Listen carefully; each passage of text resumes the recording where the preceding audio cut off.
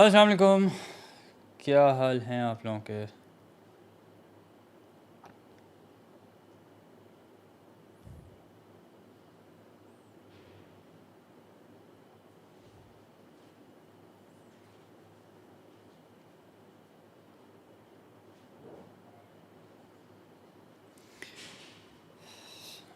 वालेकुम अस्सलाम sir, I am stressed for paper tomorrow. बहुत अच्छी बात है बेटा, स्ट्रेस होगा तभी तो आप कुछ प्रोडक्टिव करेंगे। अगर स्ट्रेस ही नहीं होगा then you are just gonna relax and not do anything about it. So stress is good. डर लग रहा है, लगना भी चाहिए बेटा। वालेकुम अस्सलाम, we miss you.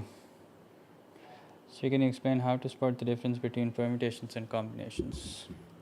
See, whenever you have to arrange, okay, and usually that happens when you're dealing with numbers.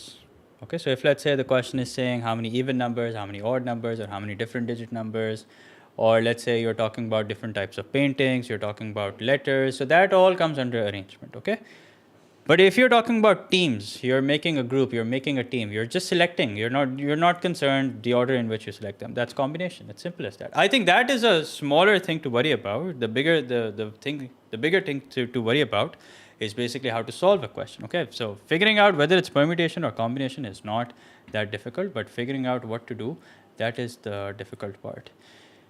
अच्छा sir, I am continuous 74 marks in P1 but still tough लग रहा है। देखो, the fear that you guys have right now is the fear of the unknown.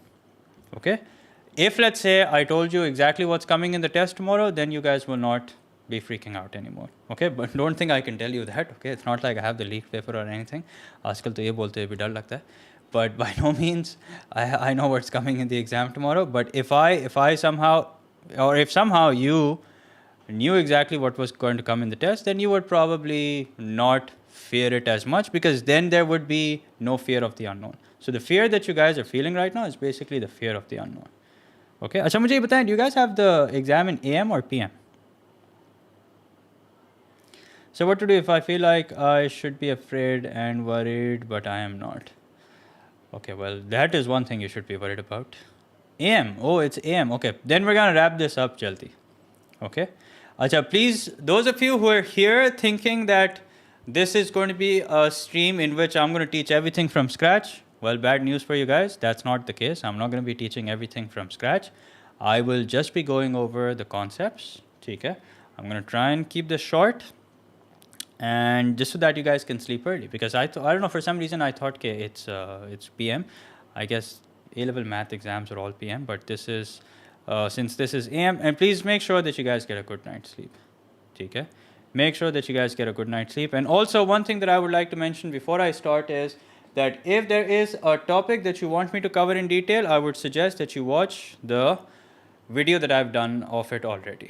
Okay, so I'm pretty sure I've covered every single topic there is. So if let's say there's a specific topic or a specific concept that you want me to cover in detail, then I'm not going to obviously pause everything and do that for you right now. I would suggest that you watch a video on it.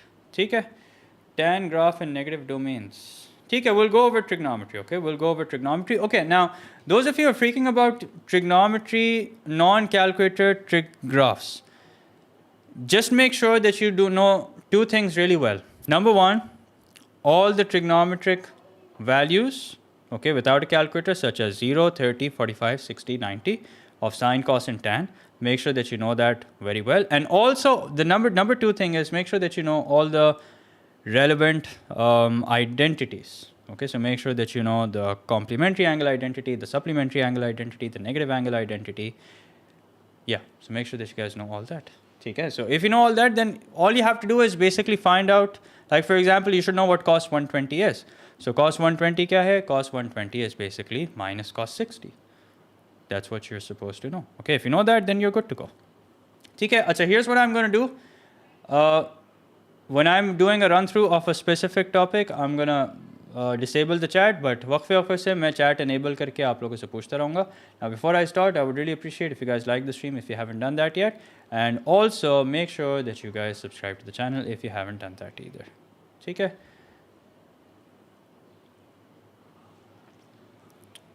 Okay, now let's start. okay, so before that, prior to this, there is another topic which is basically simultaneous equations. We're just going to go over that also. Okay, now I'll take out some questions also that we will solve alongside. So the concepts that we have to cover is linear and linear, linear and non-linear. Now remember, the main purpose of solving two equations simultaneously is so that we can find out the point of intersection. Okay, so how do you solve two equations simultaneously? If you have two linear equations, and make sure that you show all your working, although tomorrow we have a non-calculator paper, so you can't use your calculator anywhere to check your answer, but even if you could, then make sure that you show all your working. Okay, so remember, if you have two equations that happen to be linear, the methods that you can use are substitution, elimination. Okay, it's something that we do in math also, so I'm not going to go over it in detail. Okay, if however you have a linear and a non-linear, then expect more than one point of intersection. Okay, and that is possible. This can be done by solving two equations, either with this can only be done by solving the two equations with the help of substitution. Okay, and when you have found the answer, make sure to read the question carefully and you write it in point form. Okay, you write the x coordinate and y coordinate and then the x coordinate, y coordinate. Okay, this is basic stuff. I'm not going to go over it in detail. Okay, but the topic that I will go over in detail is basically quadratics. Okay, now this is a topic which I do expect to come in paper 1. Why? Because in most of the cases you don't need a calculator. So what are the topics that we have to, what are the concepts that we need to cover here? So we need to know introduction to sketching a quadratic curve, all the things that we need in order to sketch a quadratic curve. We need to know about discriminant and how discriminant is applied to find nature of roots. Number 2, we need to know the quadratic inequalities. So quadratic inequalities is used when we are using discriminant which is applied to a curve in a straight line. We'll talk about that. And also disguised quadratic. Sometimes we have a quadratic equation which doesn't look like a regular quadratic equation, but it's actually a quadratic equation hidden into it. So that's also something that you need to know. So let's go over sketching a quadratic curve. Now, reason why it's very important to know how to sketch a quadratic curve is because if you're given a question of functions and you have to find out the range, so the safest way to find out the range of a function, especially if you have a quadratic function, is to make a rough sketch. Okay? A rough sketch means a rough sketch. You don't have to waste a lot of time. You don't have to sort of get your art pad out and make sure that everything's accurate. No, you don't have to do that. Just make a rough sketch, get the turning point right, get the y-intercept right if needed, or x-intercept if needed. Okay? Okay. So let's start with making a rough sketch or introduction to sketching a quadratic curve. Now remember, a quadratic curve can either look like this or it can look like this. Now what are all the key ingredients? Number 1, the turning point. Very important. Okay, I'm not stating them in order of importance, but I'm just stating them in a random order. So turning point, the nature, as in you need to know whether you're making a minimum curve or a maximum curve. Why do we call this a minimum curve? Reason why we call this a minimum curve is because its turning point is the minimum point. The x-intercepts, now a quadratic curve may or may not have 2 x-intercepts. It may only have 1 x-intercept or it may have no x-intercepts. And then the y-intercept. Okay? And same goes for this. This is a maximum curve. It has everything that a minimum curve has. The only thing that's different is that it has a maximum point instead of a minimum point. Okay, now how do you find out the nature? How do you determine the nature of a quadratic curve? The nature of a quadratic curve is determined by looking at the coefficient of x squared. If the coefficient of x squared is greater than 0, that means it's a minimum curve. That means it looks something like this. If the coefficient of x squared is less than 0, meaning if it's negative, that means it's a maximum curve, in which case it's going to look something like this. Then turning point. Now as far as the turning point is concerned, the turning point is found by bringing it in completed square form. Now how can you bring it in completed square form? There are multiple ways. One way is comparing of coefficients, or we can do it with the help of identities. How do we do that? Let's have a look at an example.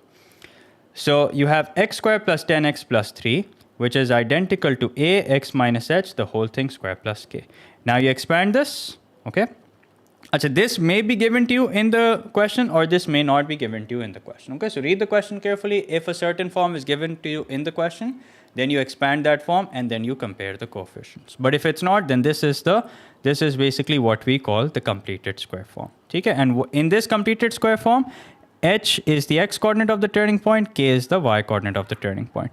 Now for the x coordinate of the turning point, we change the sign. So for example, if it's x minus 2, x will be equal to 2. If it's x plus 2, x will be equal to minus 2. For the y coordinate of the turning point, we take it as it is. Theek ho gaya? Okay, now, upon expansion, this is what we get. Okay, so this is the coefficient of x square on the right side. This is the coefficient of x square on the left-hand side. So we immediately have the value of a, which is equal to 1. This is the coefficient of x on the right-hand side, which is minus 2ah. This is the coefficient of x on the left-hand side. So minus 2ah is equals to 10. Okay, remember we're comparing coefficients. We already have the value of a, and we now have the value of h, which is basically the x coordinate of the turning point, which we'll find out shortly. Then comes constant. Now constant is the term or all the terms that have no variable with them. So what's the constant on the right hand side? This is the constant on the right hand side. What's the constant on the left hand side? This is the constant that's on the left hand side. So ax square plus k is equals to 3. We found the value of a, we found the value of h. Now solve for the value of k, and this is what you get as the answer. Okay. So once you've found everything, you replace h and k, and this is what we end up with. And now by comparing it with this, we can see that h is equals to minus 5. Just remember the rule that you change the sign when finding the x-intercept. Okay. Then for the x-intercept, x coordinate of the turning point. Then for the y coordinate of the turning point, you take it as it is. Okay. So here's another example. All right, I'm not going to go over it again. It's the same thing. And here is another example, okay, where you basically compare it with the completed square form, and then you solve for the value of a, h, and k.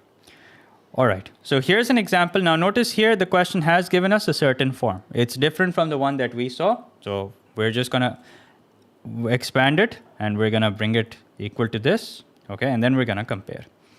So once again, upon comparison, a is equals to 4. The coefficient of x is 2ab on the right, 2 on the left. So that gives us the value of b. And the constant are all the terms that have no variable with them. So that's ab squared plus c on the right and 3 on the left. And that helps us find out the value of c. And then we bring it in this form, and then we can now see this curve has this turning point. ठीक है? अच्छा, अब एक चीज़ याद रखो. If let's say we were to sketch this curve, then I wouldn't waste my time finding out the x-intercepts. Why will I not waste my time finding out the x-intercept?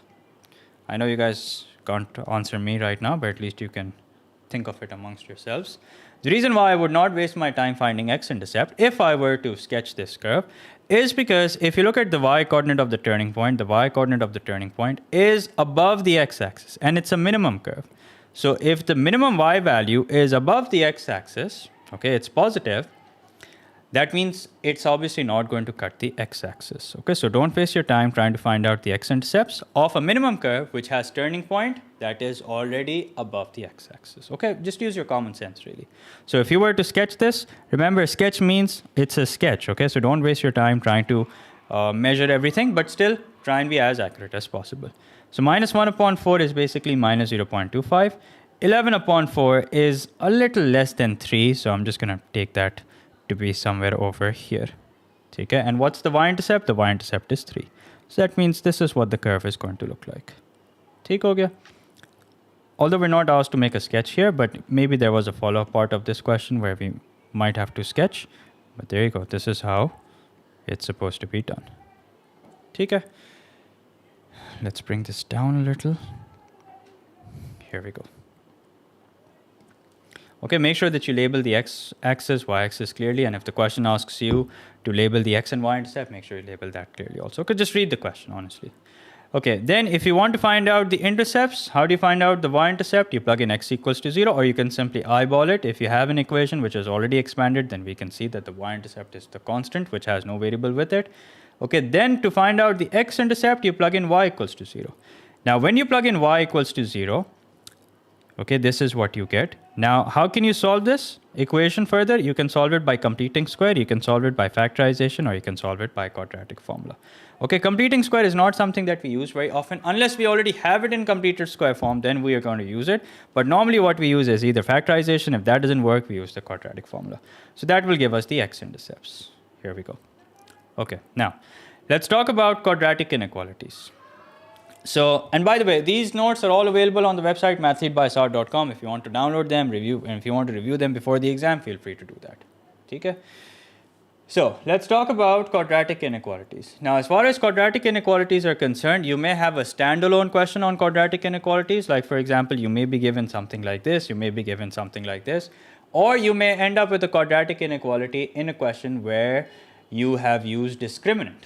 Okay, maybe you've used discriminant for a line and a curve. You're supposed to find out the value of k where the curve is above the x-axis, or line intersects the curve at 2 points, so the line is tangent to, not tangent, line intersects the curve at 2 points, does not intersect. So there are different cases of discriminant which we're going to discuss. But this is basically where you may end up with a quadratic inequality. And please remember that in order to solve a quadratic inequalities, you have to make a rough sketch. Don't be over smart and solve it. I don't know, I don't care how you've been solving quadratic inequalities throughout, but the best way and the safest way to solve a quadratic inequality is by making a rough sketch. There are no two ways about it. Okay? So let's suppose this is a quadratic inequality that you're supposed to solve. Now you will solve it like you're solving a normal quadratic equation. Okay, no difference. Just solve it like you're solving a regular quadratic equation.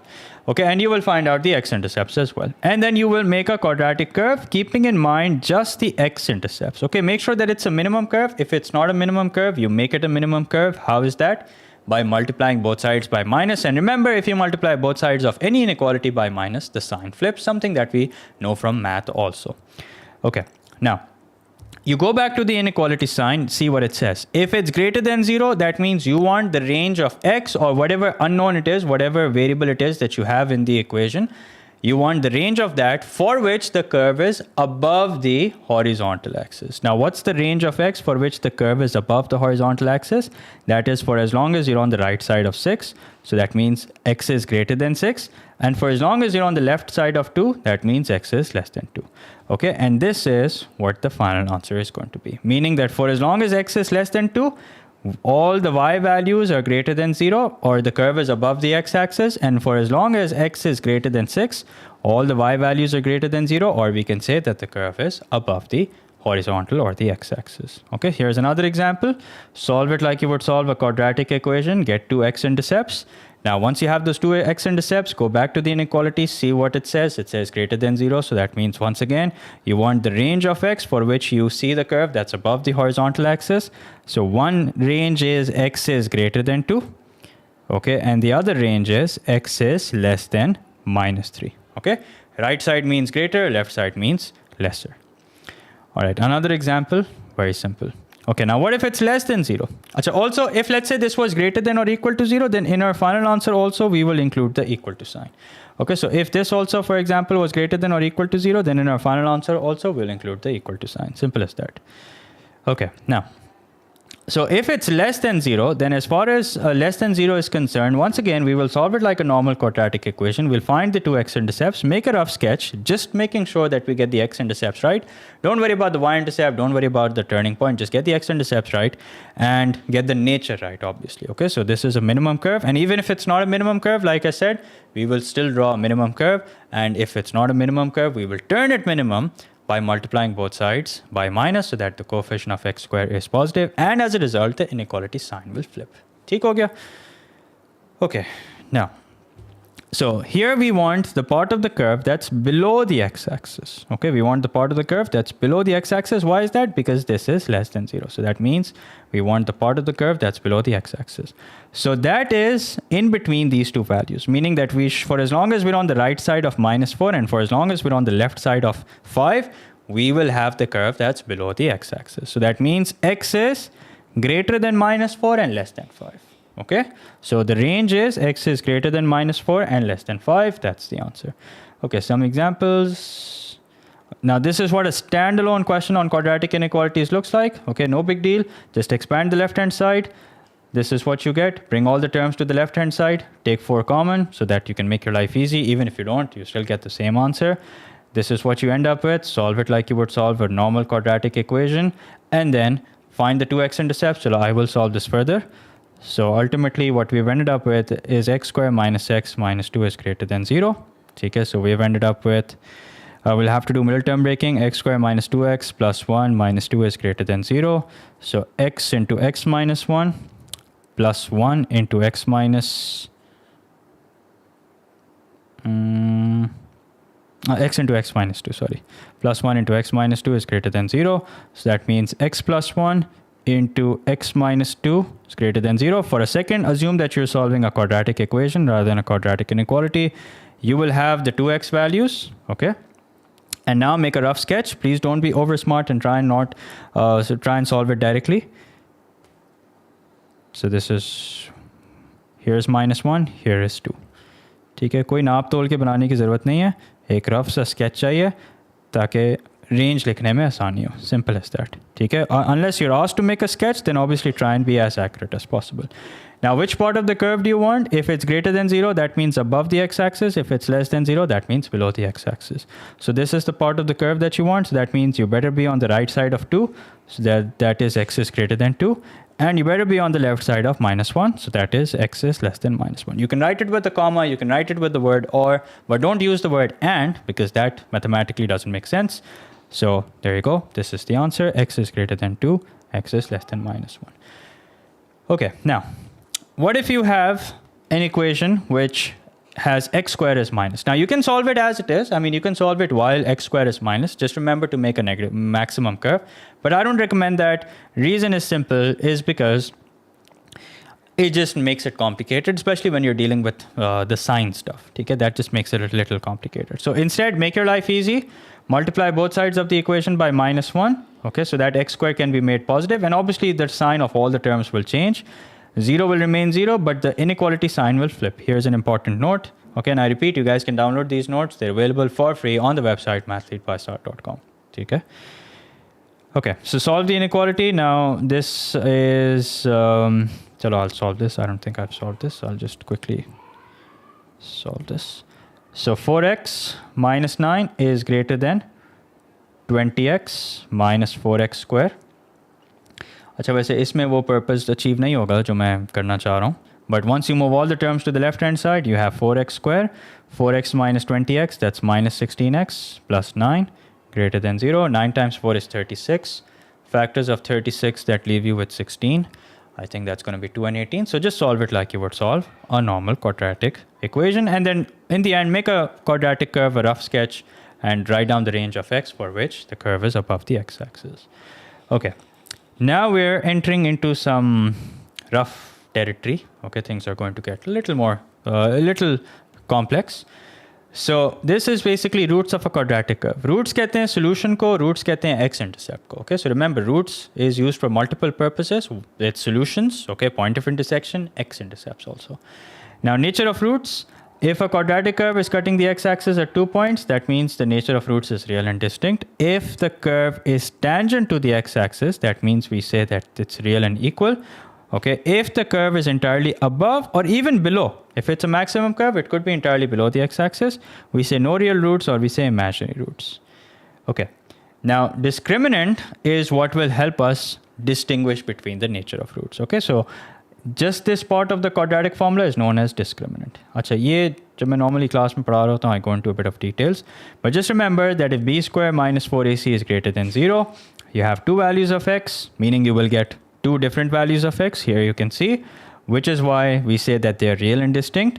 And graphically, we can also describe and say that the curve cuts the x-axis at 2 points. Okay, so this is how you can describe the nature of roots. Okay, so look for these terms in the question. Sometimes the question will say that the roots are real and distinct. Sometimes the question will say that curve cuts the x-axis at 2 points. Okay, so that will help you identify what you're supposed to do with the discriminant. If the discriminant is equal to 0, okay, then you will only get one x-intercept, and that way your roots will be real and equal. Or you can say that the curve is tangent to the x-axis, or you can say repeating roots. Why? Because if you solve it once with the plus sign, and then if you solve it once with the minus sign, you can see that in both cases you get the same x value, which is why we say that they're real, meaning that the value is real. We can see it, we can calculate it, and equal because they're both the same. All right. Now, if b square minus 4ac is less than 0, we can say that no real roots, imaginary roots, the curve lies entirely above or below the x-axis. How below? Because it could also be a maximum curve. Or we can say always positive, always negative. Why is that? Because for this curve, all the y values you can see are positive because the curve is entirely above the x-axis. Or if it's a maximum curve, it could be that all the y values are negative. Why? Because the curve is entirely below the x-axis. Okay, so look for these keywords. These keywords will help you identify what you're supposed to do with the discriminant. Okay, now if the question, however, just says real roots. Now there are two cases of real and distinct, real and equal. So what we do is we merge the two. Okay, we merge the two. And when do we merge it? If the question says real roots. Okay, so it could be greater than 0, could be equal to 0. So we're like, you know what? If we don't know whether they're real or distinct or real and equal, then we're just going to merge the two and we're going to say real roots. Simple as that. Okay, and that would be greater than or equal to 0. Okay, some example questions that I'm going to ignore. These worksheets also are available on the website for free. Okay, here's a past paper question. I'll just quickly go over it. Now, before you can apply the discriminant formula, just make sure that you do a couple of things. You write it in this form, y is equals to ax squared plus bx plus c. You single out the value of a, which is the coefficient of x squared, b, which is the coefficient of x. Now, this question is nice in the sense that everything has been done for us already. And c, which is basically the constant, meaning the term that has no variable with it whatsoever. So because it says has two equal roots, that means when does a curve has two equal roots? When the discriminant is equal to 0. Okay, so these are cases that you must have memorized. So b squared minus 4ac. Now a way to square this would be that you first square minus 2 and then you square 2k plus 1. So I've just explained how you can do it both ways. You can multiply first and then square, or you can first square minus 2 and then multiply it with the square of 2k plus 1. Okay, so just make sure that your algebra, make sure that you check as you go along and don't make a sign error. So b squared minus 4ac is equal to 0. Also, learn to take hints from the question. If the question says values, that means you're likely to end up with more than one answer. Usually 2, because we're likely to end up with a quadratic equation. So b squared minus 4ac, a is 1, so we don't really see that anywhere. Okay, and then when you solve, this is basically the value of k. Okay, acha, an important note that if you have something like minus a minus b the whole thing square, so that's the same as a plus b the whole thing square. Okay, I repeat, these notes are available on the website for free, mathleadbysart.com. Okay, now what if you have to apply discriminant to a curve and a straight line? So this is the curve, this is a straight line. If the curve is cutting the line at two distinct points, b squared minus 4ac is greater than 0. If the question says that the curve and the line are tangent to one another, b squared minus 4ac is equal to 0. If the curve and the line are such that they do not intersect whatsoever, b squared minus 4ac will be less than 0. Again, these are cases that you have to memorize. If, however, the question says that the line meets the curve, now you don't know whether it's meeting at 2 points, you don't know whether it's meeting at 1 point, it just says meets the curve. So in that case, b squared minus 4ac will be greater than or equal to 0. All right, fellas, I hope you're with me. I hope you haven't fallen asleep. वैसे आज इतने ज़्यादा लोग हैं, इसका मतलब है कि आप लोग पहले सो रहे थे एग्ज़ाम से एक दिन पहले, आपको ख्याल है? चलें, देर आई दुरुस्त आई. Okay, so let's do some example questions. These are examples from the book, so not so important right now. Let's go over some past paper questions. Yeah, here's a past paper question. Let's see what it says. Find the value... Wait a minute. Yeah, let's do this. Find the set of values of m for which the line y is equals to mx plus 2 does not meet the curve. Does not meet, that means b squared minus 4ac is less than 0. That means that first, before I get my hands on the values of a, b, and c, I will have to first solve the two simultaneously. Not solve the two simultaneously, but I'll have to first substitute, get all the terms on one side, make it a nice quadratic equation, and that's how I will get the values of a, b, and c. So you can see that I've equated them both. Okay, and I have found the value of a. Also, if you have x in multiple places or any if you have x or x squared in multiple places, make sure that you take that common. Notice that I've taken minus x common. Now, whether I write this minus sign here or not, it does not make a difference. Okay, only if the minus sign is with b. Why? Because b is something that ultimately gets squared. So because you're going to square the minus 1 also, it does not make a difference. Okay, so in case you're wondering, that's the reason why I haven't written the minus sign. Agar hota minus, to ye bracket ke saath square hota. Okay, minus b square hota, jo ke eventually positive ho jata. So anyway, once again, read the question carefully. It says values. That means more than one. And it says does not meet the curve. So values could be a range of values, or values could be multiple values, two values. So does not meet the curve, meaning less than 0. And notice, what have we ended up with?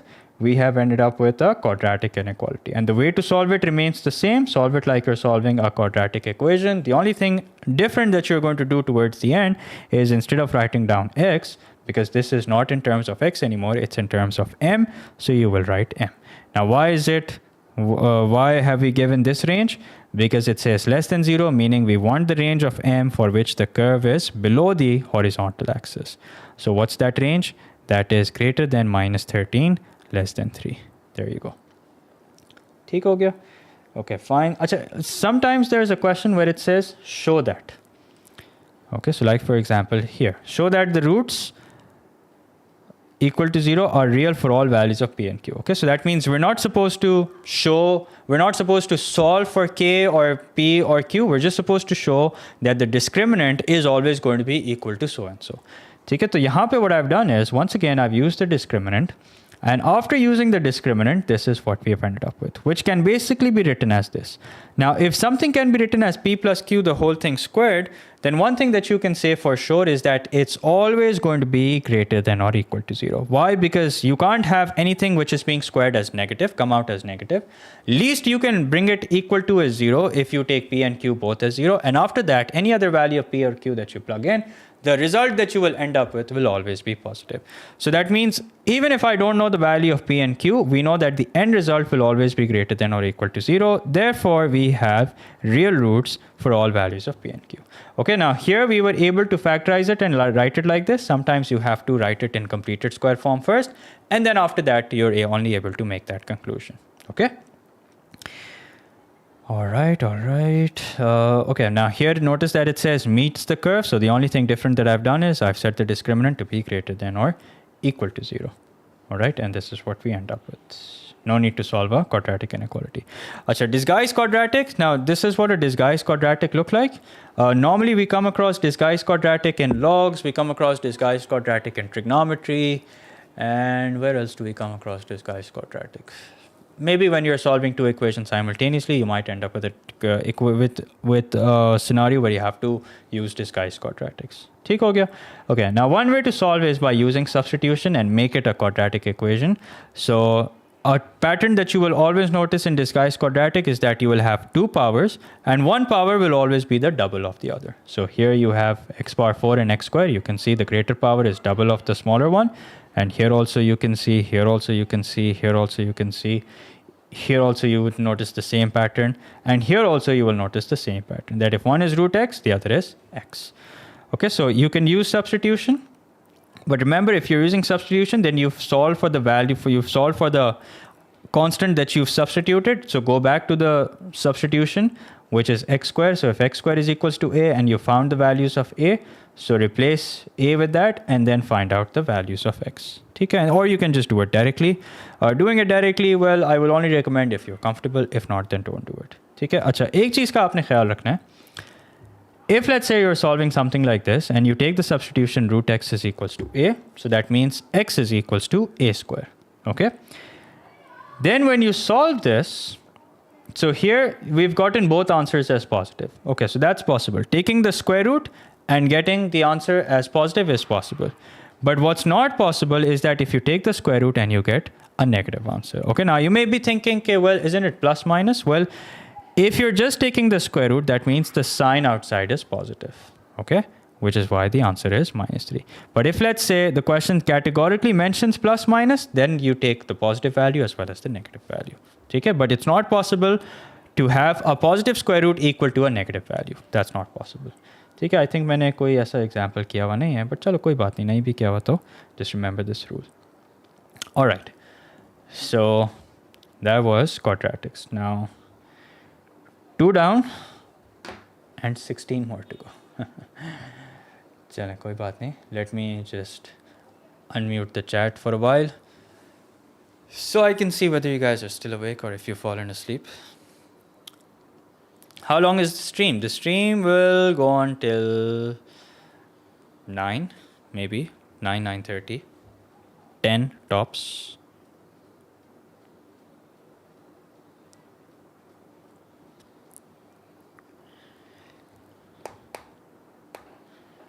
So I appreciate that. Thank you for the kind words, Mr. Ace. So what are the possibilities that there? Well, I don't know. Okay. If something can be done without a calculator, that means it's very likely. It's very likely to come in paper 1. Simple. Should we simplify the PNC? What do you mean by that? You should know how to expand PNC without a calculator. Sir, please, sir, explain everything. Beta, that's what I'm doing.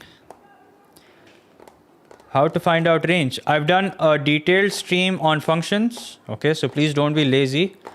All right, get out of your comfort zone, put in some effort, watch that stream. I've done multiple questions. You'll understand how things work.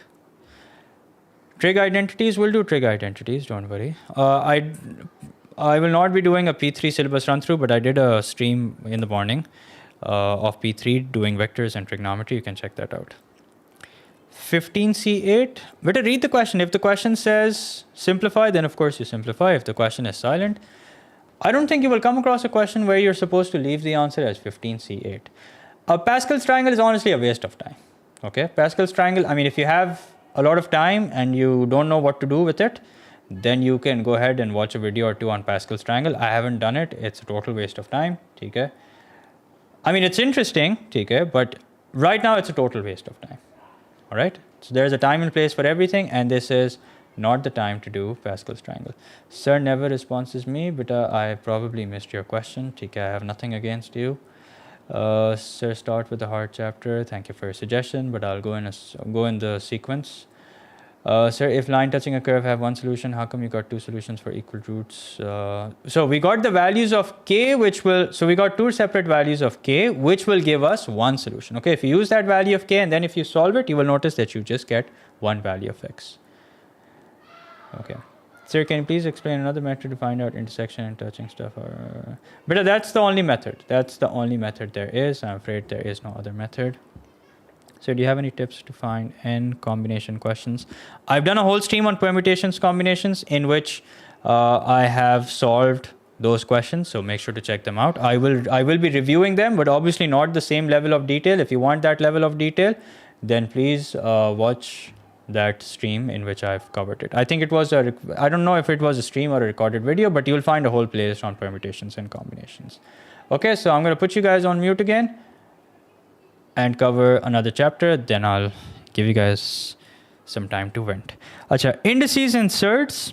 Now, indices and surds is not officially part of the syllabus anymore. Okay, but don't just think it's not part of the syllabus. It's considered assumed knowledge. Okay, so this is something that I'm assuming you guys have already done in math. I will just go over some basic rules. Okay, so you will not have a standalone question on indices, but do expect indices.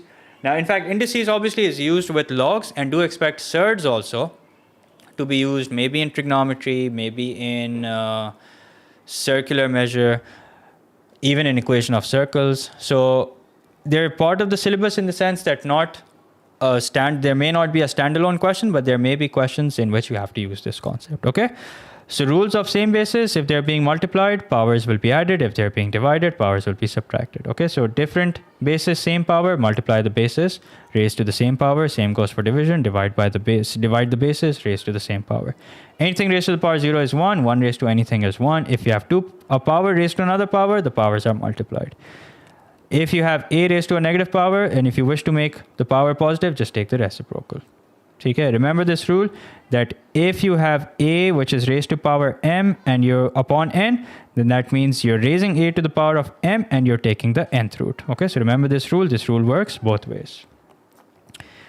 All right, if you have same basis across the equals to sign, that means the powers must also be equal. Okay, and there's an equals to sign in between, so that means the powers must also be equal, and this is what we use in order to solve exponential equations. Okay. Achha, then some rules that negative number raised to an even power is equals to positive, negative number raised to an odd power equals to negative. ठीक है. अच्छा, फिर जो rationalization के rules हैं, rationalization के rules भी आप देख लें. So once again, very similar to the ones that we have in math. I have a detailed playlist on it for math also. You can check that out. I think I have a separate playlist for art maths also. Check it out. Okay, reason why I'm not going over this in detail is because it is part of the syllabus, but it's something that we do in math. Okay, so you guys must have done it in math also. Or if you haven't done it, if this topic is a bit shaky, then watch that playlist. Not right now, towards the end, so that you can review it. Okay? Just remember, the important rule is the rule of rationalization. Okay, that's important. And also, Yeah, this also. This multiplication and all these rules, go over them. They are, you might have to use them in a certain question. Okay? The rest of it is quite easy actually. Okay? So I'm not going over that in detail. The topic that I should cover in detail is basically logs and exponents. Okay? So इस पे हम अपना ज़्यादा time लगाएंगे. Okay, logarithmic and exponential functions. Now, first rule is that you should know how to convert it from index form to log form, and of course, vice versa. Achha, some important things that you need to know. This is the base. Okay, this is the power, which is also known as index, which is also known as order, which is also known as exponent.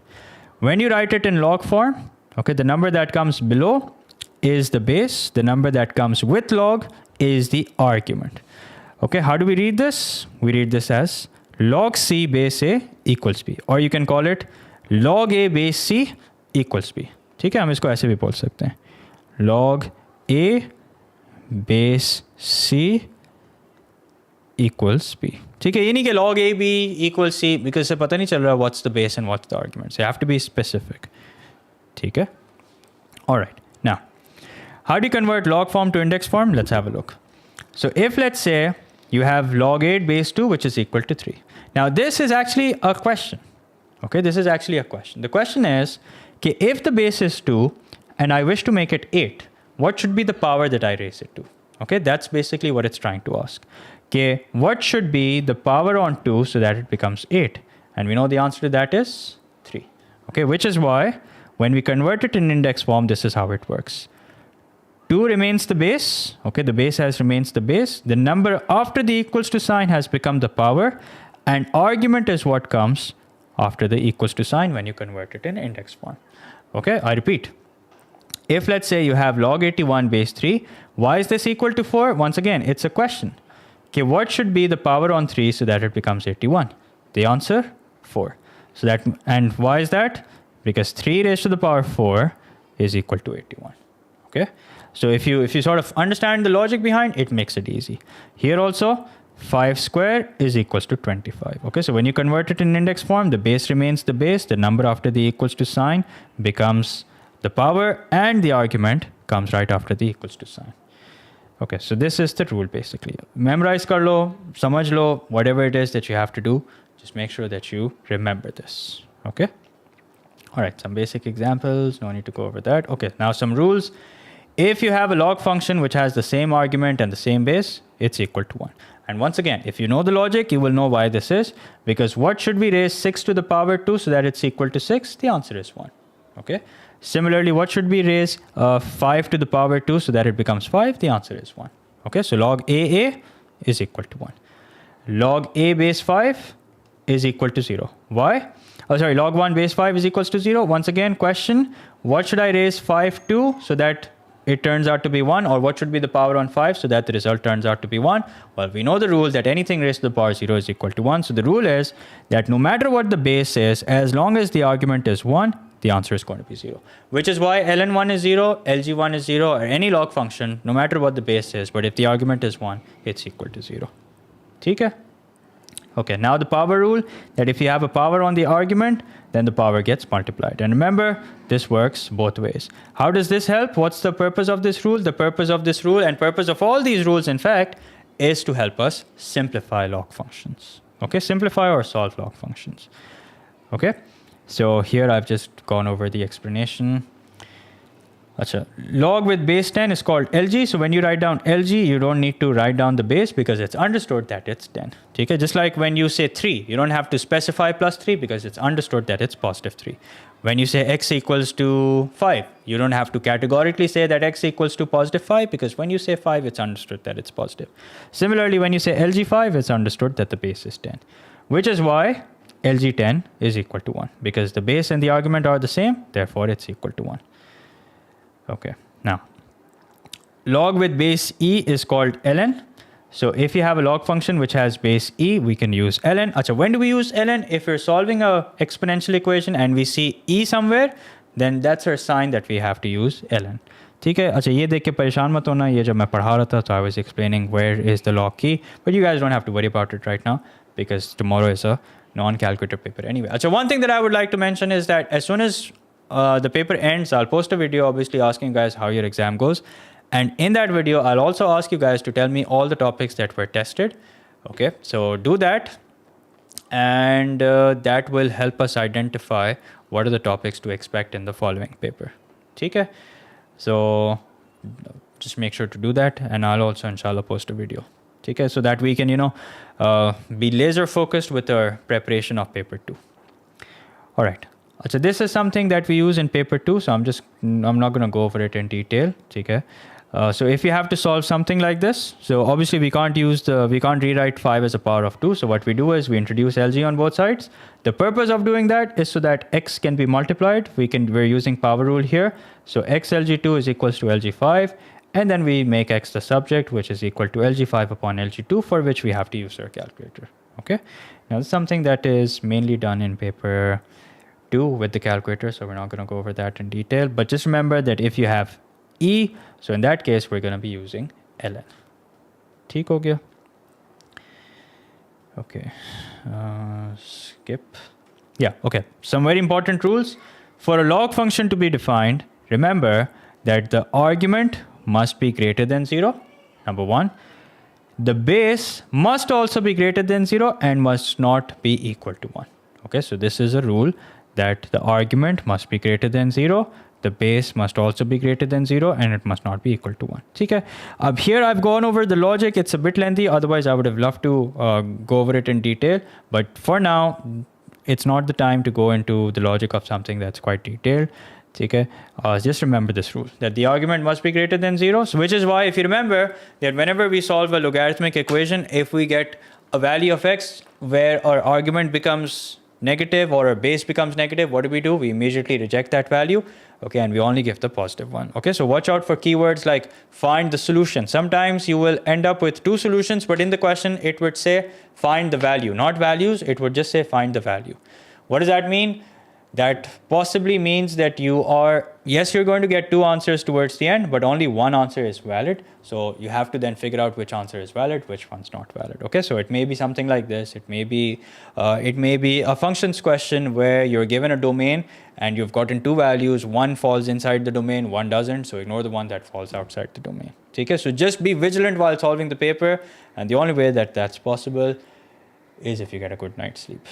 Okay. I'm pretty sure, although I hope I'm wrong, but I'm pretty sure I will get some messages, people saying that, sir, I was not able to figure this out in the paper, but I now know what my mistake was. And the reason why they were unable to figure it out in the paper is, yes, obviously due to exam pressure. Okay, it's not like there's no such thing as exam pressure, but one major reason why people are not able to think on their feet is, especially in the cases of maths and advanced, is if they haven't well slept. Okay. Anyway, so product law, quotient law. These are laws that we use whenever we have to simplify logarithmic functions. And these are the kind of questions that you can expect in paper 1.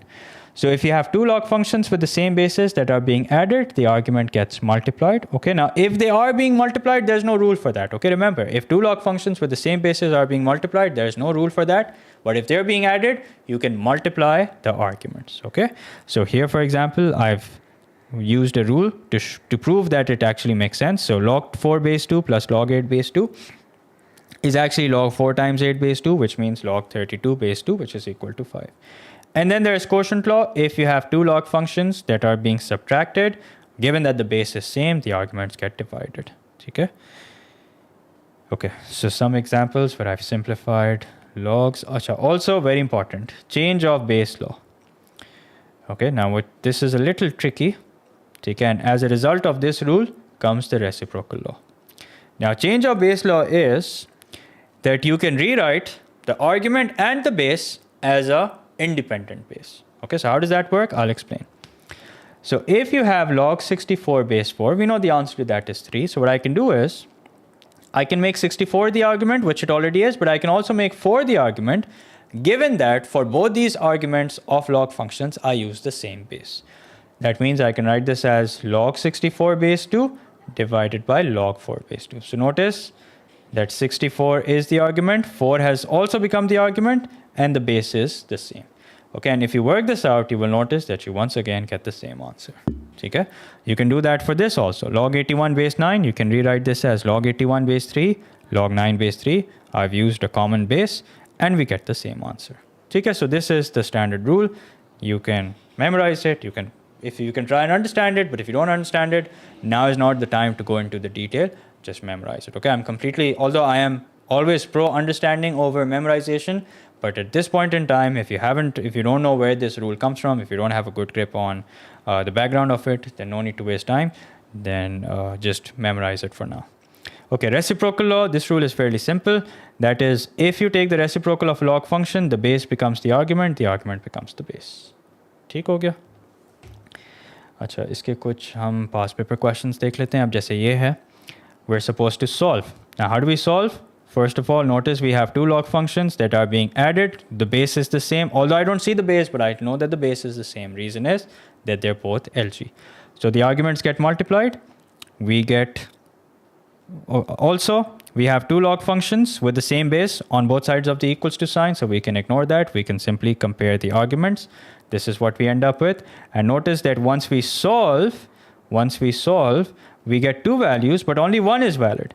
Why? Because if I use -1, so I can't have -1 here. I may be able to have -1 here. No, actually here also I can't have -1. Okay, but point is, just make sure that the solutions that you get is valid for every part of the question. There is no log part should be such that the argument becomes negative. Okay. All right. Here also, what do? We first simplify this using rule of logs. Two log functions with the same basis being subtracted, so the arguments can be divided. ठीक है. अब यहाँ पे हमारे पास दो options हैं. One option is that we can rewrite this 2 as a log function with base 5. All I have to do for that is multiply it with log 5 base 5. Why? Because log 5 base 5 or any log function where the argument and base is the same is equal to 1. Okay, and then this 2 becomes the power of 5, which gives us log 25 base 5. At no point should the value change. What is 2? 2 is 2. What's 2 times log 5 base 5? Also 2. What's log 25 base 5? That's also 2. At no point should the value change, only the way you write it. Okay, like for example, if we go back to math, if you're supposed to convert a decimal to a fraction, let's say 2.5 को fraction में convert करना है, you will multiply the numerator by 10, you will divide it by 10 also. Multiply the numerator and the denominator both by 10. Why do you do that? So that the value remains the same. You just write it in a different way. Here also, why are you writing it as why are you multiplying it by log 5 base 5? So that the value remains the same, but you just write it in a different way. And the reason why we prefer writing it like this, because if you have two log functions across the equals to sign with the same base, that means their arguments must also be equal. And then you solve. In both cases, we end up with the same equation. And then you can solve it. You'll have the value of x. Also, one thing that I would like to go over is the other rule, the other way to solve it. You can convert it to index form. So remember, the base remains the base. The number after the equals to sign becomes the power of the base. So that means 5 square. Okay, and the argument comes as is. So you can see clearly that we end up with the same thing and you can solve it. Okay, now these are the kind of questions that you can expect in paper 1, in the non-calculator paper. ठीक है, मैं इनको solve कर देता हूँ ज़रा, ताकि अच्छा आप लोगों का भी थोड़ा revision हो जाएगा. अच्छा, फिर हम लेंगे नमाज का break. ठीक है, it's almost Maghrib. And then we will reconnect and do the rest of the chapters, inshallah. Okay, so given that, find the value of a. All right, so we can simplify this because log with same bases are being added. And not just that, we can actually do this all at once. Okay, we can actually do this all at once. We can write this as a times 12 upon 6. I've multiplied this because they were being added, and I've divided this because it was being subtracted, is equal to. Now I need to get rid of this 3 here if I want to compare the arguments. So log 4 cube base b. Okay, so log base b we can ignore. We have 12a upon 6, which is equal to 64. Now I would strongly suggest that you simplify before you cross multiply or anything. So 2a is equals to 64, which means a is equals to 32. ठीक हो गया? चलो एक सवाल और कर लेते हैं. फिर मैं ज़रा चैट अनम्यूट करके देखूंगा कि आप लोग जाग रहे हैं या सो गए हैं. चलो ये करते हैं. These are fun questions.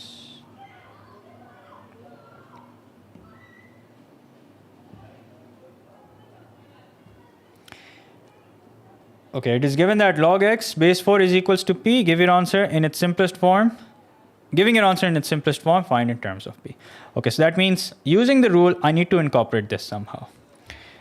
So can I write log 16x base 4 as log 16 base 4 plus log x base 4? So we're reverse engineering. Okay, so normally we use the rule in this direction. But right now we're breaking up 16x and writing it like this. Okay, you might have to do a bit of trial and error.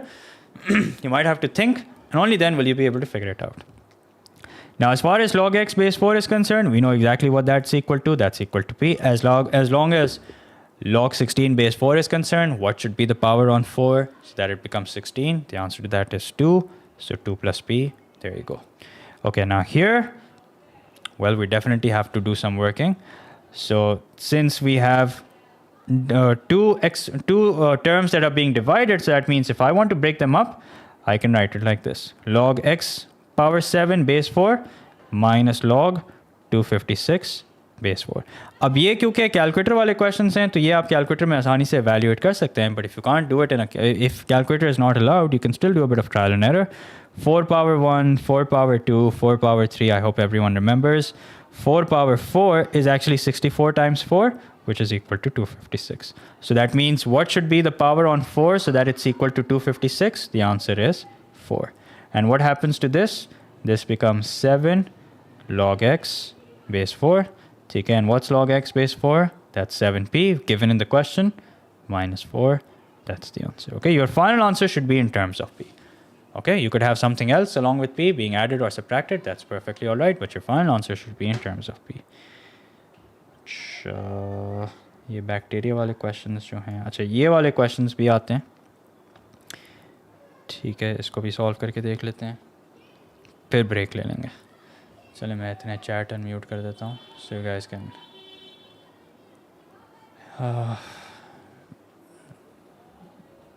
give me your thoughts. Okay, so notice that we have log x base 3 and we have log 3 base x. ठीक है, so what do? Here's what we can do.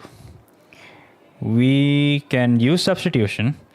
Right, log x base 3. Achha, when you're using substitution, remember to substitute the one where x is in the where x is the argument. Okay, it's just easier to solve towards the end. That means this can be written as a plus 1 upon log x base 3, which is equal to 5 upon 2. So solving trig equations can be done with a calculator only, right? Yeah. Unless you have some values where you can find the, like for example, sine x is equals to 1, you can do that without a calculator. Sine x is equals to root 2 upon 2, you can do that without a calculator. Okay.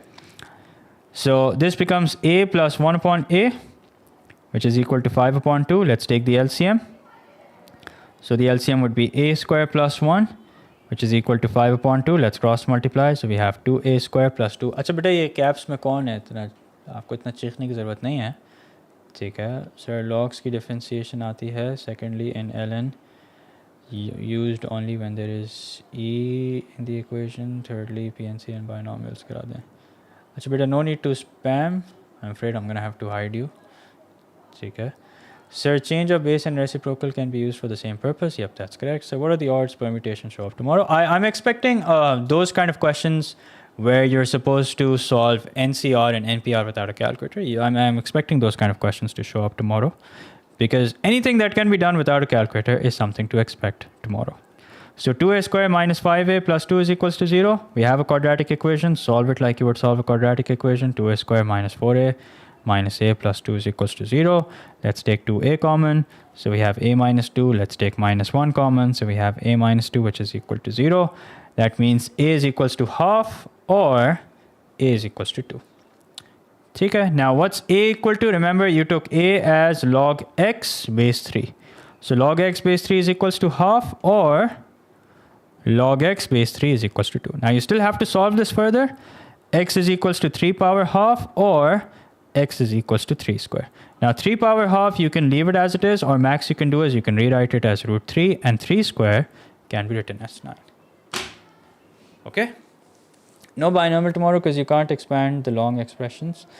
I'm not making that claim, but I think binomial with, maybe if you're only supposed to find out the first 2 terms, 3 terms, I think that can possibly come in the paper. Okay.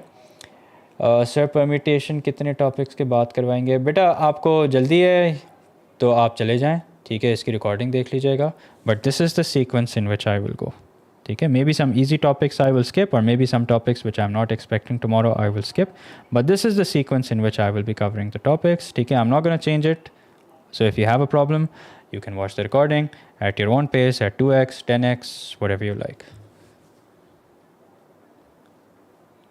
Okay. Any other relevant questions? Bearing, yeah, bearing is part of the syllabus. As in, you may not have a question where you like the ones that you have in math, but you may have a question where you have to use bearing. In fact, you do. I covered that when we were doing resolving velocity vectors, okay, or the velocity part of vectors. I covered that, and I think you only have asked me this question before also, and I have already answered it. So if you have a question like log x base 2 is equals to minus log y base 2, can we still? No, of course not. Of course not. You can only ignore the log functions if the bases are same on both sides. Sir, is stationary point of inflection? No, point of inflection is not part of our syllabus.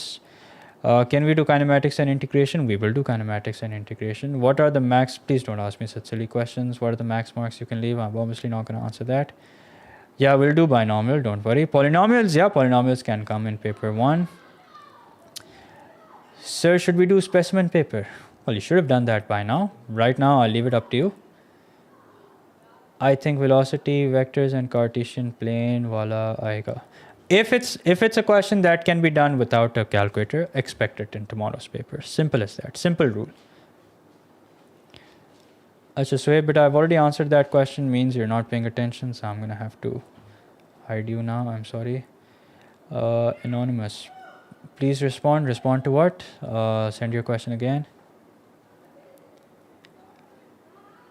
अच्छा as बेटा I appreciate जो आप तारीफ़ें कर रहे हैं, लेकिन let's focus on what we are doing. Sir, can you end the last 10-15 minutes with tips and distinction? I will make a good luck video in which I'll talk about time management. I will talk about the pattern in which you need to, the sequence in which you need to attend the paper. Okay, I'll do all of that. Are you doing exponential functions? Yeah, I'll do exponential functions. No mock today, obviously. No mock today. Achha, now let's take a break. Let's take a namaz break. I will see you guys in around 15 minutes. 7:11 or na, so approximately 7:30. We shall reconnect. Do we need two exact values of any? Yes, of course. But have you been living under a rock for the past couple of 10 months? Syllabus has changed. You're supposed to know the exact values of 0, 30, 40, 60, 90. Okay. No, I'm not ending the stream. I'm just putting it on hold. Okay. All right. So I'll see you guys in round about 15 minutes. Okay. So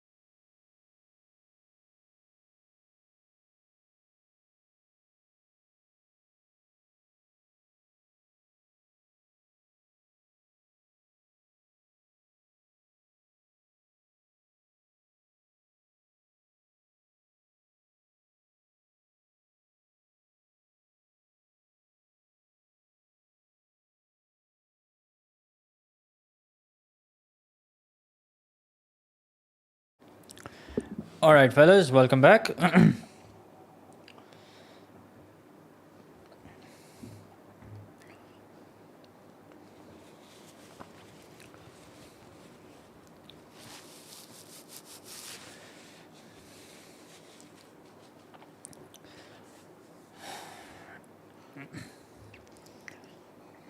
No P3 mark, I'm sorry.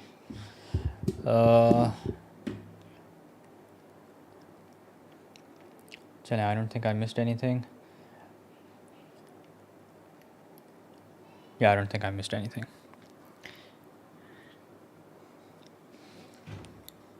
Yeah, we'll do logs graph also. Don't worry, we'll do logs graph also.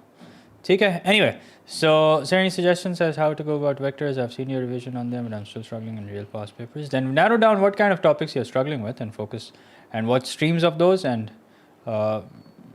see what is the one concept due to which you're struggling with such questions. So I have done a few yearly, but a lot of topical questions around 90 plus. But I don't know what your level of preparation is like. I don't know. I really can't say anything. Will permutations and combinations come? I don't know. I didn't make the paper. I can't say anything. Yes, I'll discuss graphs. Okay, so now I'm going to put you guys on mute.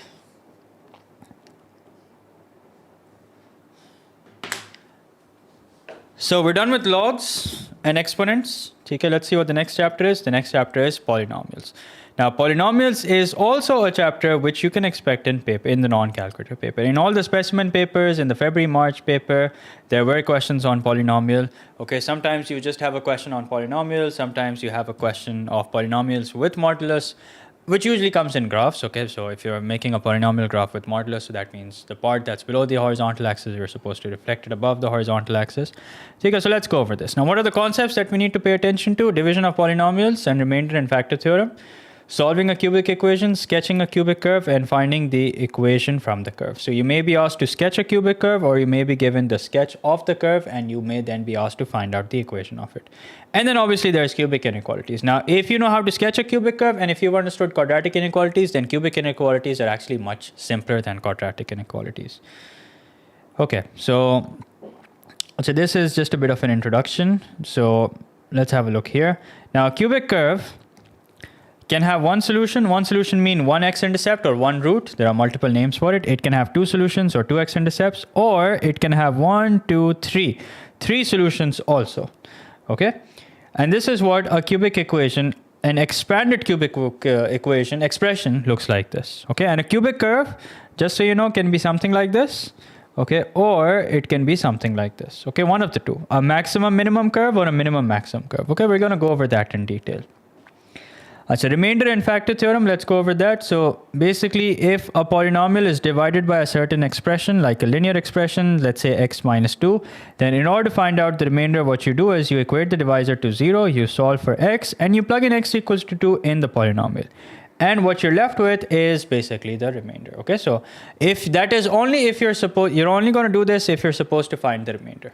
Okay, only if you're supposed to find out the remainder will you do this. If you're supposed to, let's say, solve a polynomial, if you're supposed to, let's say, maybe find the quotient also, then you're not going to do that. ठीक हो गया? Another example, if it's divided by 2x plus 1 and you're supposed to find the remainder, what are you going to do? You're going to equate the divisor to 0. You're going to solve for the value of x. You're going to plug in the value of x in the polynomial, and what you're left with is the remainder.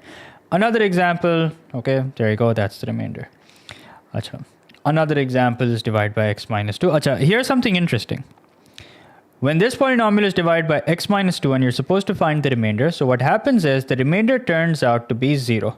Now, when is it that the remainder turns out to be 0? That only happens once when you divide something by its factor. So for example, if you divide 15 by 3, so we all know that 3 5s are 15, and what's the remainder? The remainder is 0. And the reason why we've gotten 0 is because what we have divided 15 by is a factor of 15. Okay, that's why the remainder is 0. Okay, so that's basically factor theorem, that if the remainder is 0, that means it is a factor. Okay, so this is a past paper question. Let's go over this. These are the kind of questions that you can expect in paper 1. So you're given a polynomial and you're told that it has a factor of 2x plus 1, and the same polynomial when divided by x minus 3 has remainder 105. So if it has a factor of 2x plus 1, that means when you plug in x equals to minus half, the remainder is equal to 0. So you plug in minus half in place of x in the polynomial, okay, and you equate it to 0. So there's a lot of algebraic manipulation that will go into this question, okay, and then in the end, this is the equation that you end up with. Okay, so the main idea is that you plug in the value of x, you equate it to 0, and then you basically make an equation out of it.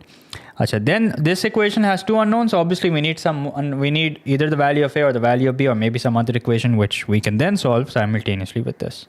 So that is basically when it's divided by x minus 3, the remainder is 105. So we plug in 3 and we equate it to 105. So you solve, you don't solve, you basically simplify. You end up with another equation, you solve them simultaneously, and this is what you get, okay? So obviously in a non-calculator paper, you'll have to show all your working. Even in a calculator paper, you still have to show all your working, but you can use your calculator to check your answer.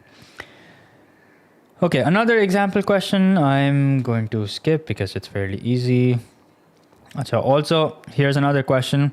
You're given a polynomial. It says that it's exactly divisible by x minus 3, meaning that if you plug in 3, you get remainder 0. So you solve, you plug in 3, you get remainder 0, you make one equation, and it says that it leaves a remainder of minus 55 and divide by x plus 2. So that means when you plug in x equals to minus 2, you set the remainder equal to minus 55, you get another equation, you solve these two equations simultaneously, you get the value of a and you get the value of b. ठीक हो गया? अच्छा. This is a worksheet which you can download. I mean, you can download, but now is not the time to be solving worksheets. So, how to solve / factorize a cubic equation.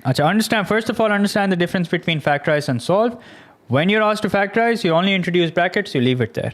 But when you're asked to solve, so how do you solve any equation, whether it's a cubic equation or a quadratic equation? You first factorize, if it can be factorized, and then you solve. Okay, so when you're asked to factorize, you stop here because this is not equal to something, so you can't really solve the value of x. But when you're asked to solve, then this is what you do. So remember, the max solutions of a cubic equation can be 3 and minimum solutions can be 1. Okay, so how do you solve a cubic equation? So when we're solving a cubic equation, we start with the intention of finding 3 factors. Okay, later on, it may be possible that we get only 1. It may be possible that we get only 2. Or it may be possible that we get 3, okay? But the intent is always to look for 3 factors. We might sometimes have to settle with 2 or sometimes with only 1. Okay, so the first factor is found by trial and error. Achha, what do we mean by trial and error? So basically we multiply the coefficient of x cubed with the constant. What do we get? We get 10.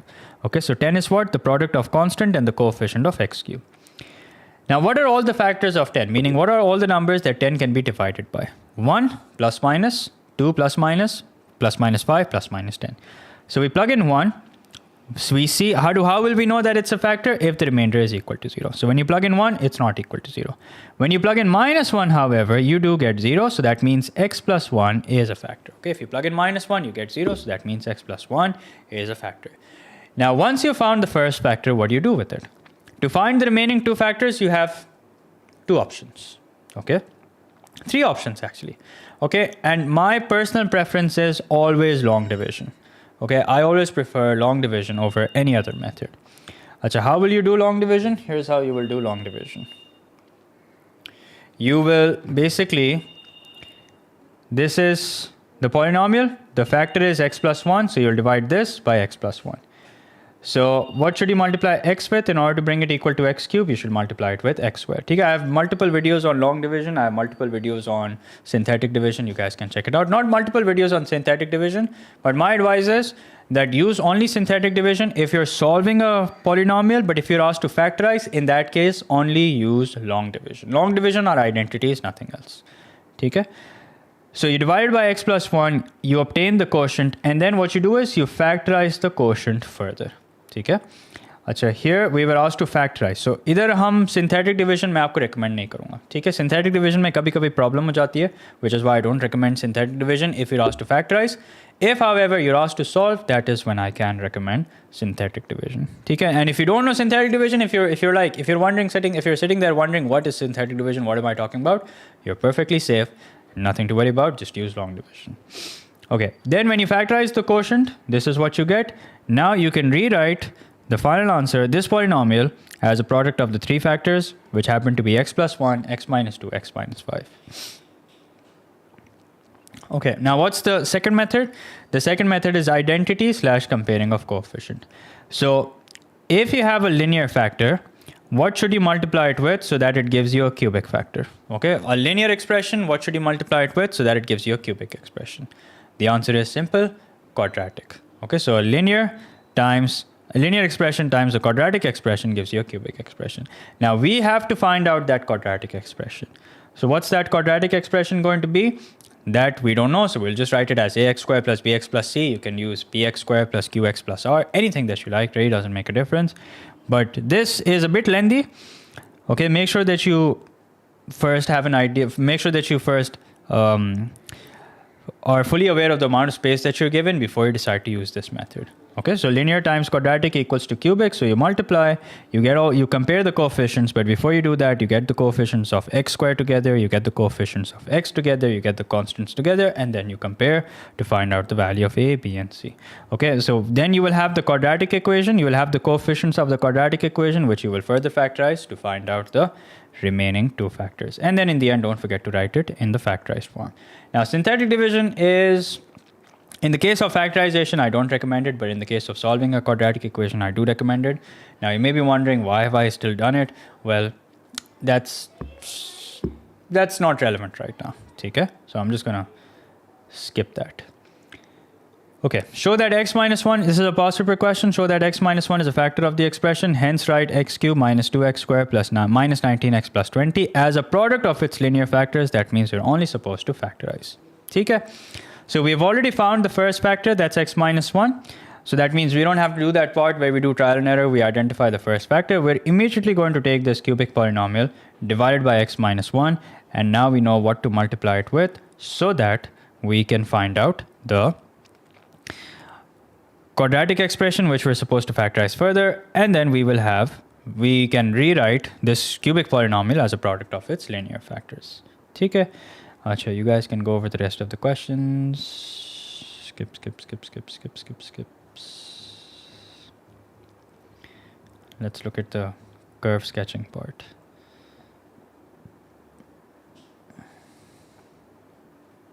Okay.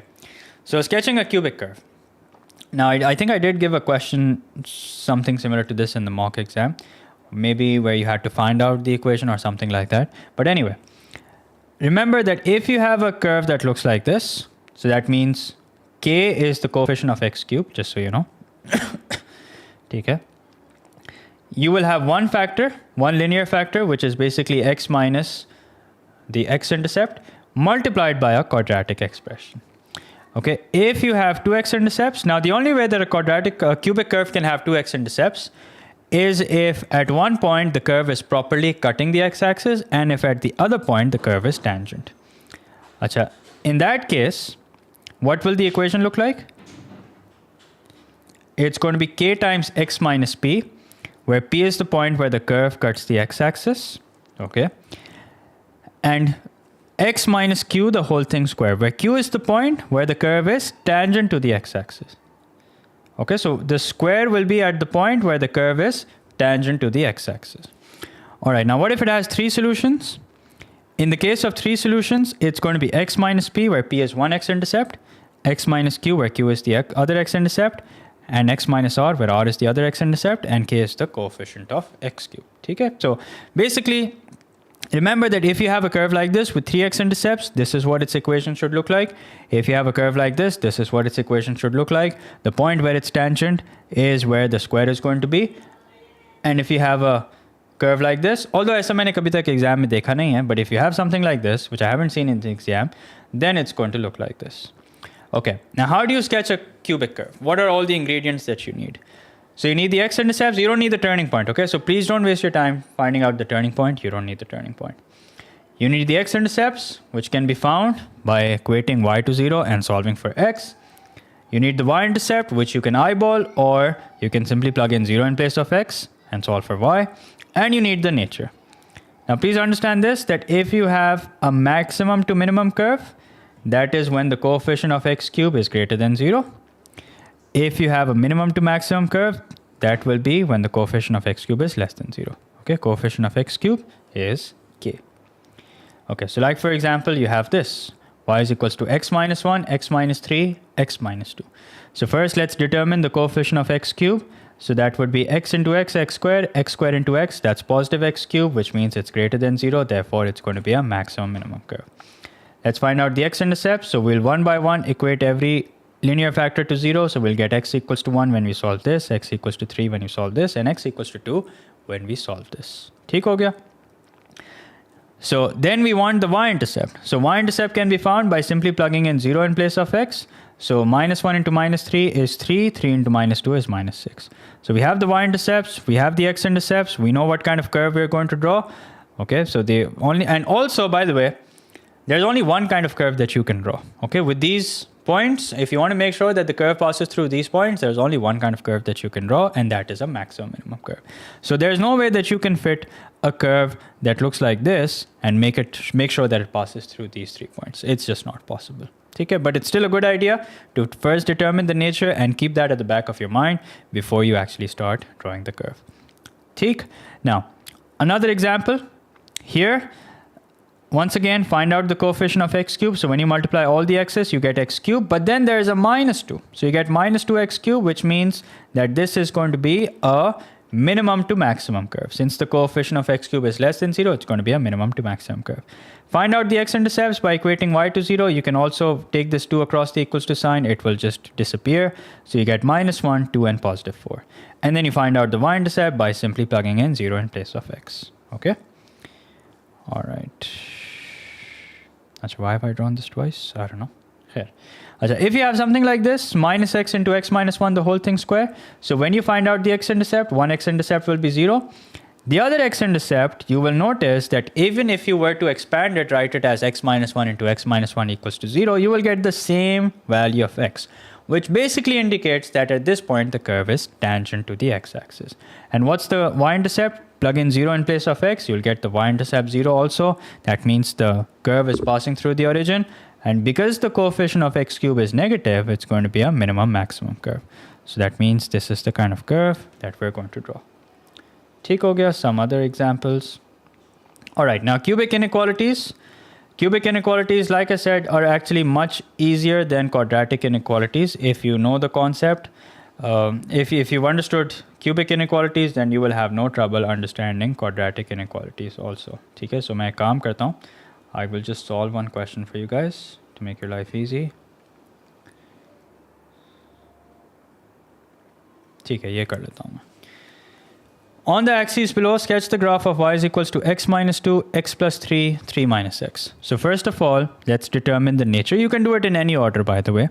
X into x is x squared into minus x is minus x cubed. So that means I'm going to keep this at the back of my mind that I need to make a minimum to maximum curve, number 1. Let's find out the x-intercepts. The x-intercepts will be 2, 3, and 3. Sorry, 2, 3, and minus 3. Because x plus 3 equals to 0 will give you minus 3. 3 minus x equals to 0 will give you 3. So here's 1, here's 2, here's 3. Okay, try and be as accurate as possible, even if you're making a sketch. Okay, if you're making a rough sketch for your own understanding, like for example, to solve a quadratic inequality, to solve what else? Maybe a trigonometric equation.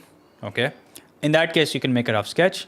But if, let's suppose, you are making a rough sketch for equation of circles, okay, in that case, you must also try and be as accurate as possible so that you can better understand the question.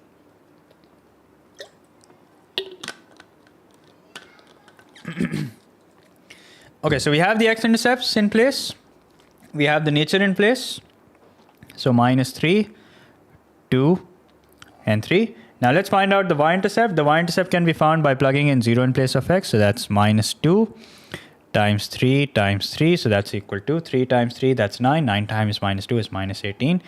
Now, obviously, I'm not going to measure minus 18. I'm just going to roughly say that it's somewhere over here.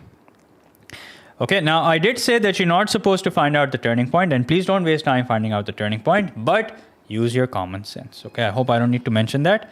It goes without saying. Now, what do I mean by that? I'll explain. So if, for example, keep this at the back of your mind that you're making a minimum to maximum curve. If the curve is cutting the x-axis at minus 3 and 2, and we know that this is the part of the curve where it's minimum to max, where it's minimum. That means that I will make sure that the turning point is somewhere in between these two. Okay, somewhere in between these two means that I will not draw it like this. This is wrong. Okay, this means that the curve is turning at minus 18. Doesn't make sense. It has to be somewhat symmetrical. Now, please don't waste your time trying to find out the midpoint of the x coordinate and then find out the corresponding y coordinate. I mean, if you want to make your life miserable, by all means, go ahead. Okay, but if you want to just make sure that you get full marks without making it more difficult than it already is, then please don't do that. Just find out what's in between minus 3 and 2, which is minus 0.5. Okay, somewhere in between minus 3 and 2. Okay, and the y-intercept is minus 18. So that means it's going to be something like this. Okay, and also we have one x-intercept 2, the other x-intercept 3. So that means it's going to turn somewhere in between. Okay, and that's it, job done. You will get full marks if you do something like this. So then the question says, hence write down the values of x for which the same equation as above is greater than 0. Greater than 0 means that we want the part of the curve that's above the x-axis. So first thing that I will recommend that you do is mentally, obviously don't mess up the sketch that you have made. Okay, just mentally identify that part where the curve is above the x-axis. Okay, so this is the part where the curve is above the x-axis. Let's start with this. Okay, let me color code it. So this is the part where x is less than minus 3. Why is it less than? Because it's on the left-hand side. Or let's put a comma. This is the part where the curve is greater than 2 and less than 3. Okay? Acha, just give me a minute. I'll be back on my desk. Just a minute.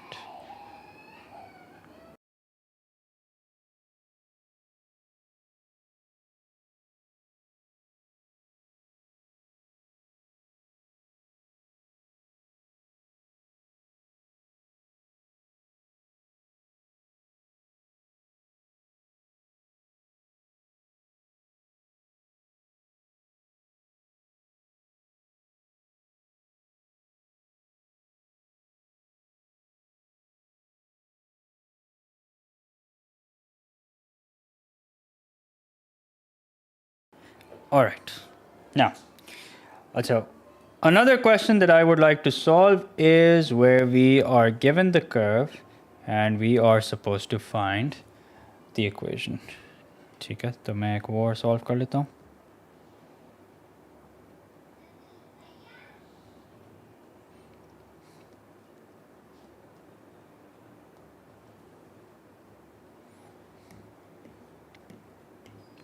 Okay. Now, pay close attention. Find an expression for f of x. So we're given the curve and we have to find out its equation. Okay? And also find an expression for f of x lesser than or equal to 0. So easy marks. Okay? Now, start by writing this. K into x minus, because it has 3 x-intercepts, that means x minus p, x minus q, x minus r. Okay, p, q, and r are your values of x-intercepts. So that means y is equals to, or rather f, yeah, chalo y bhi kar lete hain because y is equals to f of x, right? So we let k be as it is for now.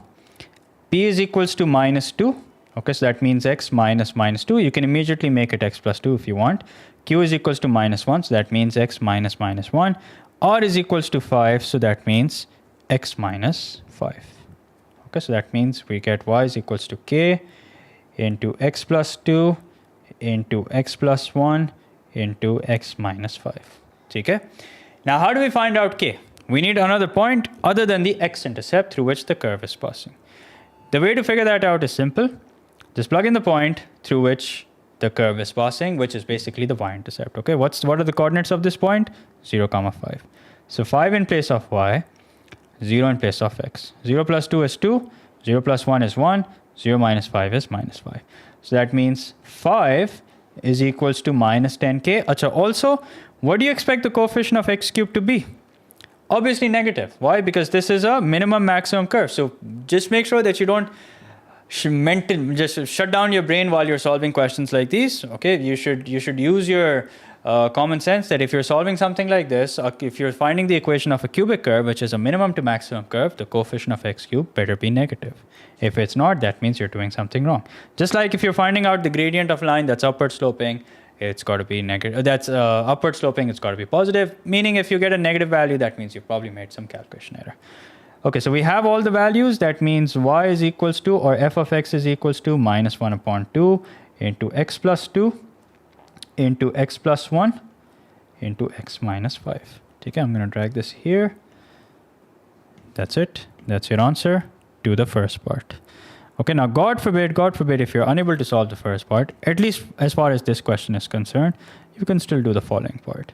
Okay, in the following part, you're supposed to write down an expression for f of x lesser than or equal to 0. Okay, so that means you want which part of the curve? The part of the curve that's below the x-axis. So that's this one right here, and that's this one right here. So let's start with this one. So as far as this is concerned, x is greater than or equal to minus 1, lesser than or equal, minus 2, lesser than or equal to minus 1.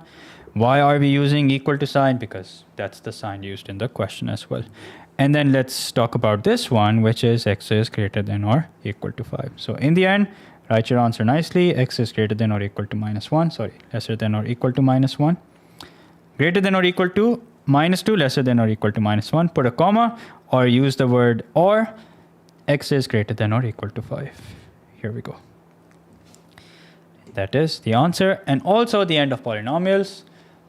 Now let me just do a quick check whether you guys are asleep or awake before we move on to the next chapter.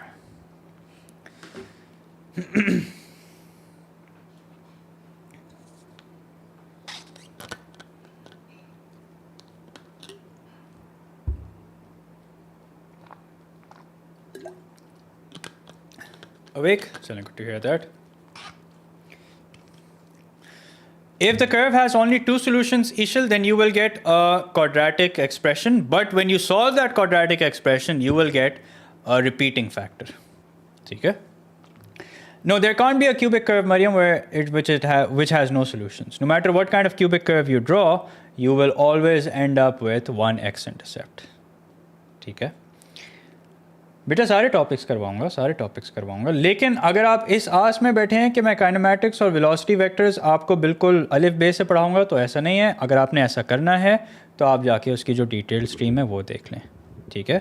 और बाकी सब जो circle की आप बात कर रहे हैं वो भी अगर आप इस आस में बैठे हैं कि मैं ABC से पढ़ाऊँगा, तो उसके लिए आप जाके देख लें उसी की जो डेडिकेटेड स्ट्रीम है. अच्छा, what else is there? Log graphs, हाँ बेटा करा दूंगा log graphs, don't worry. How can we make quadratic expression from graph? If you are supposed to write it in completed square form, then plug in the coordinates of the turning point. Then to find out the value of A, use any other point through which the curve is passing. ठीक है. Please respond बेटा. Respond to what? रोने के बजाय मुझे दोबारा अपना सवाल भेज दिया करें, क्योंकि आपका सवाल कहीं ऊपर नीचे हो गया होगा. No, I will not be doing a P3 revision stream. Sorry about that. Sir, are you going to tell us how to solve trigonometric graphs without calculator, please? I will do some questions where you're supposed to solve a trigonometric graph without a calculator, but it's no rocket science, honestly. Okay, it's to learn how to draw cubic graphs or trigonometric graphs without a calculator. What you need to know is identities, okay, and you need to know values of exact angles.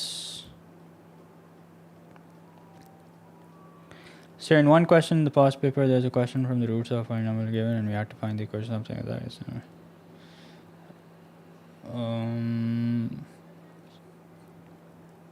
Yeah, of course, that's possible. Sir, do we need to know trig calculations of each identity? What do you mean by that? Trig calculations of each identity? I'm not too sure.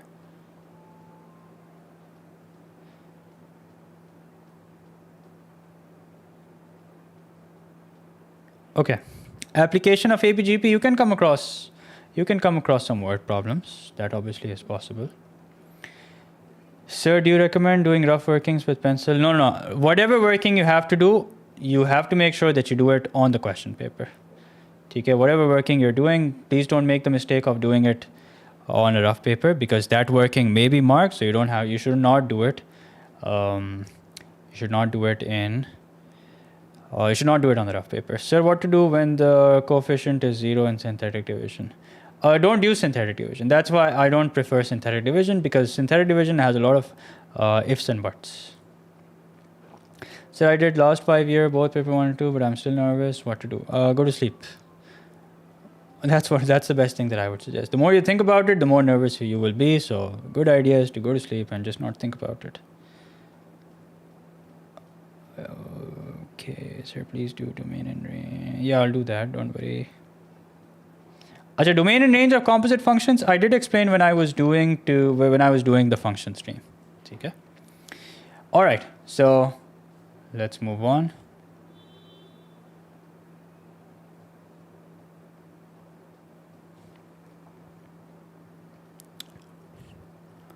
Okay, so that was chapter 5. Now let's talk about chapter 6. Now, coordinate geometry is mostly formulas. Okay, it's mostly formulas, and I'm talking about the first part of coordinate geometry. Okay, so make sure that you know the formula of distance, finding distance, formula for finding midpoint, formula for finding gradient, equation of a straight line, perpendicular bisector, area of polygon, properties of important shapes. अच्छा, अब ये दो चीजें हैं. I will go over this, but this is rarely tested. That is how to find the distance of a point from a point to a straight line, distance between two parallel lines. Okay, I will go over it. No need to panic if you haven't done this. I just teach it because it's officially not part of the syllabus, but there's a shorter way to do it. That's basically what I've taught here. Okay, and you can download these notes as mentioned multiple times from the website mathleadbysart.com. Okay, so distance between 2 points. What's the formula? x2 minus x1, the whole thing square, plus y2 minus y1, the whole thing square. Some basic examples that you guys don't need to. So derivation of the formula, which is kind of irrelevant right now. Okay, if you're asked to show that it's an isosceles right triangle, then make sure that you show that two lengths are equal. It's an isosceles triangle. And if you're also asked to show that it's a right angle triangle, apply Pythagoras theorem. Squares of the two smaller lengths should be equal to the square of the larger length. Okay? Achha, equidistant, remember equidistant means equal distance. Okay? Achha, midpoint means add the x coordinates, divide by 2, add the y coordinates, divide by 2. Gradient is a measure of how steep the line is. It's basically the ratio of rises to run. Some rules to remember: if you have an upward sloping line, the gradient will be positive. If you have a downward sloping line, the gradient will be negative. If you have a horizontal line, the gradient will be 0. If you have a vertical line, the gradient will be infinity. Okay? Collinear points have the same gradient. Remember that. Collinear points are basically points lying on the same straight line. Parallel lines also have the same gradient. Okay, perpendicular lines. Perpendicular means making a 90-degree angle. The product of the gradients of two perpendicular lines is -1, meaning if you multiply the two gradients, if you multiply the gradients of perpendicular lines, the answer will be equal to -1, number one. Or you can say that the gradient of one line can be found by taking the negative reciprocal of the other. Okay, which basically means this. Okay, some basic... this is something that I do to understand how to find out the gradient of the perpendicular line. So if gradient of one line is 1/2, that means the gradient of the line that's perpendicular to it will be -2. If it's 1, the one that's perpendicular will be -1. If it's -3, gradient of the line that's perpendicular will be 1/3. Equation of a straight line. Some rules to remember: if you have a line like this, the equation will be y = mx + c, where m is positive. If you have a line like this, the equation will also look like y = mx + c, but m will be negative. If you have a horizontal line, that would be y = c. If you have a vertical line, that would be x = b. Okay, here c is the point where the line is cutting the y-axis. Here b is the point where the line is cutting the x-axis. ठीक हो गया? अच्छा, अब line की equation निकालने का जो formula हम यूज़ करते हैं एड मैथ्स में, it's this one right here. y minus y1 is equals to m x minus x1. Okay, where m is the gradient, x1, y1 are basically coordinates of a point through which the line is passing. Okay, basic stuff. You guys can go over it later. Also pretty basic. Equation of perpendicular bisector, let's go over that. First thing we do is we find the midpoint of line AB. Okay. Then we find the gradient of line AB. Then we take the negative reciprocal. Why? Because we are finding out the gradient of the line that's perpendicular to it. Okay, so we have to take the negative reciprocal of the gradient. Achha, why is key point number 3 missing? Key point number 3 is basically form. an equation using y minus y1 is equals to m x minus x1. There we go. Okay, key point nahi hai, step number 3 basically. Okay, so some examples that I've done. Acha, area of polygon. Now, this also hasn't been tested for a while, but I'm not by any means saying that this will not be tested. Okay, I'll just go over it. So basically, this is called the shoelace method. Okay, you guys might have heard of it.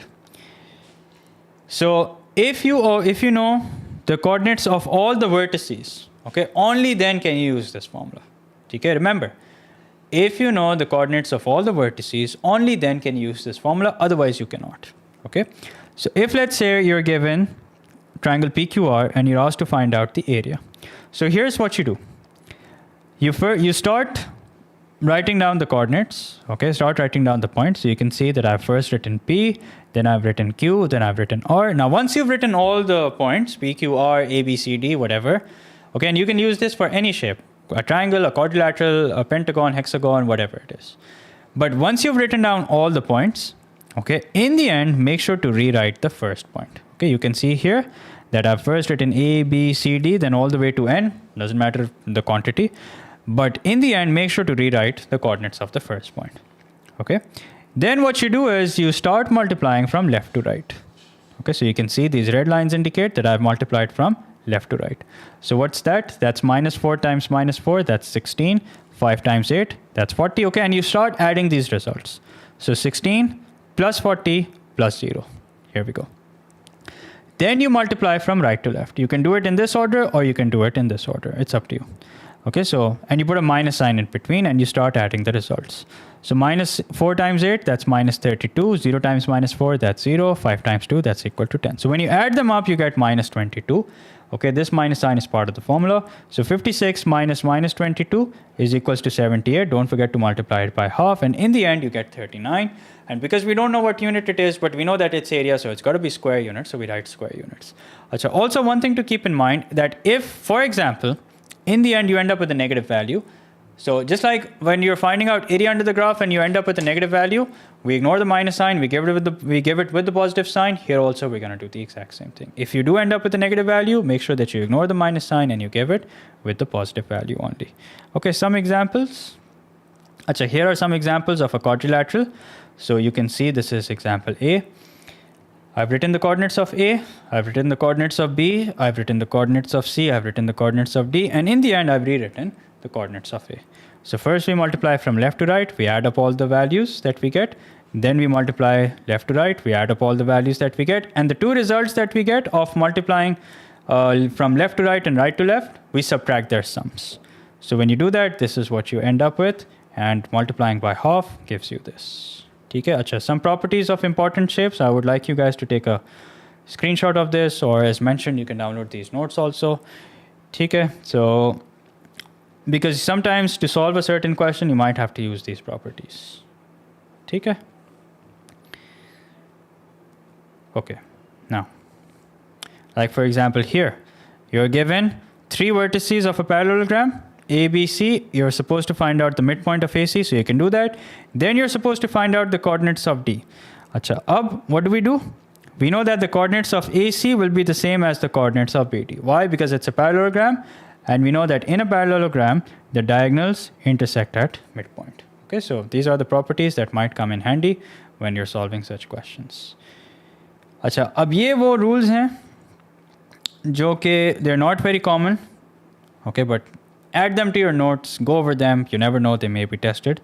That is when you're supposed to find out the distance of a point from a straight line. Okay, so this is the formula. Okay, I'm not going to go in depth of where it comes from. Okay, now is not the time to be curious. If you're curious, you can watch a video of it maybe after the exam. Okay, I doubt you will do that. So that's why I just go over the formula now. Now is not the time to understand where it comes from. Okay, so the rule is this.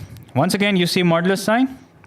So first of all, you write the equation like this. Okay, so here's what we're supposed to do. This is the straight line.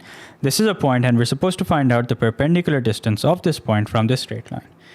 Okay, so what we do is we plug in this point in the equation.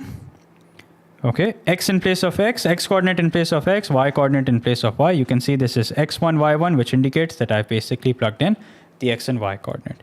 Plus the constant as it is, and in the denominator, we take the square root of a square, which is the coefficient of x, plus the square root of b square, which is the coefficient of y. Okay, now why are we doing this? Where does it come from? That's completely irrelevant right now. So here's an example. Point is 1, 4. Here's the equation of the line. So you plug in x coordinate in place of x, plug in the y coordinate in place of y, the constant as it is. In the denominator, you take the square root of the coefficient of x squared plus the coefficient of y squared. And make sure to take the modulus if the answer turns out to be negative, because you're finding out distance. Okay, now another concept is if you're supposed to find out the distance between two parallel lines. And distance means basically perpendicular distance. Okay, something like this. Now, once again, this is the formula. Make sure that you first write their equations in this form, y equals to mx plus c. Here, however, you are supposed to write it in this form. Okay, then you take the difference of their y-intercepts, once again inside the modulus, meaning you subtract their y-intercepts inside the modulus. And in the denominator, you do square root of 1 plus m square. Okay, m could be the gradient of any line because they're both perpendicular. They're both parallel anyway. So here are the two lines. So we find out the difference of their y-intercepts, -1, -3, or you could also do 3 minus -1. Makes no difference. Either way, when you take the modulus of it, you get 4. Okay, so you get 4 upon root 5. Why? Because in the denominator, you have square root of 1 plus 2 squared, where 2 is basically the gradient of either of the two lines. Okay, some full-length example questions that I've solved. You guys can go over it. Okay. Overall, this chapter is all about formulas, all about properties that you need to know. Okay, if you find yourself struggling with this chapter, it's because you're unaware of the properties. Could be gradient properties, could be properties related to a certain shape, could be properties, could be formulas. That's the reason why you're struggling with it. Okay. Also, next chapter, equation of circles or coordinate geometry part 2. Before we go into that, I've enabled the chat for a couple of seconds. You guys can tell me if there's anything you have to say.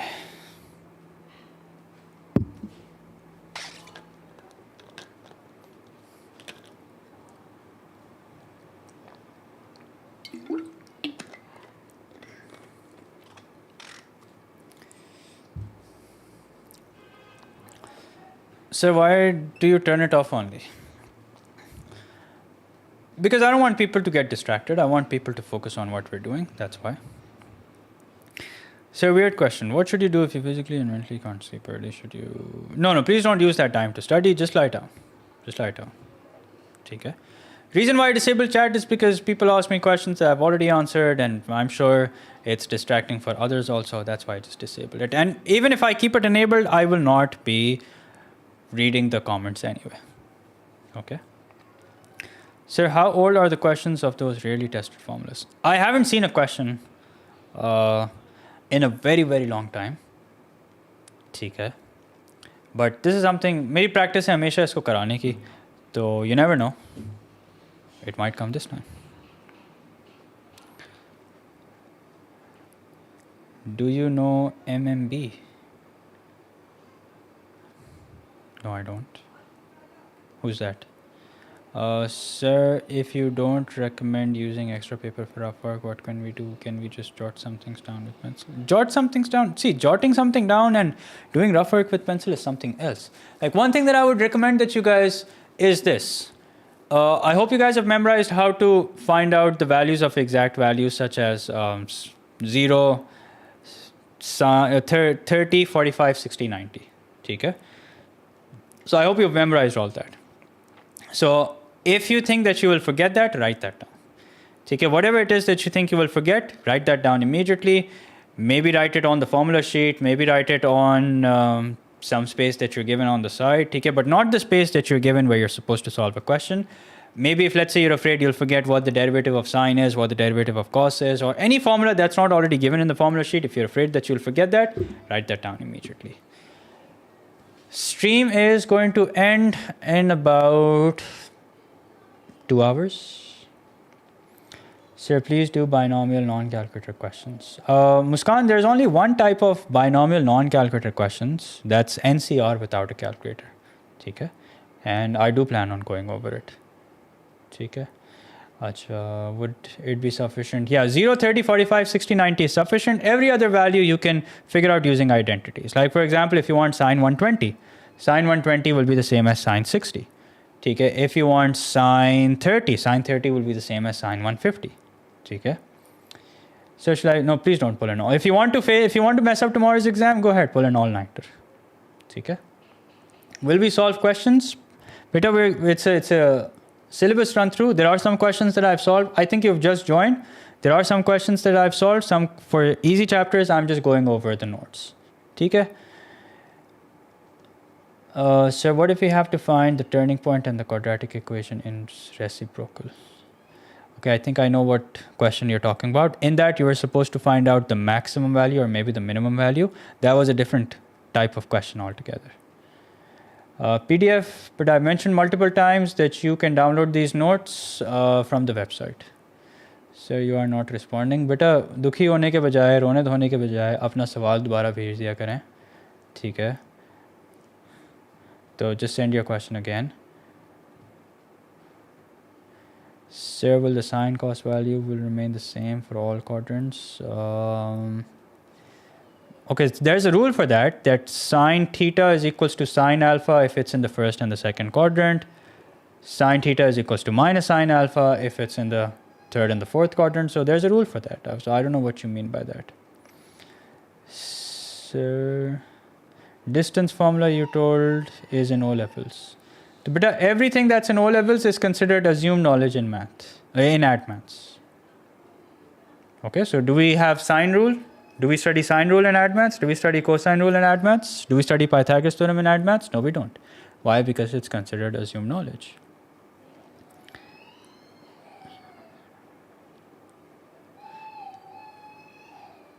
Disgusting APGP sums. What do you mean by that?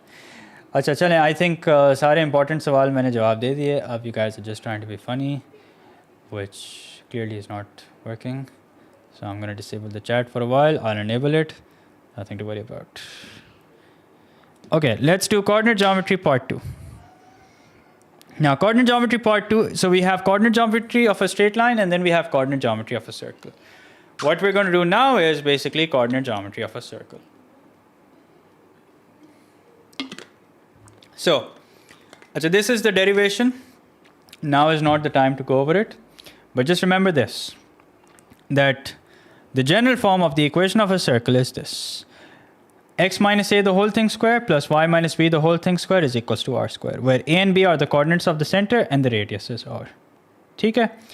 So suppose that you are given this as the center and this as the radius, then plug in minus 1 in place of a, minus 4 in place of b, and then, okay, I don't know why this is incomplete. So this would be root 8 squared, which will then make it x plus 1 the whole thing squared plus y plus 4 the whole thing squared is equals to 8. Okay, just remember after the equals to sign, it's r squared. Okay, some examples that I've gone over. Okay.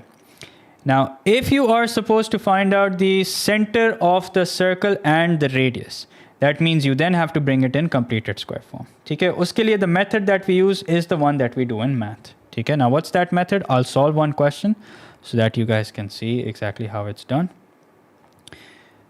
Okay, although if you want to go over this particular chapter in detail, then I've done multiple streams on this chapter in which I've taught everything from scratch. Okay, so you can learn it. And I hope you guys are aware that this is something that is now part of the syllabus. It has been added this year only. So x squared, if let's say you want to find out the equation of the center of the equation, you want to find out the coordinates of the center and the radius of this equation. So here's what you need to do. First write x squared, then minus x, then leave a bit of space because we're going to be adding something to bring it in completed square form. Then y squared plus 20y, then leave a bit of space, and then whatever constant that you have, take it across the equals to sign. Okay. Now what do I have to add here? Who will decide that? The coefficient of x will decide that. The coefficient of x is 4. So I will add, first I will divide the coefficient of x by 2, then I will add the square of it. Okay, now if I'm doing something on the left hand side, I better do the same thing on the right hand side as well. Achha, here, if let's say the coefficient of y is 20, so I will divide the coefficient of y by 20, which is 10. I will take the square of it, and that's what I'm going to add on the right hand side as well. Now this part of the expression now becomes x minus 4 the whole thing square. Okay, something that we do in math. So I'm assuming, just like how everything we do in math is considered assumed knowledge, I'm also assuming that you would know this. And this part of the expression becomes y plus 10 the whole thing square. How do we decide the sign? We'll decide the sign by looking at the coefficient of x. ठीक हो गया? And what do we have on the right hand side? On the right hand side we have minus, also since I added 10 squared on the left, I need to add 10 squared on the right also. Okay, so what do we get on the right hand side? Minus 110 plus 100, that's minus 10. Minus 10 plus 16, that's equal to 6. So now we can see that the coordinates of the center are 4 comma negative 10, and r square is equals to 6, which means that r is equals to under root 6. Okay, let's see if that's what we got. Yeah, 4 comma negative 10, and r is equals to under root 6. Some more examples that I've done above, you can go over them later. Acha, some circle properties to remember. Once again, assume knowledge. So I had someone saying that distance formula is in math or something like that. So whatever is in math is also part of considered assumed knowledge in maths also. So circle properties to remember. Angle opposite the diameter will always be 90 degrees. So remember that rule, that if you have an angle which is opposite the diameter, okay, and condition is that it should be on the circumference. Yani कि you have an angle which although may be opposite to the diameter but is not on the circumference, so that will not be 90 degrees. Okay, now what will that be equal to? We can't figure that out. Okay, now why is this important? This is important because you may come across questions like these. You have circle which is passing through these 3 points, and you're asked to show that OA is the diameter of the circle and find the equation. Now, a good idea in situations like these is to always make a rough sketch. Okay? So this is something that the examiner also mentions multiple times. Okay, not for this chapter because this has just been added in the syllabus, but this chapter is part of AS Math, and in that the examiner mentions multiple times that you are supposed to make a rough sketch if you want to better able to understand the question. So here's O, which is 0, 0. And here's one thing that I want you to pay attention to. Notice that even when I'm making a rough sketch, I'm still considering where A is going to be relative to O, meaning that if this is the origin, that means A must be somewhere on the right and somewhere above. Okay, why? Because it has positive x coordinate and positive y coordinate. B, however, since its y coordinate is greater than A, so that means it's going to be above A, but since its x coordinate is less than A, that means it's going to be somewhere on the left hand side, somewhere on the left and somewhere above. So इन चीज़ों का आपने ख्याल रखना है. अच्छा, अब how will I show that OA is the diameter? There are multiple options. I can use Pythagoras theorem and show that it's making a 90 degree, show that its Pythagoras theorem holds up. And why is Pythagoras theorem holding up? Because it's a 90 degree triangle. Okay, which means that the only way that OA can be the diameter is if the angle opposite to it is 90 degrees. Okay, that's one way that I can show that it's OA is the diameter. The other way that I can show is that I find out the gradient of line OB, I find out the gradient of line AB, and I multiply the two and I show that the product is -1, which means that the angle is 90 degrees. Achha. Then I have to find the equation. So remember the two key ingredients that you need to find the equation, the two boxes that you have to check, the center box and the radius box. Okay, so center box, the coordinates of the center, since we know that OA is the diameter, we can find out the midpoint, we'll have the coordinates of the center. So we check that box. As far as radius is concerned, radius is basically the distance from the center to any point on the circumference. So once you have the coordinates of the center, find out its distance from any other point and you will have the radius, or you can also find out the diameter and divide it by 2. That's perfectly all right. Okay, and then you can form the equation of the circle.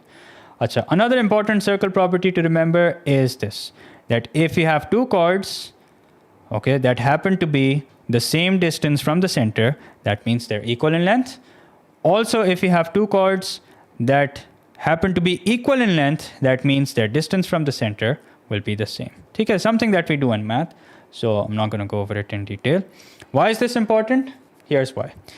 Because you may be given 3 points and you may be asked to find the equation of the circle. This can very easily be a 5 to 6 mark, even an 8 mark question.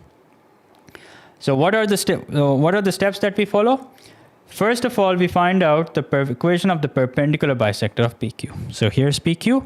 We find out the equation of its perpendicular bisector. Why? Because if you have a line that's basically bisecting the chord, or that's if you have a line which is perpendicular to the chord, it will definitely pass through the center.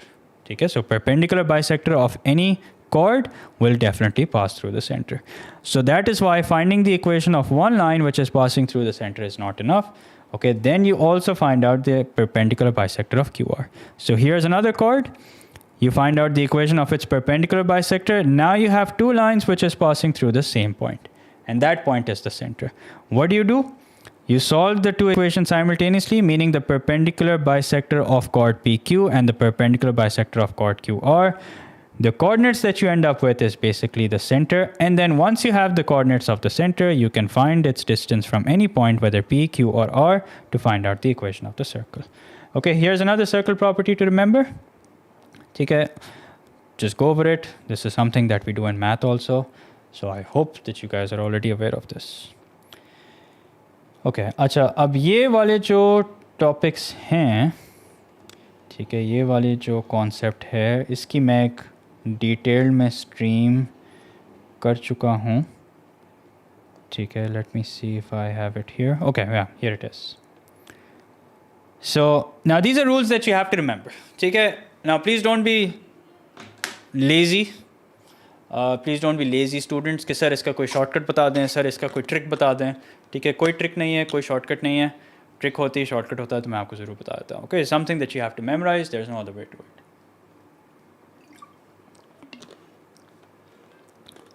Okay,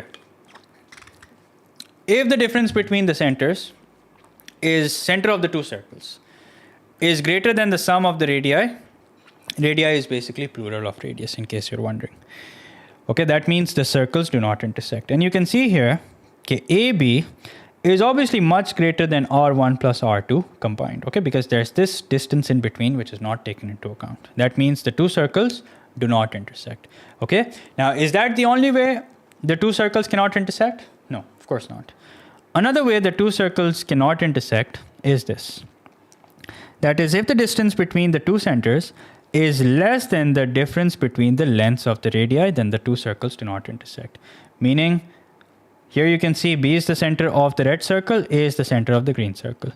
If this distance is less than the difference of the radii, meaning this minus this, then also the circles do not intersect. Okay, you can see if AB is less than. Now, reason why I've written modulus over here is, remember to take the positive value. If let's say you take R1 to be the radius of the larger circle, then and R2 to be the radius of the smaller circle, you'll get a negative value. Just ignore the minus sign. See if the difference is less than AB. If that's the case, the circles do not intersect. But what kind of a case is that? That is, that one smaller circle is inside the larger circle. Once again, I repeat, you have to memorize this. There's no other way to it. If, however, the two are equal, okay, if, however, the sum of the radii is equal to AB, that means the circles touch. Here, if the distance between the centers is the same as the sum of the radii, then the circles touch. So let me be very clear about one thing. This is something that's part of the syllabus. It's part of your book. It's the updated book that came out after the syllabus change. It's mentioned in that. But the problem is that I haven't seen a question like this in any of the specimen papers. I haven't seen a question on this concept in any of the February-March papers. So I'm not by any means saying that this will not be tested. I'm just saying that we don't have a lot of practice material for it, so you just have to memorize it. Okay? Achha, touching circles, and maze ki baat, the practice material that we have for this in the book is wrong. Okay? So there are multiple errors in that book, so I've emailed the author also. Just like British Council are in denial of leaks, so I think the author is also in denial about those errors. But hopefully, when the revised version comes out, those errors will be fixed. Okay? So, if the distance between the centers is the same as the difference between the two radii, then the circles touch. So, once again, if the difference between the two radii is equal to the distance between the centers, then the circles touch. Okay? And touch ka matlab ki they are tangent. Okay, so notice that these two cases are cases of intersecting circles. Now, there are two ways that the circles can intersect, and there are also two ways that the circles cannot intersect. Okay, now for intersecting circles also, there are two possibilities. Achha, ye right angle jo maine banaya tha, I was explaining a certain point. This is not given. ठीक है, it will not always be right angled. अच्छा, intersecting circles. Now, what do we know about intersecting circles? There are two ways that can happen. Once again, if the distance between the centers is less than the sum of the radii, the circles intersect. So you can see if the distance between the two centers is less than the sum of the radii, the circles intersect. Once again, you have to memorize. Don't waste your time looking for logic. बस इसके notes बना के याद कर लो, ठीक है? And okay, that's the only way the two circles intersect. Acha, what's this? This is common chords. अच्छा, ये क्या कॉन्सेप्ट है मुझे याद नहीं आ रहा. Okay, so I'll have to go. I mean, okay, I think I remember now. So basically, when two circles intersect, you have a common chord. What's that chord? Okay, ठीक है, याद आ गया. So basically, this chord is going to be a common chord. Okay, if two circles intersect, obviously, from the 2 points of, if you join the 2 points of intersection, you have a common chord. ठीक है, here it is. There we go. ठीक है. Okay, now, these are some examples. Now, I've done this in detail. I've done this in detail in the stream. ठीक है, I did a dedicated stream on this, so you can check it out if you want to learn more about this. But there are a lot of errors. These are the errors that I'm talking about in the book. ठीक है, ये equals to, plus, minus, ये सारे errors हैं book में. ठीक है. So, yeah. If you want to learn this, like I said, if you want to learn this from scratch, I've covered it in one of the streams. You can learn it from there. Okay, now we're going to move on to the next chapter, which is linear law. Before we do that, I'm going to enable the comments. Okay, please don't ask me to teach a certain topic from scratch. I've already done that. So you can watch a stream or two on it to learn it from scratch. Okay, so let's have your questions. Achha, this is a question from before. What about running out of space? So I'm assuming you're asking for extra sheet. If you run out of space, so obviously cross it out and then ask for an extra sheet and do it there, and then just make sure that you mention it correctly. Achha, sir, should I be doing the loop system to get confident and get into the flow? But if you think confidence is important, which I'm sure anybody would tell you is important, then obviously start with what you know. Okay. Are there any topics that we can at least 90% leave due to its dependency on the calculator? The thing is, if I do that, then I'm afraid इस तरह का कोई सवाल आ गया तो फिर आप लोग तो कहेंगे सर आपने तो ये कराया नहीं. So we're just going to go over every single topic. We're not going to do that in detail. Okay, like for example, trigonometric equations. That's something that is usually tested in paper 2. Okay, you need a calculator for that. So that's why I'm going to leave that. Beta G, मैं ln(x) के graph करवाऊंगा. ठीक है. I think I've mentioned that multiple times. Differentiation integration, of course, can come in P1. Sultan, did you not give the 2 mocks? In that mock, there was a very lengthy question of finding area under the curve. Okay. So, of course, it can come in paper 1. Sir, you know why you are so strong. Okay, that was funny. Achha, I don't know if you're asking me or telling me, but just you guys, like I said, you guys can download these notes. They're available on the website, mathleadbystart.com. Sir, वो common वाला right angle होगा because the radius of the circle become tangent and नहीं वो I think मैं वही concept जब explain कर रहा था, because there is no guarantee कि ये tangent होगा. अगर तो ये radius tangent बनेगा तो ऐसा होगा, but there is no guarantee that the radius of this will be tangent. Like for example, यहाँ पे there is no guarantee that the radius will be tangent. If that is the case, तो बिल्कुल होगा right angle. If not, if the radius turns out to be tangent, then yes, it will definitely be right angled, but otherwise it won't be. ठीक है. Logs की differentiation exist करती है, बिल्कुल करती है. ln की differentiation होती है ना. Paper attempting method, okay. Start with what you know, simple as that. Okay, the simplest paper attempting method is start with the easy questions, do those first, leave time for the difficult questions towards the end. Simple. In school, they didn't give differentiation, integration. But anything that can be done without a calculator, doesn't matter whether it's differentiation, integration, circular measure, or any topic that can be done without a calculator, or any concept of a topic that can be done without a calculator, can come in paper 1. Okay, school didn't make you do that, but you have common sense, right? So put that to good use. Sir, how low are the grade boundaries expected? Stupid question. Will the questions be easy? Stupid question. Sir, how to make modulus graphs? Sir, how to make modulus graphs? Okay, we'll get to that. Okay, we'll get to modulus graphs. Don't panic. Acha. Sir, I got 70 and 71 marks. Is that good enough? Yeah, that's a good score. Do you think there is less chance of... Okay, I don't know. Beta, मैंने paper नहीं देखा होता तब भी नहीं बताता. What topics will probably not come in P1? I don't know. Expected topics, I don't know. Permutation, combination, P1, I don't know. Okay, I did mention about what part of permutation and combination can come in P1. Okay, I've mentioned that already. Okay, so you guys are not paying attention. Now, what you have to do is, you have to watch the entire stream to find, because I'm not going to repeat. Now you have to sit through the entire stream to find out what did I say about that. Okay, so if you do that, you'll probably end up learning a thing or two while finding the answer to your question. Why am I being ignored? I don't know. May send your message again. Acha, what's that? Can I start teaching on YouTube? If you have the patience for it, then yes. Although I think I'm running out of patience. Binomial permutations and linear didn't come in February, March. So beta, that doesn't make it a standard rule. So what is the concept that's wrong in the book that you have just talked about? So the concept is not wrong. The questions are wrong. Okay, the material for it is wrong. ठीक है, और वो कौन सा है? I've already talked about it. ठीक है, so now you can also sit through the entire stream to find out when and what did I say. ठीक है. फिर से एक तो आप लोग इतने दुखी क्यों हो जाते हैं भाई? मैं किसी की कोई नाम पढ़ के नहीं सवाल का जवाब देता. ठीक है, I just read the question. If I find it relevant, I answer. So instead of crying about me ignoring you, just send your question again.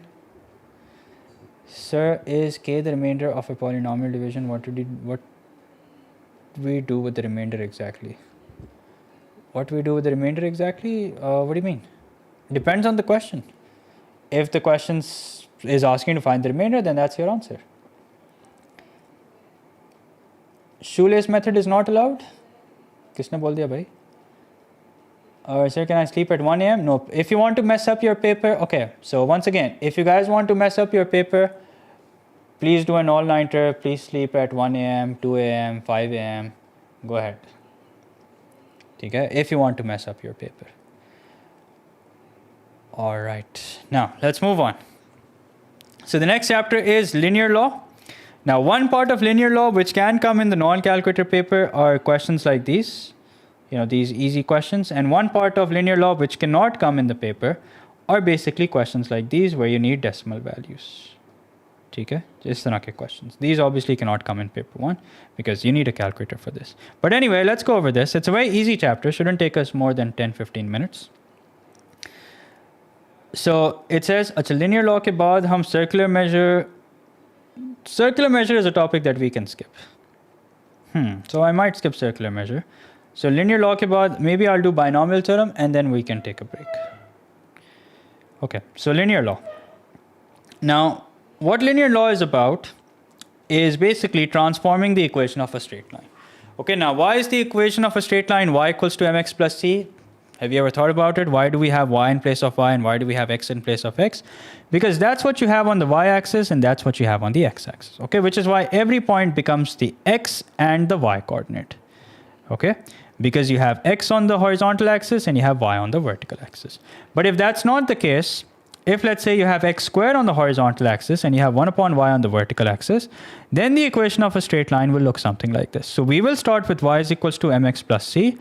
Okay, in place of y, we will have whatever it is that we have on the y-axis. In place of x, we'll have whatever it is that we have on the x-axis. Okay.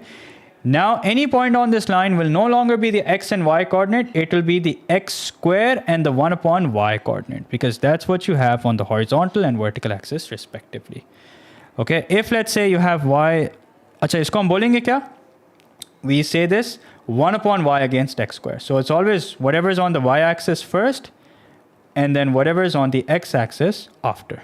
Okay, so if you have y squared on the y-axis and root x on the x-axis, we say it's y squared against x.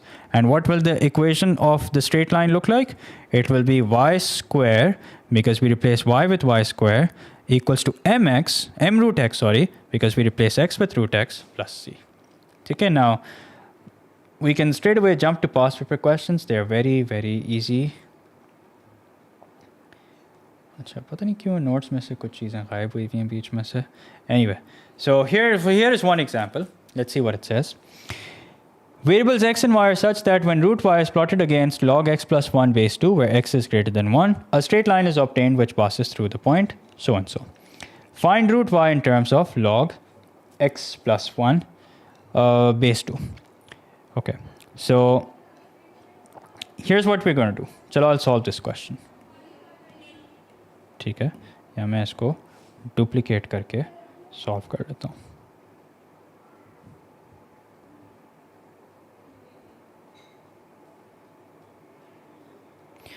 एक second, let me find a question which is more likely a non-calculator question and let me solve that. चलो, let's just go over it. ठीक है, let's go over it. So basically, this is what we are supposed to do. We're supposed to find out y in terms of x, root y in terms of log x plus 1. So this is how we start. We start with y is equals to mx plus c. Okay. Now, what is it that we have on the vertical axis or on the y-axis? That's root y. So that means root y. M remains m. In place of x, or on the x-axis, we have log x plus 1 base 2 plus c. Now what's m? M is the gradient, meaning we will use these 2 points and we will find out the gradient. So 15.4 minus 10.4, you can see this part can be done without a calculator, over 4 minus 2. So 15.4 minus 10.4 is 5, 5 minus 4 minus 2 is 2, so that means the gradient is 2.5. So where do we reach? This is the point we reach after finding out the gradient. That is root y is equals to 2.5, the value of m, log x plus 1 base 2 plus c. Now, in order to find out the value of c, we need a point through which the line is passing. Okay, just like we do it in a straight line.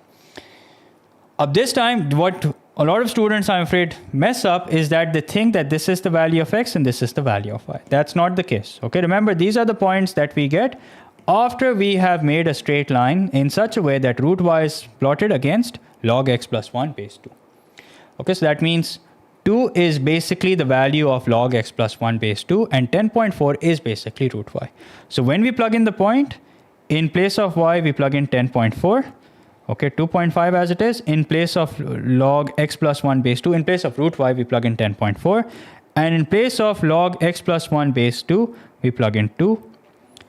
Okay, so 2 plus c. Now, once again, I think we can do this very easily without a calculator. So 10.4 is equals to 5 plus c. C is equals to 10.4 minus 5. So that's equal to 5.4. And once you do that, this is what you end up with. Okay? Now, there can be follow-up parts. Like, for example, the question may ask you to find out the value of x given the value of y, or maybe the other way around, for which you need a calculator. So, for that, we use a calculator. Simple as that. Achha, here also is another question. Okay, here what we have to do is we first have to transform it. Okay, so I'll just do the transformation part because for the rest of it you need a calculator. So just a second, let me duplicate this. Here we go. So I'll just do the transformation part because that part can be tested in paper 1. So this is the equation. Okay, or this is how y and x are related. But here's the thing. When you make a straight line is obtained when you plot LGY against x square. So that means we are supposed to take this, y is equals to a into 10 bx square, and write it in this fashion. LGY is equals to m x square plus c. Why is that? Because in place of y, you have LGY according to the question, and in place of x, you have x square. ठीक है, अब हमारा objective क्या है? हमारा objective है इसको किस तरह से इस फॉर्म में लेकर आना. अच्छा, उसके लिए हम क्या करेंगे? For that we will use rules of logs. So LGY, we'll start by using LG on both sides. equals to LGA times 10 bx square. Now you can see we can use a rule of log on the right hand side. So that would be LGA plus LG10 bx square. So LGY is equals to LGA plus bx square LG10. Okay, what have I done here? I basically rewritten it like this. Okay, now keep your eyes on the price. This is what you are supposed to bring it equal to. So that means LGY is equal to, LG10 will be equal to 1. Okay, and then you have bx square plus LGA. Which means that when you find the equation, when you find the gradient, because now what are we doing? We're comparing it with y is equals to mx plus c. In place of y, we have whatever it is that we are supposed to have on the y-axis. In place of x, we have whatever it is that we were supposed to have on the x-axis. So that means using the 2 points when you find the gradient, that will give you the value of b. And then when you complete the equation and you find out c, the y-intercept will be equal to LGA. And then you will use that to find out the value of a, for which you will need a calculator. So I'm going to leave it here. And maybe when we're doing practice for P2, we'll come back to it. Okay? Okay, so this part is mostly based on calculators, so I'm going to skip it all together. Okay, but please do go over linear law. It's important. Achha, circular measure, I did say that we're going to skip, but just remember the formulas. Okay, since it's all about formulas, and also remember this. Remember the conversion, how to convert from degree to radian and radian to degree. There's a formula for that also. Okay, and you will be fine. Actually, here I've done the derivation of the formulas, which is not important. Just make sure that you memorize the formulas, but I think the formulas are given. Let me open up the February-March paper. Is the formula given or not? Let me have a look.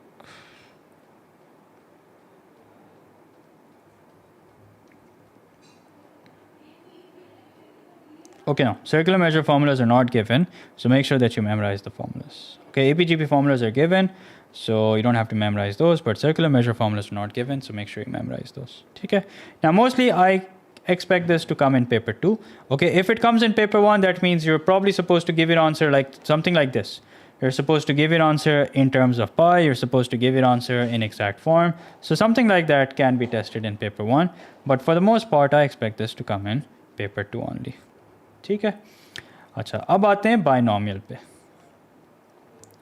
ठीक है so binomial is something which judging by the specimen paper I've mostly seen it come in paper 2 but there is one part of binomial which I can expect चलो इत्तेफाक से वही चीज़ खुल गई this is the part of binomial and if you learn this you can do binomial without a calculator also okay that is basically the expansion of NCR without a calculator okay.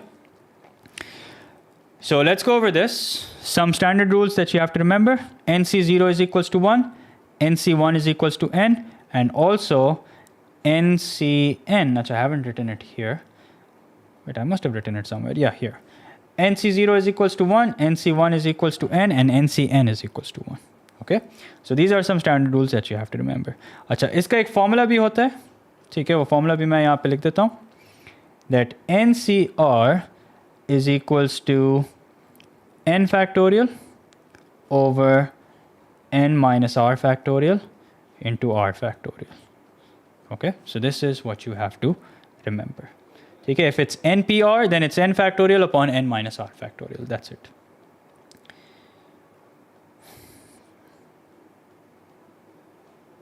Yeah, that's correct. Okay. Okay, so अब इसमें किस तरह के questions आ सकते हैं वो हम देख लेते हैं ठीक है उससे हमारी दोनों चीज़ें प्रैक्टिस हो जाएंगी so you can expect questions like these and if questions like these come in paper 2 then even then you won't be able to use your calculator anyway okay so it's not like that oh I wish this question was in paper 2 I could have used my calculator no even if this was a paper 2 question you still because there's nothing your calculator can do to help you here okay so it says here when this is expanded in ascending powers of x, the coefficient of x squared is 4. Achha, also, before I solve this, just remember this. That if you have something like this, if you have NC2, how do you expand that? N into n minus 1 upon 2 factorial. So understand the pattern The pattern here is that in the numerator, starting from n, you have the same number of terms as r. So if r is 2, you'll have 2 terms starting from n, and every following term will be 1 term less than n. And in the denominator, you have r factorial. Okay? NC3. Okay, so this is just a shorter way of memorizing sum. That way you won't have to use the formula every single time. Even if you use the formula, you still get the same answer. Okay, but if you just understand the pattern, it will save you time, especially when you have binomial related questions. Okay, when binomial related questions, mostly r will be small. So if you have NC3 in the numerator, you can see that you have 3 terms because r is 3 and every following term starting from n is 1 less. And in the denominator, you have 3 factorial. Similarly, if it's NC4, once again, you can see that you have 4 terms in the numerator starting from n. Every term is 1 less than every following term is 1 less. And in the denominator, you have 4 factorial. Okay? So, formula भी use करेंगे तब भी same answer आएगा. So, don't worry about that. Okay? Achha, let's solve this question. So it says when 1 minus x upon 3, the whole thing power n is expanded in ascending powers of x, the coefficient of x squared is 4. Given that n is the positive integer, find the value of n. Okay. So n is the positive integer. Remember that. Now what do we want? We want the coefficient of x squared. How will we get the coefficient of x squared? We'll get the coefficient of x squared when r is 2. So NC2, 1 raised to the power n minus 2, which will become irrelevant in a minute because 1 raised to anything is 1. X upon 3 raised to the power of 2. Okay. Now NC2 means n into n minus 1 upon 2 factorial. Okay, even if you use the formula here, so this would be n factorial over n minus 2 factorial into 2 factorial. Now n factorial can be further expanded and be written as n into n minus 1 into n minus 2 factorial upon n minus 2 factorial into 2 factorial. So n minus 2 factorial cancels, and you have exactly what I've written here. Okay, now 1 raised to the power n minus 2 we're going to ignore. This, however, becomes x squared upon 9. Okay, now we're only interested in the coefficient. So n into n minus 1, 2 factorial is 2. 2 times 9, that's 18. X squared, and what's the coefficient equal to? The coefficient is equal to 4. So that means n into n minus 1 upon 18 is equal to 4. ठीक हो गया. Now let's cross multiply. N square minus n is equals to 18 times 4. What's that? That's 72. Is it? 36, 72. Yeah, that's correct. Now move all the terms to the left hand side. Solve it like you would solve any other quadratic equation. Notice that the question says n is positive, so only give the positive value. So n factors of 72, that leave you with minus 1. So 8 9s are, so minus 8n plus 9n minus 72 equals to 0. I think when you solve this further, you will have one value of n, which is 8 positive, and one value of n, which is negative 9. Yeah. N into n minus 8. So which value of n are we going with? We're going with n. We're going with the positive value. ठीक हो गया. Now binomial के जो बाकी सारे rules हैं उनको फिर भी ज़रा go through कर लेना. It's not that difficult. It's not that difficult of a chapter, but mostly I've seen this tested in paper 2. So that's why I'm just not putting a lot of emphasis on this. ठीक है? But this is non-negotiable. Which part? This part is non-negotiable. ठीक है, ये आपको without calculator आना चाहिए. अच्छा, कुछ टाइम के लिए ज़रा कमेंट्स खोल लेते हैं, देखते हैं आप लोगों के क्या ख्यालात हैं और आप लोग जाग रहे हैं या नहीं.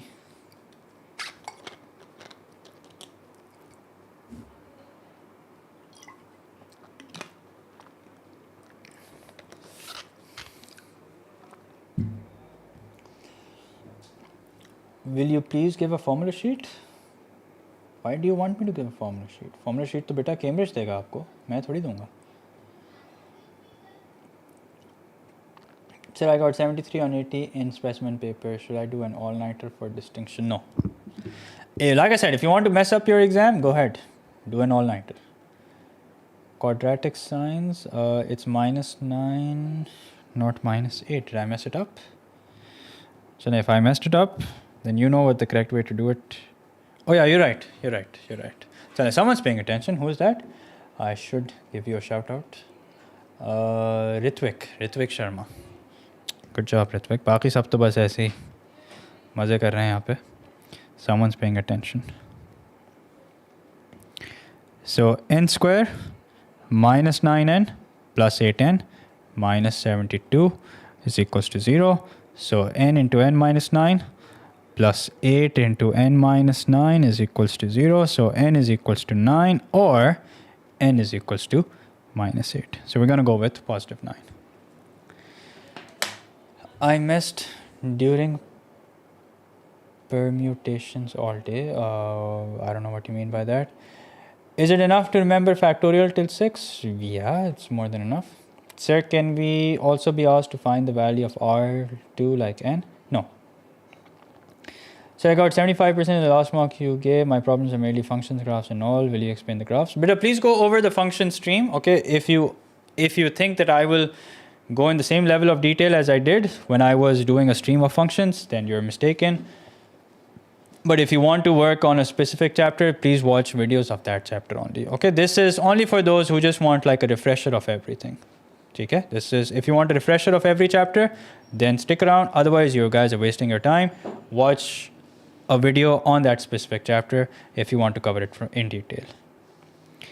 How is trigonometry possible to come? We've talked about that multiple times. Yeah, I will go through kinematics. I will definitely go over it.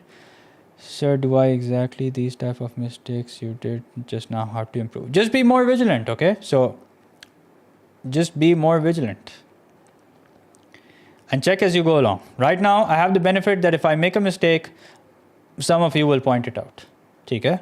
Which is why I'm a little too casual when I'm solving questions like these, okay? But if I was doing an exam, I would be 10 times more careful. Finding term independent will come. It can come. Who knows? Sir, 0, 30, 45, 60, 90 की trig values, हाँ ये काफ़ी हैं. लेकिन if let's say you're supposed to find out sine 120, cos 120, or let's say sine of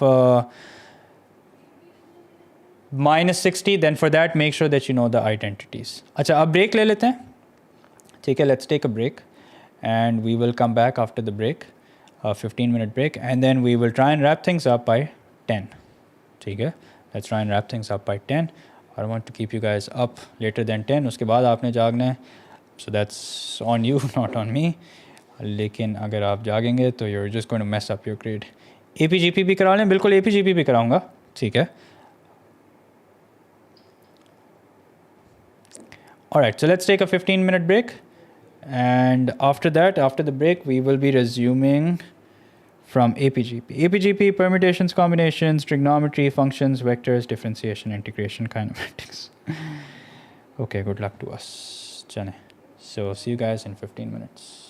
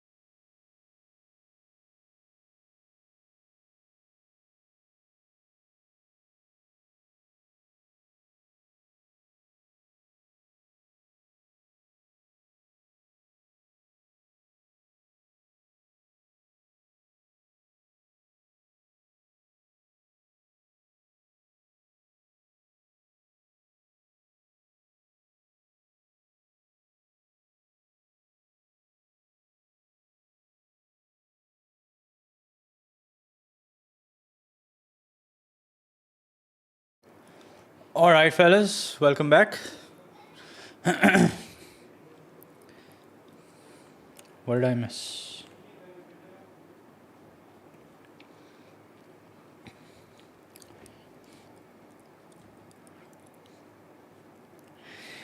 Okay, so we are now going to resume from APGP.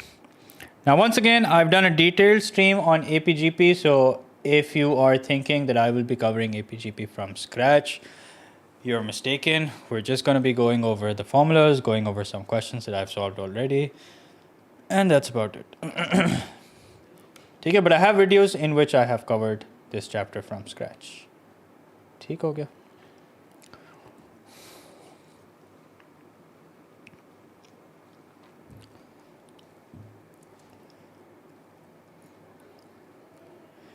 Okay, now let's get to work. Stream कब तक चलेगी? Good night. Stream 10 बजे, 10 तो नहीं, 10:30 तक चलेगी. 10:30 पे जितना भी होगा ना, I'll just say goodbye and leave. ठीक है?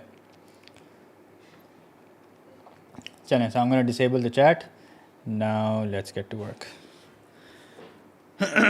So, first of all, how do you distinguish between AP and GP? The way that you distinguish between AP and GP is that if the difference is common, then it's an arithmetic progression. Okay, could be positive, could be negative.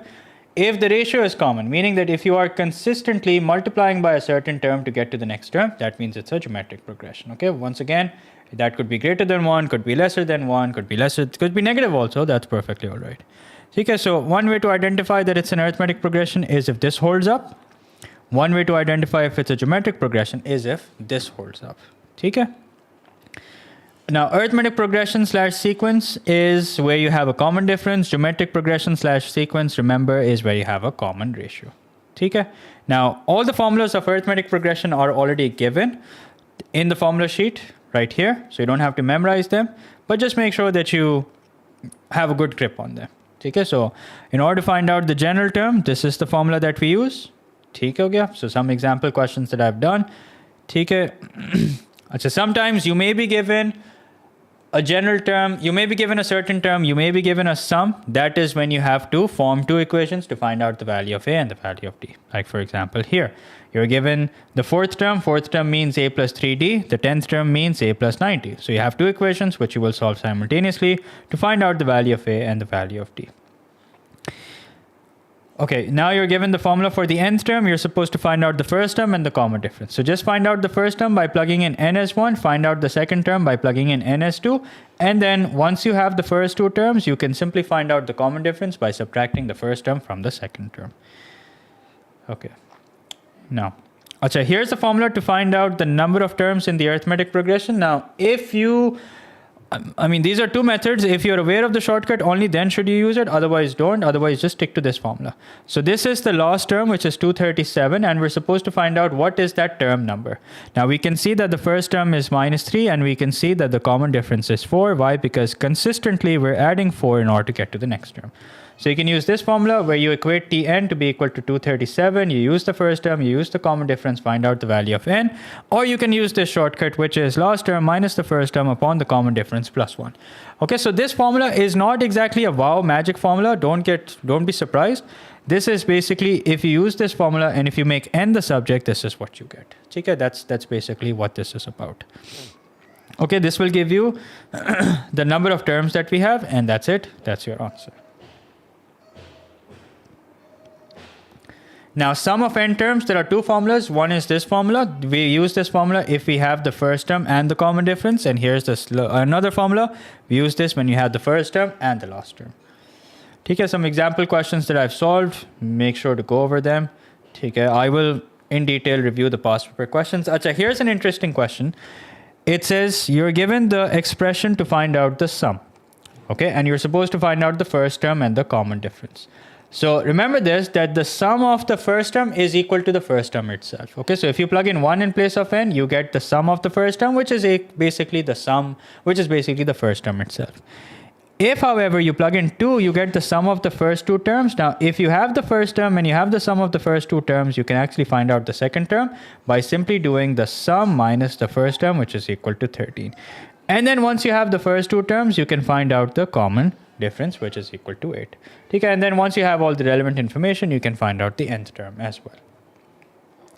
Okay, then we have geometric progression. Here's the nth term formula for the geometric progression. Here is the sum formula.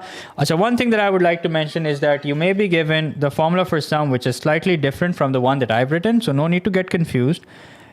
Here, this formula you can use if the common, or you can just use this formula. That's perfectly all right. No need to memorize another formula. But reason why we have two formulas is because we use one formula when the common ratio is greater than 1. Okay, so this is the formula that we recommend. It's not as if you use the other formula, even if the common ratio is greater than 1, you'll get the wrong answer. ऐसा कुछ नहीं होगा. ठीक है, minus minus will just take care of each other. But this formula is more commonly used when r is less than 1. ठीक है? Why? Because if, let's say, you use this formula where r is greater than 1, then here's what will happen. This will come out to be negative, this will come out to be negative, and eventually negative negative will cancel each other out. So no big deal. You can just memorize one formula. That's what I'm trying to say. Long story short. Okay. Then we have some example questions of geometric progression. Feel free to go over them. Acha, also sum to infinity. Now, sum to infinity is an interesting concept. Now is not the time to go into the detail, but I've covered this in detail in the stream in which I've done APGP. But this is the formula. And remember, sum to infinity only exists when the common ratio is greater than -1, less than 1. Okay. The question will ask you that does the sum to infinity exist, or why does it exist, or stuff like that. Remember, it only exists when the common ratio is between -1 and 1. Okay, I've done this in detail. I'll show you the questions that I've solved of APGP in detail. Okay, in the stream, you guys can check it out. Okay, here it is.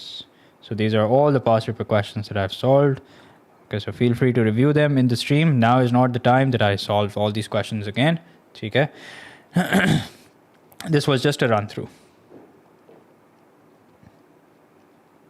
Achha, here's a question that I would like to go over in a bit more detail. If you're given the first 3 terms of a geometric progression, or any consecutive terms of a geometric progression, doesn't matter whether they're the first 3, doesn't matter whether they're the 5th, 6th, and 7th, as long as they're consecutive, then remember the common ratio will hold up, meaning that the preceding term divided by the preceding term is equal to the next set of preceding upon preceding. Okay, so the second term upon the first term must be equal to the third term upon the second term. Okay, so what's the second term? Here's the second term divided by the first term is equal to the third term divided by the second term. Okay, now you can see that this has a common ratio, and I think that is what you were supposed to do, given that the nth term of the progression is 4 times to the n plus 2th term. Okay, so nth term means the formula, n plus 2th means then in place of n you write n plus 2. Okay, and then you probably get the value of r, which is equal to 1 upon 4, and here you're given that y is not equal to -12. Achha, also any other important piece of information? No. We're supposed to find out both the values of y. So that means the common ratio, which we found earlier in terms of r, and with the help of this piece of information, we found out the actual value of the common ratio, which we know could be equal to +1, could be equal to -1. Okay, so we solve one equation to find out one value of y, we solve the other equation to find out the other value of y. Both these values are acceptable. Okay, notice the question says give your answers, so that means we better give both the values, and there's nothing in the question which suggests that we're supposed to neglect, or we're supposed to discard one answer and accept one. ठीक हो गया? Okay, some past paper questions, sum to infinity. Okay, I've explained this in detail maybe in the stream. But remember, sum to infinity, the formula is given to you already. It's a over 1 minus r. And if the question asks, why is there sum to infinity? So the rule is, I think there has been a question which I've solved earlier, sum to infinity related.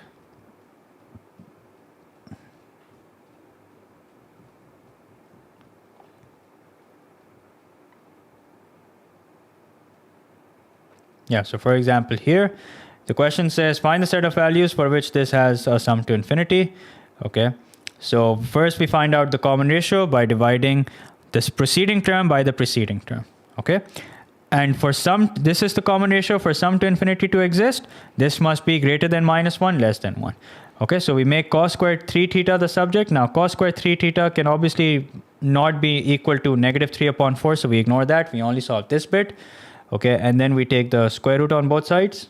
Okay, and remember, when you take the square root, it's going to be plus minus. Okay, so you have to alter the range and everything.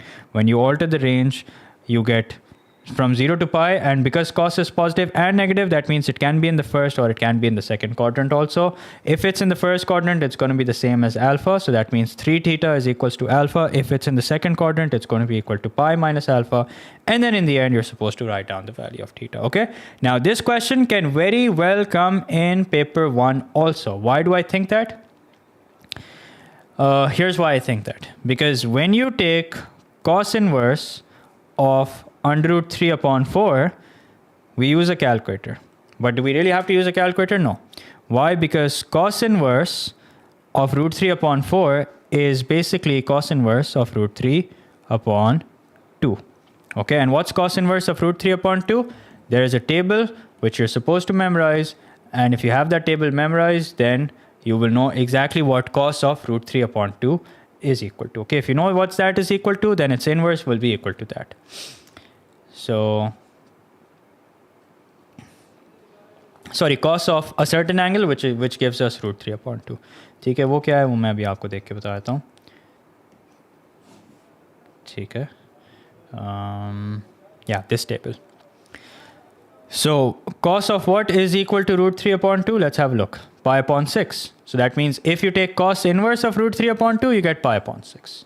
Okay, so these are values that you're supposed to memorize, and along with that, all the trigonometric identities, and that's all you need to do in order to solve trigonometric identities or in order to make trigonometric graphs. Okay, I know a lot of you have been making a big deal about trigonometric graphs without a calculator, but the idea is you're just supposed to know values of 0, 30, 45, 60, 90, along with values of 90, 180, 270, 360 for sine, cos, and tan, which you already know because when you make the graph of sine, cos, and tan, so we already are able to memorize that.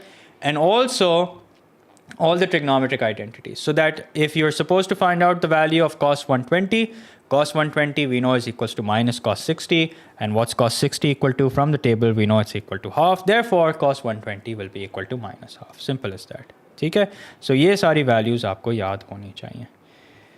ठीक हो गया. So that was sum to infinity, some questions that I've solved, you guys can go over it. अच्छा, word problems के भी मैंने कुछ questions stream में solve किए हुए हैं, so you guys can go over it. ठीक है, let me have a look if I've done them. Yeah, so questions like these, all of this I don't expect to come in paper 1. This is way too complicated. But some basic questions of sum to infinity, some basic questions of AP, GP can come in the paper. ठीक है. अच्छा, ये एक बड़ा अच्छा सवाल था, तो make sure to go over it. You will find this PDF in the link in description also of this stream. This question. The first term of AP and GP are both 3. So here's AP, here's GP. The first term are both 3, as you can see. The second term of the AP is the same as the third term of GP. So second term of AP means 3 plus D. Okay, considering that we know the first term. And the third term of the GP means 3r squared. The sixth term of the AP is the same as the fifth term of the GP. Sixth term of AP means 3 plus 5D. Fifth term of the GP means 3r power 5. Okay, so we make these two equations, we solve them simultaneously. We end up with a disguised quadratic equation. We then solve for the value of r. Achha, read the question. The question says anything which the question tells us what is the... Okay, the common ratio of the GP is greater than 1. So that means which value are we going to take? We're obviously not going to take 1 and minus 1. Achha, we never take common difference as 0 and common ratio as 1. Why? Because if the common difference is 0, that means every term will be the same. If the common ratio is 1, that means every term will be the same. Okay, so that doesn't make sense anyway. So we have r is equals to 2 minus 2. So these could be our potential answers. R equals to minus 1 could also be a potential answer, but we only take 2 because the question says so. So once you have r as 2, you find out the common difference. And I guess that's what you're supposed to do. Yeah, so a nice 6-mark question, which can very easily be done without a calculator. In fact, it's right in front of you that I've done it without a calculator. Okay, so that was AP-GP. Now we're going to talk about permutations and combinations. Okay, but I'm mainly going to focus on the part of permutations and combinations where you solve it without a calculator. Okay, I'm not going to focus on the whole theory of permutations and combinations. Why? Because I have a detailed stream on it. You guys can check it out. Okay. Right now we're only going to focus on the part which can come in paper 1. Okay, so let me know if you guys are awake.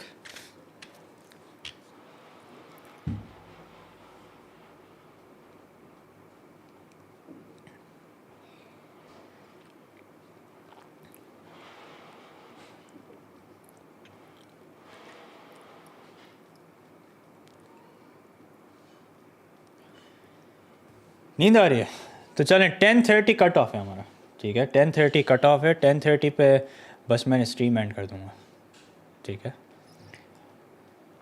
चलें. So let's resume. Pick up pace? Yeah, I'm going to pick up pace. Sir, can you show similar angles for trig ek bar? What do you mean similar angles? बेटा आपने dinner break लेना है, आप जाएं, आप dinner करें, आप पूरा फीस्ट करें, जो करना है आपने करें, ठीक है. हम आपके लिए तो ब्रेक नहीं ले रहे हैं, तो आप आके रिकॉर्डिंग देख लीजिएगा.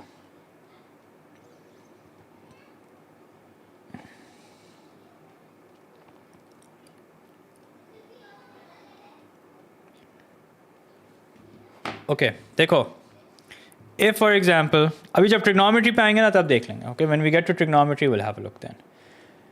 Alright, now let's talk about अच्छा देखो, डिफरेंशिएशन इंटीग्रेशन की जहाँ तक बात है ना, डिफरेंशिएशन इंटीग्रेशन में वैसे ही इतना डिटेल में नहीं कराऊंगा.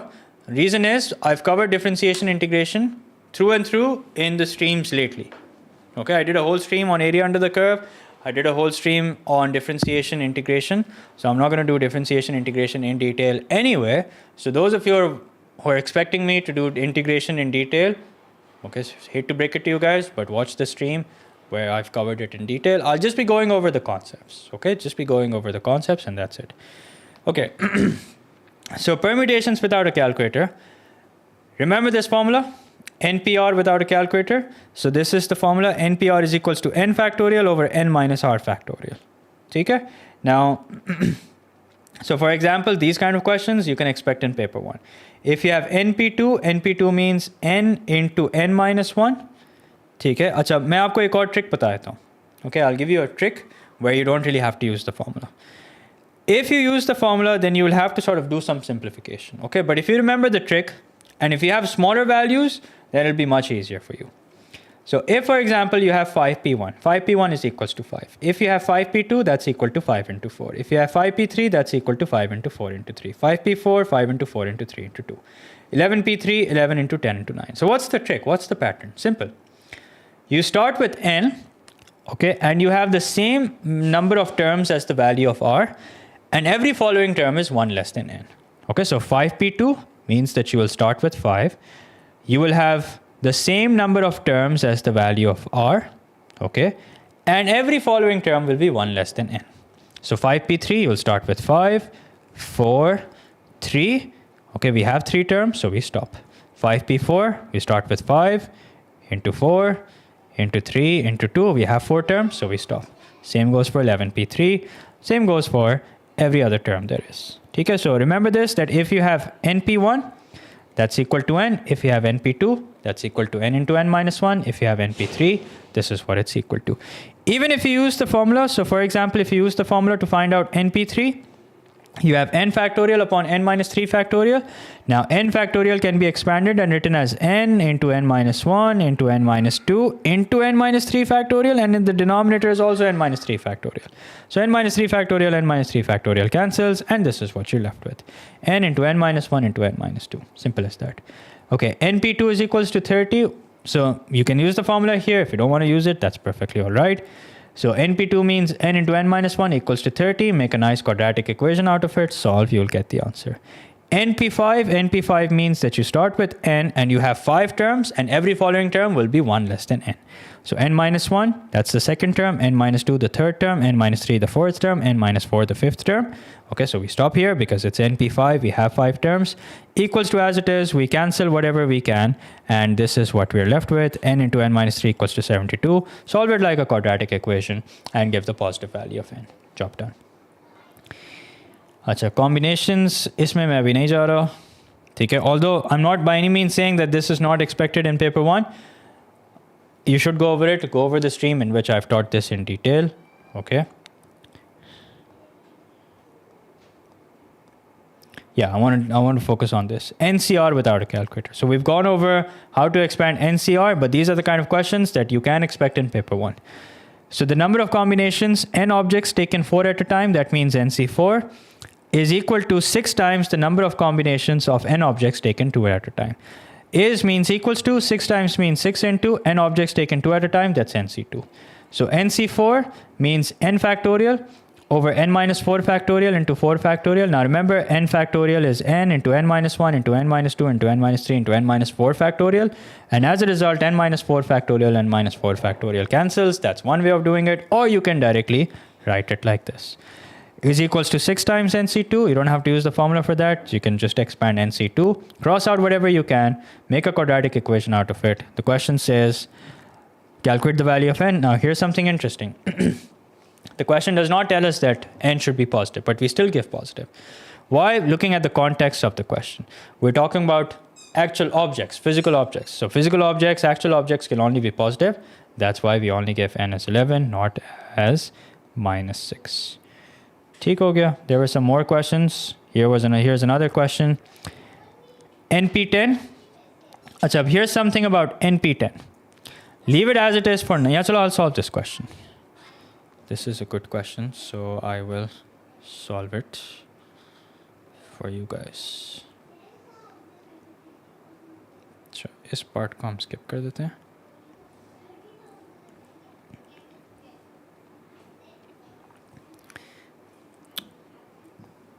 Yeah.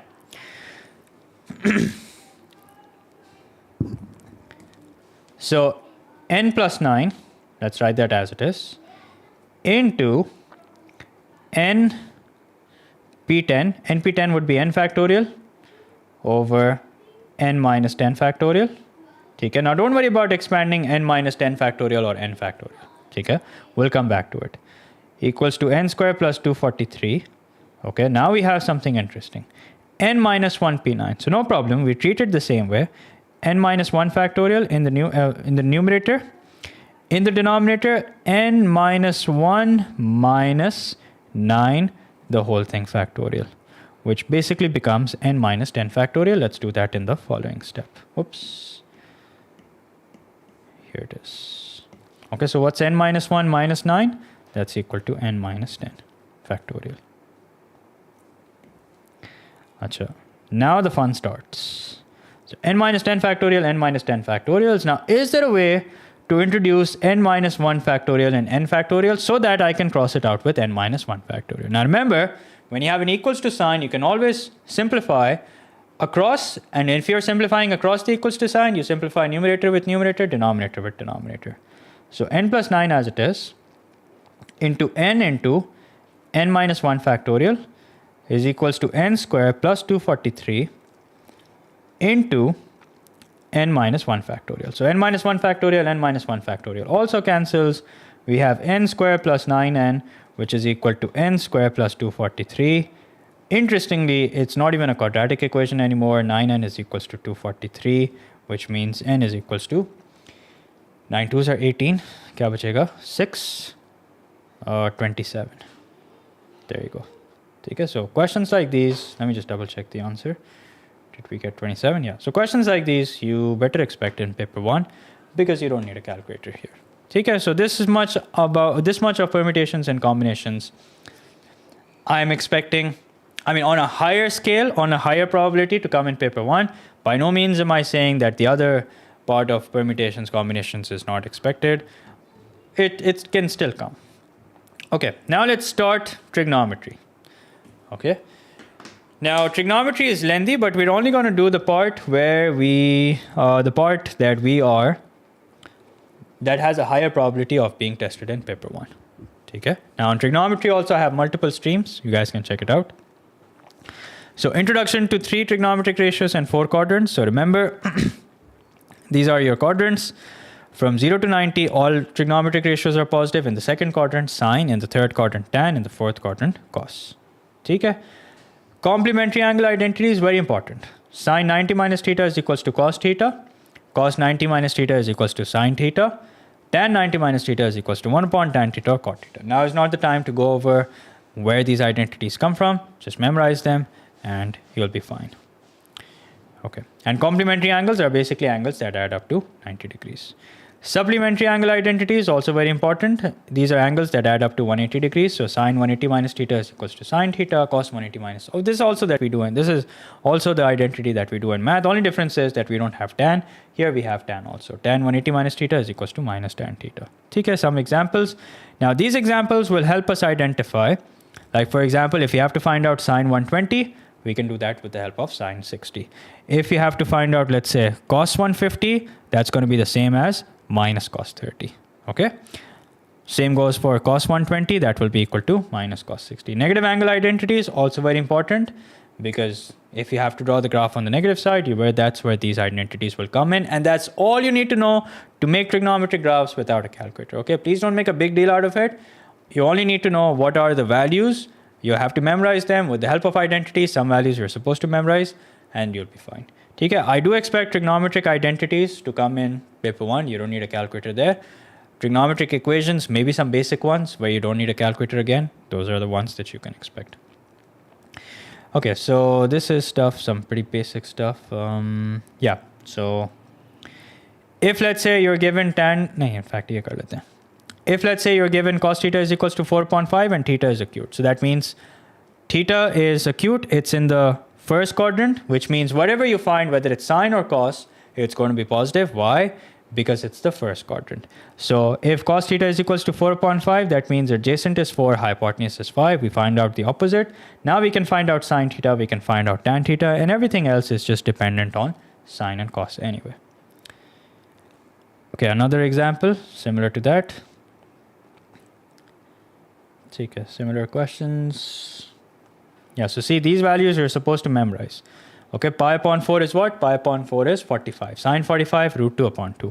Cos pi upon 3, pi upon 3 is 60, which is root 3 upon 2. Oh, sorry, which is half. So ये values आपको याद होनी चाहिए.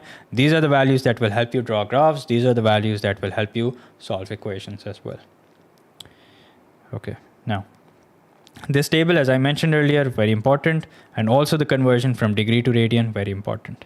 So for example, if you have something like this, cos theta is equals to 2 upon 5, and theta is between 270 and 360. That means it's in the fourth quadrant. So you will make a triangle in such a way that the adjacent is 2 and the hypotenuse is 5, because cos is adjacent over hypotenuse. You'll find out the opposite side using Pythagoras theorem. You will find out tan and sine. Now, because it's the fourth quadrant, that means tan and sine, whatever they're equal to in value, just make sure you write a minus sign, because it's the fourth quadrant. Okay, how did I know it's the fourth quadrant? Cos is positive, that means it could be the first, could be the fourth, but when we look at the range of theta, we identify that it's the fourth quadrant. Okay, sine theta is equals to 5 upon 13, theta is obtuse, find the value of cos theta and tan theta. Again, same way, obtuse means it's the second quadrant, so cos and tan, whatever they're equal to in value will be negative. Okay, some similar questions. Acha, graphs. अब देखो ये values आपको, in addition to the values of 0, 36, 0, 30, 45, 60, 90, you should have these values memorized as well. Okay, some important rules of graphs related to sine, that maximum value is 1, minimum value is -1. One period takes 360 degrees. Natural period is basically 360 or 2 pi, which is the number of degrees it takes to complete one cycle. Same goes for cos, although the shape of the graph is slightly different. The graph of tan has something known as asymptotes. One asymptote is at 90, one asymptote is at 270. Okay, asymptotes are basically infinite dotted lines, which the graph approaches but never really cuts it. Okay, so it has no maximum value, it has no minimum value, therefore we don't find the amplitude. The natural period, however, which is the number of degrees it takes for one cycle to end, is 180 degrees. And the number of cycles that you draw depends on the range that you're given and the period of the graph. Okay. Achha, step is basically after what degree interval should you plug in values. So usually with the case of sine and cos, we take the step of 90 degrees, and usually with the case of tan, we take 45 degrees or pi upon 4. Okay, but there is no hard and fast rule. We look at the grid, and that's how we decide the step to take. Okay, some modifications to the graphs that I've drawn. Achha, this is a summarized version of trigonometric graphs that you're supposed to memorize. Okay, I've mentioned this in my streams also. Okay, you guys can take a screenshot of it if you like.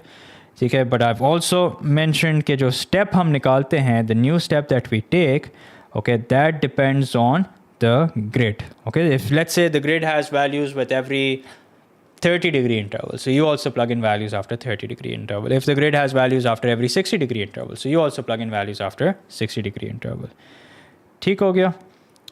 अच्छा, then I've done some questions. ठीक है. अच्छा, if you're given the graph, now these kind of questions you can expect in paper 1. You may be given the graph and you're supposed to find out the value of A, B, and C. Now, first of all, write it nicely. Write it in this fashion, where you have the trigonometric function with all the coefficients and then the constant. Now, B is what? B is the amplitude. Okay, the coefficient of the trigonometric function is the amplitude. So 5 minus 1, highest minus lowest, divide by 2. So we have the amplitude. Now, 2 means that the graph of cos was supposed to start from 2. Okay, so whatever is the amplitude, that's where the graph of cos starts from. Achha, then, if this graph is not starting from 2, if it's starting from 5, that means something must be added. Now, what is that? A is what's telling us that something has been added, and that's how we know that the value of A is equal to 3. ठीक है? अच्छा, एक और चीज़ I recently learned, with the help of which you can find out the constant that you have towards the end. Add the highest value and the lowest value, not subtract. That's what you do for amplitude. Highest plus lowest upon 2, take the average of the two values. Okay, that is basically the value that has been added. So 5 plus 1 is 6, 6 upon 2. What's that equal to? That's equal to 3. So that is what has been added. ठीक हो गया? अच्छा, new period, what's the formula for new period? New period is equals to natural period divided by the coefficient of x, which may not always be b, sometimes it may be something else, like for example, in this case, it's c. So the new period, as you can see, is 120 degrees because it's taking 120 degree for one cycle to end, equals to the natural period. What's the natural period of cos? That's 360. Divided by the coefficient of x. So what's c equal to? C is equals to 3. Please don't make the mistake where you might think, where you say that c is basically equal to the number of cycles. No. Coincidentally, it may be equal to number of cycles in multiple cases, but that's not what c is equal to. C is basically the coefficient of x, which decides the new period. Okay, the number of cycles, like I said, depends on the range and the period that you have. ठीक हो गया? Achha, then some more example questions that I've done. Achha, trigonometric equations. I'm expecting this to come in paper 2, but here's the thing. जो simple वाले हैं ना, वो आ सकते हैं. Like for example, if you have something like this, cos theta is equals to minus 0.5. So you take cos inverse of 0.5, what's that equal to? That's equal to 60. Now, how will you know what cos inverse of 0.5 is equal to? If you have these values memorized. Which values? These values. Because cos 60 is half, that means cos inverse of half is equals to 60. Okay, it could be in radian also, in which case it's pi upon 3. Okay, so these are the kind of trigonometric equations you can expect. अच्छा, फिर ये range altering, ये सब I'm expecting in paper 2. ठीक है, but still the streams that I've done, if you're doubtful, if you're completely unaware, only then watch it. If you have an understanding, then no need to watch any stream or anything. So trigonometric identities, I'll just go over some rules regarding trigonometric identities. So rule number 1, always start with the more complex side. Okay, left-hand side. It could be the left-hand side, could be the right-hand side. There's no rule that you have to start with the left-hand side. You could start with the right-hand side, nothing to worry about. Just make sure that you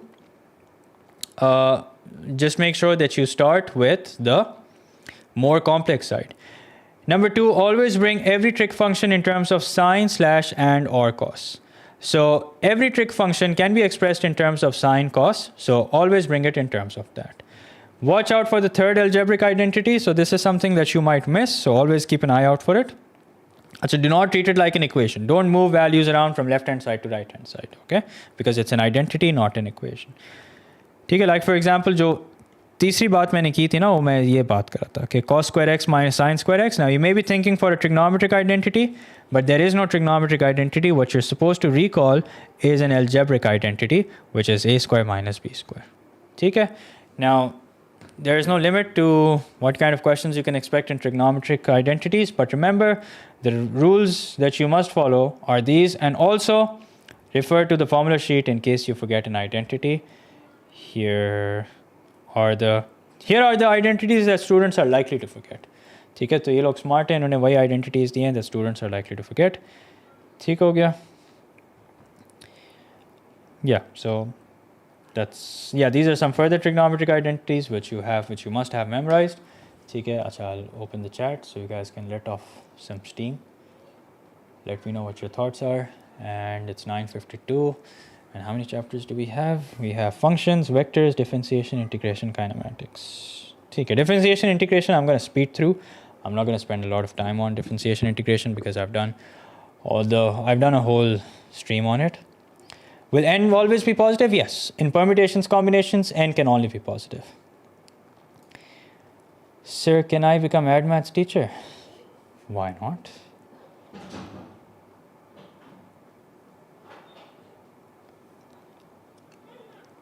(10:30) पे ख़त्म करना है. हाँ बिल्कुल, चलें आप full speed करते हैं.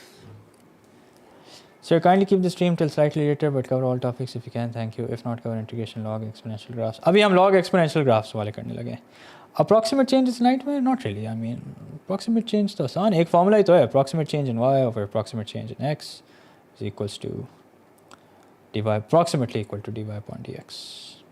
Will you do APGP? तो I think बेटा आप सो रहे थे. ठीक है. I have already covered APGP. Yeah. Next is functions. Next is functions. ठीक हो गया.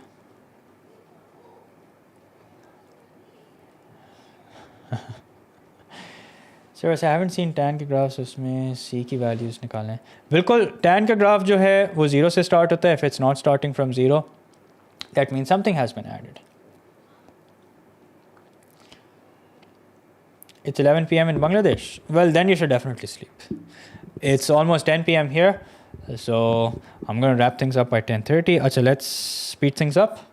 Let's talk about functions. How long has the stream been actually? 4 hours. Wow.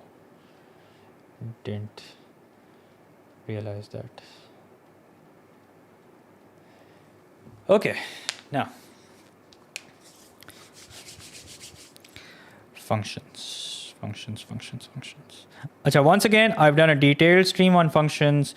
In fact, wait a minute. Functions की तो पूरी playlist uploaded है. ठीक है? So I'm just going to go over it. I'm going to do like a flash speed run through it.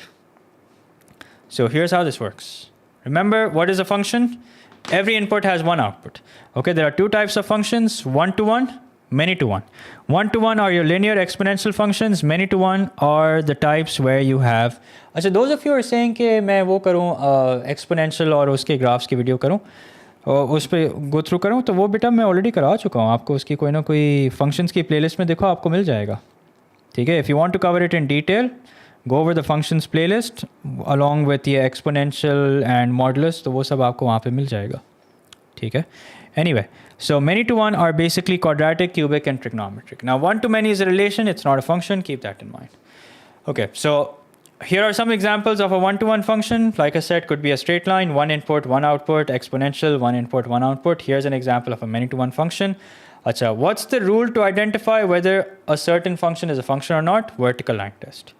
Okay, if the vertical line cuts at one point, that means it's a function. Okay, wherever you draw a vertical line, as long as it's cutting at one point, it's a function, which is why a circle is not a function. Trigonometric functions are also functions. Okay, then what's the rule to identify whether it's a one-to-one function or not? Horizontal line test. If it cuts at one point, it's a one-to-one function. If a horizontal line cuts twice, it's a function, but it's not a one-to-one function. Okay, it's a many-to-one function. Circle is not a function to begin with, so there's no point in identifying whether it's a one-to-one or not. Okay, trigonometric functions are also not one-to-one functions, they're many-to-one functions. Achha, also one thing to keep in mind, which people don't pay a lot of attention to, a one-to-one function is always increasing or could also be always decreasing. Here also you can see it's always increasing, or it could also be always decreasing depending on the curve. A many-to-one function is doing both. It's decreasing as well as increasing. Okay, here's a many-to-one function, increasing, decreasing, increasing. Okay, so that's another way to identify whether it's a one-to-one function or a many-to-one function. These are some notes in which I've talked about vertical line test, horizontal line test. अच्छा, domain and range भी मैं काफ़ी detail में cover कर चुका हूँ. I've done multiple questions where are related to domain and range. Make sure to check them out. Okay. But just remember that if it's a one-to-one function and the domain is restricted, you can simply plug in the endpoints, give your answer in range form. However, if it's a many-to-one function, then the best way to find out the range is to make a rough sketch. Okay, make a rough sketch, identify the highest point and the lowest point. That's the best way that you can find out the range of a many-to-one function. ठीक है? So again, some notes which you guys can go over. Acha, also inverse. Acha, first let's talk about composite functions. So composite function is when you plug in one function into the other function. Okay? So some rules related to composite function. F square does not mean that you square the function. F square basically means that f of x. ठीक हो गया? Acha. Once again, some composite functions. Okay, if you have something like this, g of f of 18, then you can find g of f of x first, and then in that function plug in 18, or you can find f of 18 first. Whatever that value is, you can then plug in that value in function g. Either way, you'll get the same answer. ठीक हो गया? Some past paper questions. Reason why I'm going through this quickly is because I've already uploaded the entire playlist of functions, so you guys can check that out if you're struggling with a specific concept. Okay, inverse of a function, some important rules regarding inverse. So we know how to find the inverse. You replace f of x with y, you make x the subject, and then you replace x with f inverse and y with x. Okay. Domain of f of x becomes the range of f inverse of x. Very important. This is how we find domain and range of inverse related functions. And range of f of x becomes the domain of f inverse. Okay, I think I've done 2 streams on functions in which I've solved past paper questions. So once again, if you're struggling with a specific concept, make sure to check that out. Okay, inverse of a function will only exist if it's a one-to-one function. Okay, so how do we check whether it's a one-to-one function? It should be always increasing or always decreasing, or it should have a horizontal line cutting at one point. Okay, so a quadratic function by nature is a many-to-one function, but you can turn it into a one-to-one function if you change the domain slightly. If x equals to 2 is the x coordinate of the turning point, then if you, let's say, look at the second half, it's a one-to-one function. If you look at the first half, then also it's a one-to-one function. Okay, and remember the relationship between the two functions, they're a reflection along the line y equals to x. ठीक हो गया?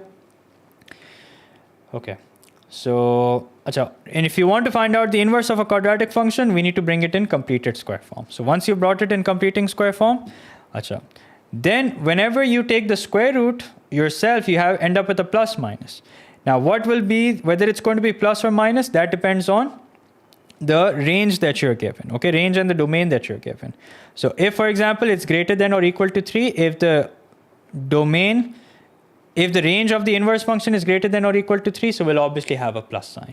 If the range of the inverse function is lesser than or equal to 3, so we'll have a minus sign. Why? Because only when you add something to 3 will the range remain greater than or equal to 3, and only when you subtract something from 3 will the range be lesser than or equal to 3. ठीक है? अच्छा, इसका मैंने एक और plan भी बताया हुआ है, plan B. Check it out in the video, where what you do is you plug in a value that's falling inside the domain, you get the output, you plug in the output in the inverse, and see which sign gives you the same value that you plugged in earlier. ठीक हो गया? अच्छा, so ये हो गया. अच्छा, अब आ जाते हैं इस पे, graphs of E and ln x.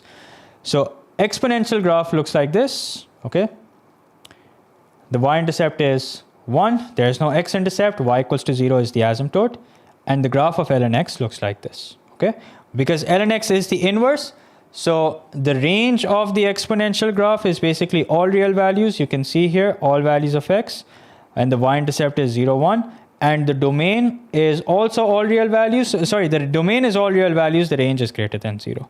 Now, if you look at ln x, because it's the inverse of e, so its domain is greater than 0, which is basically the range of e power x, and its range is all real values, which was basically the domain of e power x. Okay, here as x approaches infinity, y also approaches infinity. You can see that the graph tends to infinity. Same goes for ln. But as x approaches negative infinity, okay, as x becomes lesser and lesser, y approaches 0. Here, as x approaches 0, y approaches negative infinity. So you can see as x approaches 0, y approaches negative infinity. So basically what's happened is it's been solved. Because it's a reflection along the line y equals to x, what happens when you reflect a graph along the line y equals to x, x becomes y becomes x. Okay? So these are some standard rules. If you have something like this, y equals to a is the asymptote, x equals to b is the asymptote. Okay? Now some examples. If you have y is equals to e power x, that's what that looks like. But if you have y is equals to e power minus x, that will be a reflection along the y-axis. This is what it will look like. Y equals to e power minus e power x. So this is e power x. If you multiply the entire function by minus, that means now it will be reflected along the x-axis. Here it is. Note, any exponential graph y is equals to e power x and its inverse y equals to ln x will not intersect. Yeah, that is correct. Yeah, that I believe is correct. ठीक है, सही है. Okay, now, so here's an example. 3e power x plus 2, state the range. So how do we identify the range? The range is identified by the asymptote.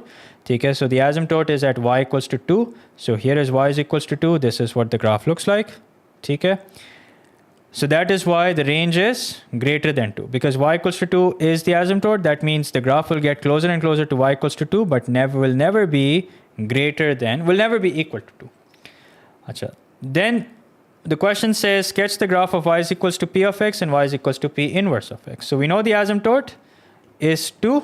So we will draw the graph accordingly, and when you plug in 0 in place of x, because you are supposed to show x and y intercepts, so you will get y as 5. So this is what the graph of e power x looks like. We're already given the line y equals to x. So here the asymptote was y is equals to 2. Okay, in the other graph, the asymptote will be x equals to 2. Now you're not supposed to draw the asymptote, but in majority of the cases, you are supposed to draw the asymptote. Okay, Achha, just give me 1 minute.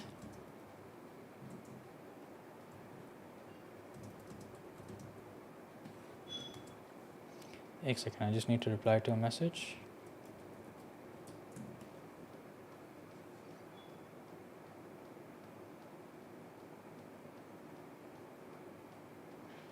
Okay, great. All right, now, again, some examples that I've done. You guys can go over them. Okay. So here, because it's 5 minus, so that means the maximum value is 5. Okay, the maximum value that it will approach, not the maximum value that it will be equal to, and everything else will be less than 5. So that's why the asymptote will be at y equals to 5. Here you can see, and everything else is below. ठीक हो गया? अच्छा, and then I think you're supposed to find f inverse of x. Yeah, so do that. ठीक है. अच्छा, modulus पे आ जाते हैं. Modulus functions. So the way that you solve modulus functions is that when you remove the modulus sign, you have a plus minus, or the safest way is to square both sides. Doesn't matter whether it's a modulus inequality, modulus equation, square both sides and then solve. And it's always a good idea to plug in your answer and see which one is correct, because in some cases you may have one acceptable answer and the other may not be acceptable. So how do you sketch a modulus function? Okay, if it's linear, then remember any modulus function will be either something like this or something like this. Okay? There are some step-by-step procedures that you need to follow. Find the x-coordinate of the vertex by equating the expression inside the modulus to 0. So if you have y is equals to modulus of x minus 2, equate the expression inside to 0, you get x equals to 2. So this is the x-coordinate of the vertex. Find the y-coordinate of the vertex by plugging in the x-coordinate found in step 1 back into the equation. So when you plug in 2 back into the equation, you get y equals to 0. So that means you now have the vertex point. Achha, up we know that we will have a straight line on the left, a straight line on the right. So that means plug in one value that's less than the x-coordinate of the vertex, plug in one value that's greater than the x-coordinate of the vertex. Okay, so notice that this is the vertex. I've plugged in 2 to be on the safe side. Okay, so when you plug in 1, 1 minus 2 is minus 1, modulus of which will make it 1. When you plug in 0, 0 minus 2 is minus 2, modulus of which will make it 2. When you plug in 3, 3 minus 2 is 1, modulus of which will remain 1. 4 भी plug in करोगे तो वही आएगा. ठीक है? This is how you basically draw modulus functions. And then you draw a line on the left, a line on the right. Okay, this method will help you draw any modulus function there is, doesn't matter. Okay, as long as it's a linear modulus function, meaning inside the modulus you have a expression which looks like a straight line. Here also you can see we find the x-coordinate of the vertex by equating the expression inside the vertex to 0. Okay, then we find out the y-coordinate of the vertex by plugging in the x-coordinate of the vertex into the equation of the curve. We get y equals to 2. Then you plug in some points on the right side of the vertex, some points on the left, obtain straight lines. There you go. Achha, if it's anything but linear, then what you do is you first draw the normal curve. Okay, and what will happen due to the modulus? Everything that's below the x-axis will be reflected above the x-axis. Okay? Achha, that's all there is. If it's an inequality, remember the rules. You can solve it by squaring both sides. That's the method that I prefer. When you square both sides, you get you get a range. You get a quadratic inequality, which you will solve the way that you solve any other quadratic inequality. Okay? If you want to do it without squaring both sides, then remember, whenever you remove the modulus sign, there's going to be a plus sign and a minus sign. So solve it once with the plus sign, solve it once with the minus sign, and this is what you will end up with. Okay? So I'll leave it up to you which method you prefer. Okay? But as far as function is concerned, that's all there is. अच्छा, vectors को मैं फिलहाल थोड़ा skip कर रहा हूँ. ठीक है? I'm just going to do differentiation, integration, and kinematics. I'll enable the chat for a minute, see what you guys are up to, and then we'll resume. Okay, because vectors I've done recently, especially the velocity vectors part. The other part I think is fairly easy. So I will do it, but towards the end. Right now I just want to run through differentiation, integration. If the question says show the asymptotes, then you better show the asymptotes.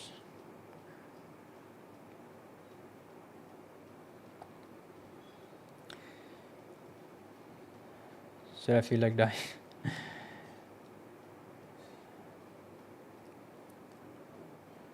No, logarithmic and exponential do not intersect at y equals to x. Okay, e power x and ln x do not intersect. Will the difficulty of P1 be so? I don't know, but I did not make the mock. So I think kinematics questions are done in radian. Yes, kinematics questions are done in radian.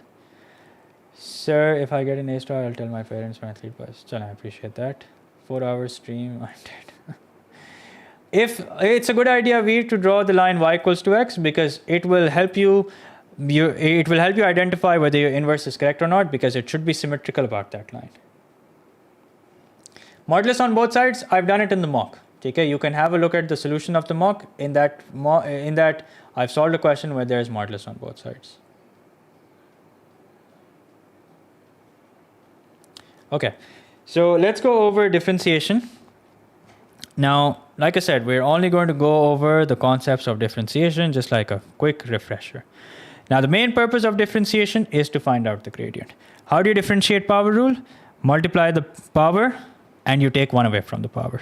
Okay, that is how you differentiate power functions. Multiply the power and take one away from the power. Okay, if you have something like this, first separate and then differentiate. Okay. If you want to find out the gradient, differentiate, plug in the x coordinate of the point, you will have the gradient of tangent at that point. ठीक हो गया? अच्छा, फिर composite functions. How do you differentiate composite functions? Once again, you multiply the power, you take one away from the power, and then the additional thing that you do is you multiply by the differential of the power. That's how you differentiate.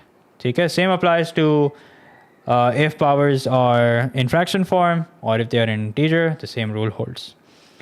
So then we have product rule. Product rule is when you have two functions that are being multiplied and you cannot simplify them or rewrite them as one function, then this is what product rule looks like. Vu prime plus uv prime upon vu prime plus uv prime, that's it.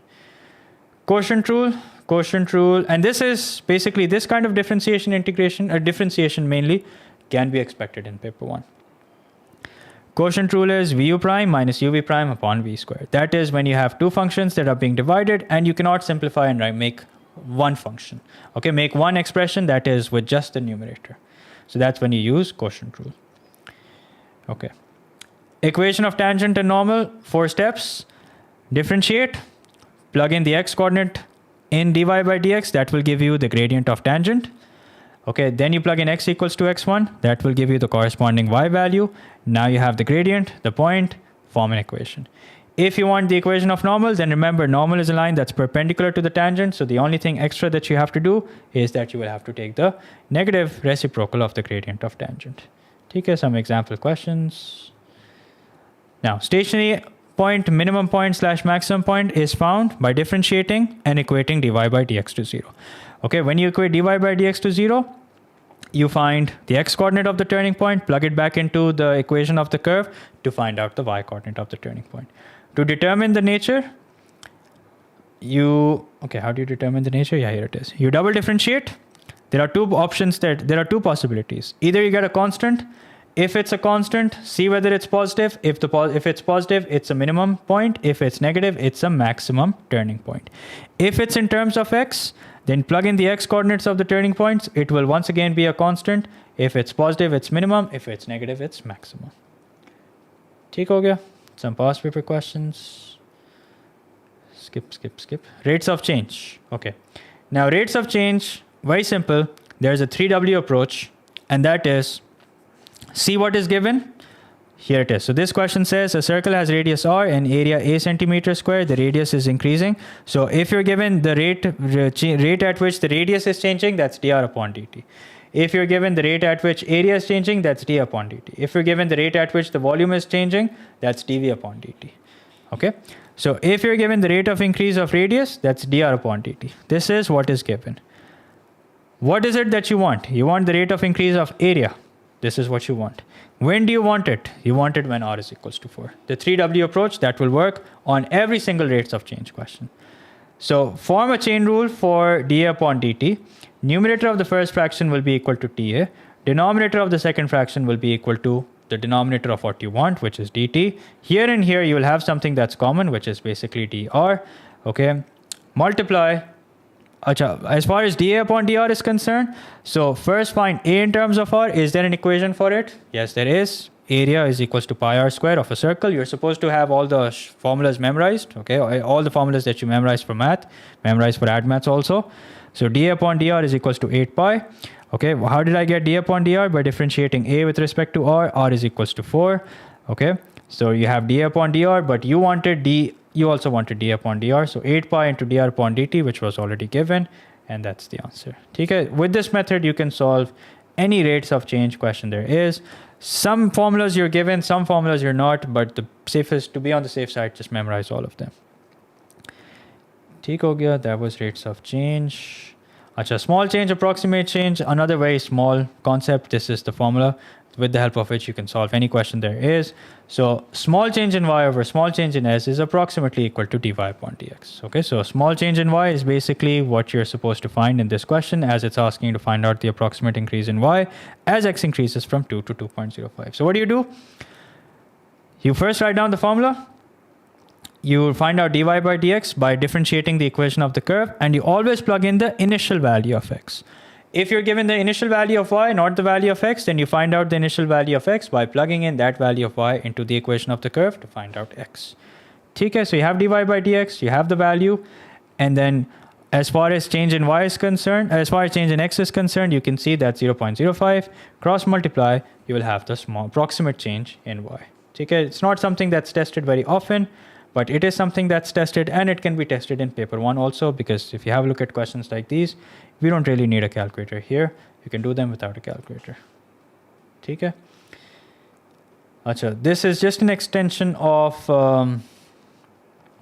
maximum minimum value, which we use to apply in real life scenarios. Okay, so for example, if the question says stationary value of a, that means dA upon dx is equals to 0. Okay, since it's in terms of x. ठीक हो गया? अच्छा, in questions में भी एक certain pattern होता है.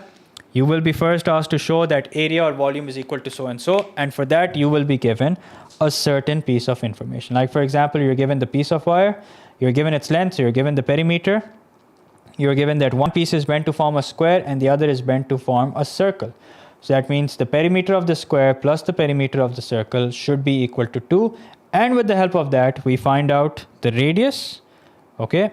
And because we're supposed to find out the total area, and we're supposed to bring it in this form, so total area would be equal to area of square plus area of circle. And we show that it is in fact equal to this. You might have to simplify. So do that. And there's a standard way of solving questions like these. You will always be given some piece of information with the help of which you will find out what one variable is equal to, and then you will have to maybe find out the area, volume, total surface area, depending on the question, and show that it's equal to a certain expression. Okay, if you know differentiation integration well, these questions won't be a problem. So then differentiation of exponential functions. Let's just go over the rules. E power as it is multiplied by the differential of the power. That's it. Okay, that's how you differentiate exponential functions. Everything else remains the same, meaning whether you have to find out the equation of tangent, normal, everything remains the same. Logarithmic function, 1 upon the argument multiplied by the differential of the argument. Everything else remains the same. Okay, meaning equation of tangent, equation of normal, everything remains the same. Now trigonometric functions, you have to memorize differential of sine cos, differential of cos minus sine, differential of tan sec square x. If you have an angle, then in the end you multiply by the differential of the angle also. Once again, memorize. If you have trigonometric functions with power, then remember this rule PTA, that you first differentiate the power, then you differentiate the trigonometric function, then you differentiate the angle. Okay? So the power, trigonometric function, and then the angle, that's the order that you follow. Okay? अच्छा, then सही, यही rules हैं. अच्छा, अब integration का एक run through कर लेते हैं. Okay. Integration is mainly used for two reasons: to find the equation of the curve and to find the area under the curve. Okay. So, and integration, remember, is the reverse process of differentiation. So how do you integrate? You add 1 to the power, divide by the new power, plus c. That's how you integrate power functions. ठीक हो गया? Here are some examples. Add 1 to the power, divide by the new power. First, write it in a way that it's easy for you to integrate. So for example, if you have something like this, it's better to write it in this form and then integrate. ठीक है? If you're supposed to find out the equation of the curve, so when you integrate, you will have a plus c. Whenever you integrate without limits, you will always have a plus c. How will you find out the value of c? By plugging in the point through which the curve is passing. Integration of composite function. Now remember, this only works if you have a linear function inside the bracket. You add 1 to the power, divide by the new power. Now in differentiation, you would multiply by the differential of the expression inside the bracket. In integration, you divide. Okay, that's how you integrate exponential functions. All right. Composite functions. Exponential functions, instead of, you rewrite the exponential function as it is. Now instead of multiplying by the differential of the power, you divide by the differential of the power. ठीक हो गया? Trigonometric functions just do the opposite of what you do in differentiation. So when you differentiate sine, you get cos, meaning when you integrate cos, you get sine. When you differentiate cos, you get minus sine, meaning when you integrate sine, you get minus cos. Okay, when you differentiate tan, you get sec square, meaning when you integrate sec square, you get tan. Okay, in differentiation, you multiply by the differential of the angle. In integration, you divide by the differential of the angle. And there is no integration of power functions in our syllabus. Okay, so you don't have to integrate sine square, you don't have to integrate cos square or tan square for that matter. Okay, some past paper questions. Achha, integration leading to ln. So what you have to, how do we know that we have to use ln? If the numerator is equal to the differential of the denominator, or if it can be made equal to the differential by multiplying with a constant, then integration leading to ln will be used. Okay, so I've done a stream on this. Make sure to check it out. I've done multiple examples. Okay, so like for example, if you have something like this, so first of all, bring the 4 outside, make the numerator equal to 1. Now what will be the differential of the denominator? It will be equal to 2. So you multiply the numerator by 2 and you also divide by 2, so that whatever change you do just cancels out. And now since the numerator is equal to the differential of the denominator, you can simply do ln of denominator and that's your answer. Okay, so remember these rules that you have to follow. Here also bring the 6 outside. What will be the differential of the denominator? Minus 3. So you multiply 1 by minus 3. You also divide by minus 3. Now it's equal to, now it's written in a way that ln can be used. So there you go, minus 2. ln of the denominator equals to 0. Achha, area under the curve. So if you integrate the curve with respect to x within 2 limits, then you find out the area between the curve, the x-axis, and the 2 limits. Okay?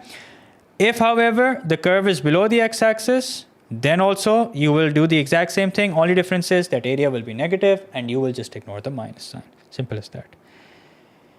Okay, so some past paper questions that I've done. So make sure to plan your answer. If you want to find out the area of the shaded region, first find out the area under the line, which you can do by integration, or you can use the formula for trapezium also, and then find out the area under the curve between the limits 0 and 2. Whoops. And then subtract the 2 to get the answer. Okay, so planning is very important. Achha ji, here also planning is very important. Don't take that lightly. Okay, and also remember that if area is, here, if it's below the x-axis, your answer will turn out to be minus 3, but we have common sense. We know that we're finding out area. We'll just ignore the minus sign. Okay, so when a part of the curve is below the x-axis, the answer after integrating within limits will come out as negative. But since we need to find out area, we will ignore the negative sign and give the answer as positive. Okay, so if you want to find out this area, you will first integrate within the limits 0 and pi. Then you will integrate within the limits 0 pi and 2 pi. Okay, ये जो मैंने यहाँ पे किया हुआ है, I've done it to show that this is wrong. And then you will give the answer. Okay, so you will break it down. You will integrate sine x with respect to x, first within the limits 0 and pi, and then you will integrate it within the limits pi and 2 pi, and you will add the answer. Okay, and this you will take as positive because it's area. Okay, everything else. Also, you don't have to learn the part where you integrate with respect to y. You can do it alternatively also. Okay, it's not something that you have to know. It's officially not, I don't think it officially is part of the syllabus. So even if you don't know it, that's perfectly all right. Recently I did a whole stream on hence find. You can check that out. I'm sure you guys have seen it. If you haven't, you can check it out. Okay, so hence find is basically when you use the differentiation to integrate something which you can't integrate otherwise. Okay अब kinematics और हमारा vectors रह गया. अच्छा मैं kinematics करके फिर ही chat खोल दूंगा. अब देखो kinematics is all about differentiation integration and it's all about some rules that you have to memorise. ठीक है. So the rules are for as long as the object does not turn distance is equals to displacement. When the object is back to the starting point, displacement is equals to 0. When the object goes beyond the starting point on the return journey, the displacement becomes negative. ठीक है, तो यहाँ पे मैंने ये कुछ rules apply किए हुए. T1 पे distance is 20, displacement is also 20. But at T2, the distance traveled is 20 plus 16, which is 36. But the displacement measures how far the object is from the starting point, which is 4 meters. At T3, the distance traveled is 20 one way, 20 the other way, and additional 6, so that's equal to 46. Okay, but the displacement is minus 6 because it's 6 meters away on the opposite side from the starting point.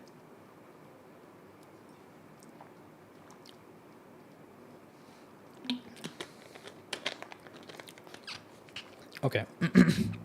When the object turns, velocity becomes negative. All right, so some rules about speed and velocity. If velocity is negative, that means the object is moving in the opposite direction to the one taken as positive. Acceleration is the rate of change of velocity.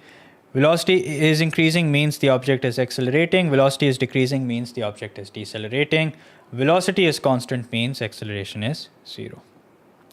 Okay, calculus applied to kinematics, some rules that you must know. Distance from O, fixed point, is called displacement. When the object starts from O, t equals to 0 and s is equals to 0. And if the object starts from rest, that means at t0, velocity is 0. The differential of displacement with respect to time gives velocity. So when you differentiate displacement with respect to time, you get velocity. When you differentiate velocity with respect to time, you get acceleration. Okay, so this is something that will help you memorize.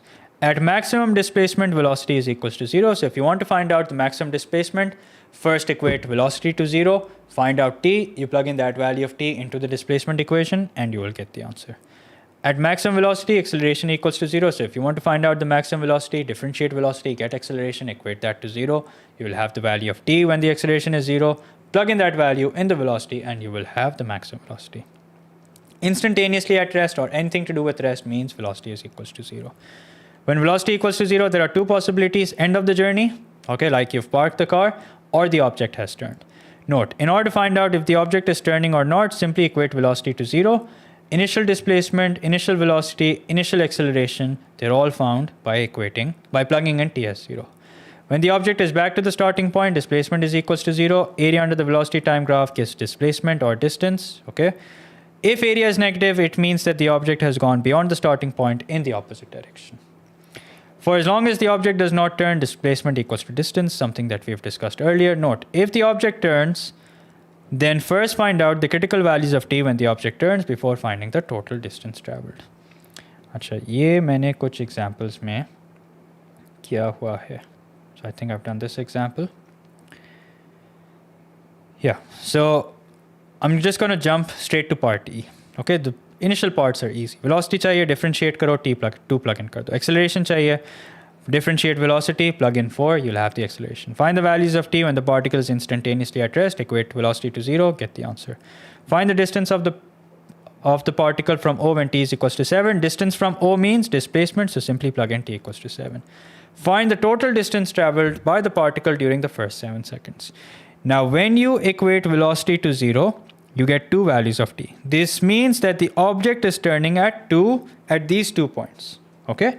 Here you're supposed to find out the distance traveled. Now there are 3 ways that you can do that. Okay, there are 3 ways that you can do that.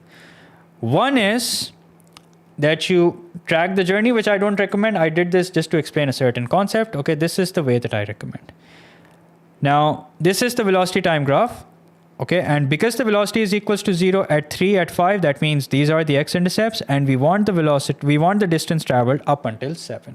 So I cannot simply integrate velocity within the limit 0 and 7 because some part of the curve is above, some part of the curve is below. So instead what we're going to do is, first we're going to integrate from 0 to 3, then we're going to integrate from 3 to 5, and when we're integrating from 3 to 5, we'll get the answer as negative. We'll take that as positive because here the object is traveling in the opposite direction and we want the distance traveled. So we will take that as positive. And then we'll integrate from 5 to 7, which we will get as positive only. ठीक है, अच्छा ये एक और method है, ये आप मेरी स्ट्रीम से जाके देख सकते हैं. ये अभी मैं समझाऊंगा तो आप लोगों के हो सकता है सर पे से गुजर जाए. If you're aware of this, that's great. If not, then just stick to this. ठीक है. Some conversion which you must memorize because there have been questions where you're supposed to convert displacement time graph to velocity time graph to acceleration time graph. Okay, so this was from May-June 2022. ठीक है, तो ये हमारा kinematics का run through हो गया. अब last vectors. चलें आखिर में मैं चैट खोल देता हूँ ताकि जो भी आप लोगों ने बढ़ास निकालनी है आप निकालना है. अब वेलोसिटी वेक्टर्स तो मैंने अभी रिसेंटली कराया है. ठीक है. So I'm not going to go over that. What I will go over is the one part of vectors which I did not cover, okay, and which is also very similar to math. I know bus ho gayi hai, bilkul ho gayi hogi. Hats off to you guys. Who here has been part of the stream since the beginning? Just say yes. Who here has sat through the entire, how long has it been? 4.5, almost 4 hours because we took some breaks also. Chale, hats off to you guys. I appreciate it. So relative velocity beta is not part of the syllabus anymore. Okay, so quite a few of you. That's great. Integration with respect to y. Ignore that, Josefa. Agar aapko nahi aata na, it's okay. Nothing to worry about. Sir, could you go over velocity vector really quickly, overview though? Mashal beta, I've covered that in detail, so I can't go over that right now. Wo dekh lein aap. How to tell if the graph is always increasing or decreasing? If you plug in x and y is always greater than the previous value, then that means it's increasing. And as you plug in x, if y keeps on decreasing, that means it's a decreasing function. There was a lizard in my room, lizard learn functions. Okay, cricket after CI is, yeah, sure, done. I've covered velocity vectors in detail. I did a dedicated stream on it. How can I get it to you? Get me what? Okay, khair.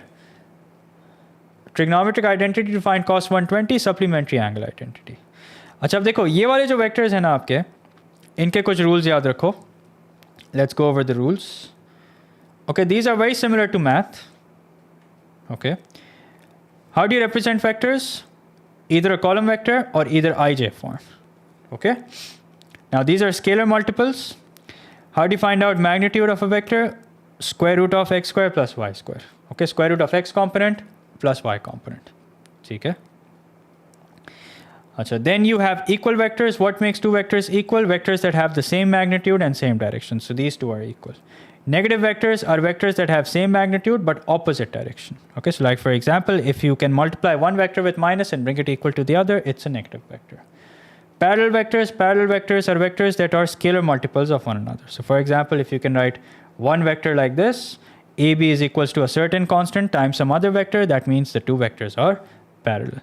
Okay, and if they are parallel and same direction, that constant will be positive, but if they are parallel and in the opposite direction, that constant will be negative.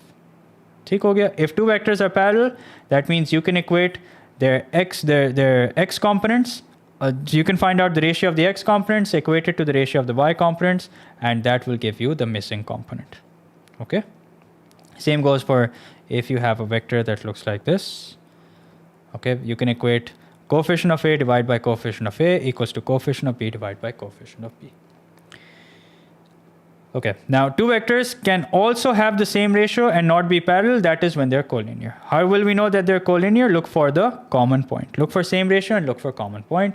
That is basically your cue that two vectors are collinear. Gradient is basically the y component divided by the x component. Okay. Bit of vectors, velocity vectors, please watch the stream. I've covered it. Okay, so I watch the stream. I've covered it in detail. That will help you understand it. Okay. Now, addition of vectors, we follow head to tail rule, same as math. Subtraction of vectors, we follow the rule where the starting point is the same as math. Okay. All right, position vector is a vector relative to origin. So if you have a point and you want to write it as a position vector, just add O before it and write it in vector form. Okay. All right, some rules. Easy. Unit vector. Unit vector is vector divided by its magnitude. And what's magnitude? Magnitude is basically the length of the vector, which is square root of x square plus y square. ठीक हो गया? Find the unit vector. Okay, so that's just easy. अच्छा, वो lambda और mu वाले type कुछ questions देख लेते हैं और उसके बाद पास करते हैं. ठीक है? Now this is a past paper question. Make sure to read all the information carefully. Now the way that these questions are structured is always a standard rule. Okay? And the standard rule is that you find out the same vector once in terms of lambda and once in terms of mu. Okay, so the question will set you up for that. So if, let's say, here the question is asking you to find out AP and OM in terms of A and B. So you can do that. AP would be equal to AO plus OP, and OP can be found by taking 1/3 of OP. ठीक है, so आपने ये first part तो आपने कर लिया. अच्छा, अब here the question says that you're supposed to find out OQ, and OQ is equals to lambda times OM. So that means all you have to do is to find out OQ is find out OM, which you have already in the previous part, and just multiply it by lambda. Okay, so in the second part, here we can see that OQ is equals to lambda times half A plus half B. Now here you're given what AQ is equals to, it's equal to mu times AP, and here also you're supposed to find OQ in terms of mu, A and B. Acha, up here in order to find out OQ, I will have to incorporate AQ into my root. Okay, so one thing that I can do is I can go from O to A and then from A to Q, so that way I will have OQ, and because I know that AQ is equals to lambda times AP, or mu times AP, I will have it in terms of mu also. ठीक है? Okay. Now, where were we? Yeah, express OQ in terms of mu, A, and B. So OQ is equal to OA plus AQ, and AQ were given as mu times AP. So point is that you will have the same vector once in terms of lambda and once in terms of mu. Now, because they're both equal, that means you can equate their coefficients. You can equate the coefficient of A with the coefficient of A. So that gives you one equation, coefficient of B with coefficient of B. That gives you another equation. And then you solve the two equations simultaneously to find out the value of lambda and the value of mu. That's it. Okay, now these are the standard type of questions that you will come across time and again. The question will make you find out one vector, once in terms of one unknown and once in terms of the other. And then it will ask you to find out the value of m and n, in which case you equate the coefficients. Okay? Do they mark the vector diagrams? No, they don't. Okay, and these kind of vector questions can come in paper 1. Okay, because you don't need a calculator here. And even if you do use a calculator, it doesn't make a world of a difference. It's still fairly simple. ठीक है, and velocity vectors मैं करा चुका हूँ अभी recently, तो उसकी आप लोग stream देख लीजिएगा. ठीक है. But देख लीजिए. I mean, go over the notes. That's what if you can't watch the stream, then go over the notes. ठीक है, so 10:30 I committed. Now it's 10:36. So 6 minutes late. But इतना तो चलता है. अच्छा, अब देखो. I don't think I'll have time to make a separate video for giving you guys tips and tricks. But here's what I will say. Okay, so from now on, this is basically a paper attempting pattern and some general tips and tricks. Okay. So first of all, be mentally prepared for some difficult questions. यहाँ मैं एक काम करता हूँ. मैं इसकी video भी बना देता हूँ. India banned my video? अच्छा. So I feel kind of special really. Modulus function, Abdul Kabir, but I've covered modulus function. ठीक है. Okay, so I'm just recording this for my Instagram as well. Tero, just give me 1 minute.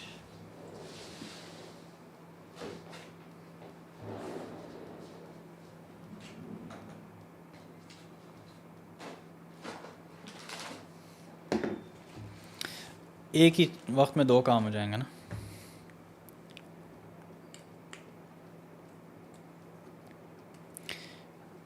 $11:37 in Bangladesh. Oh, challenge, you guys should sleep now.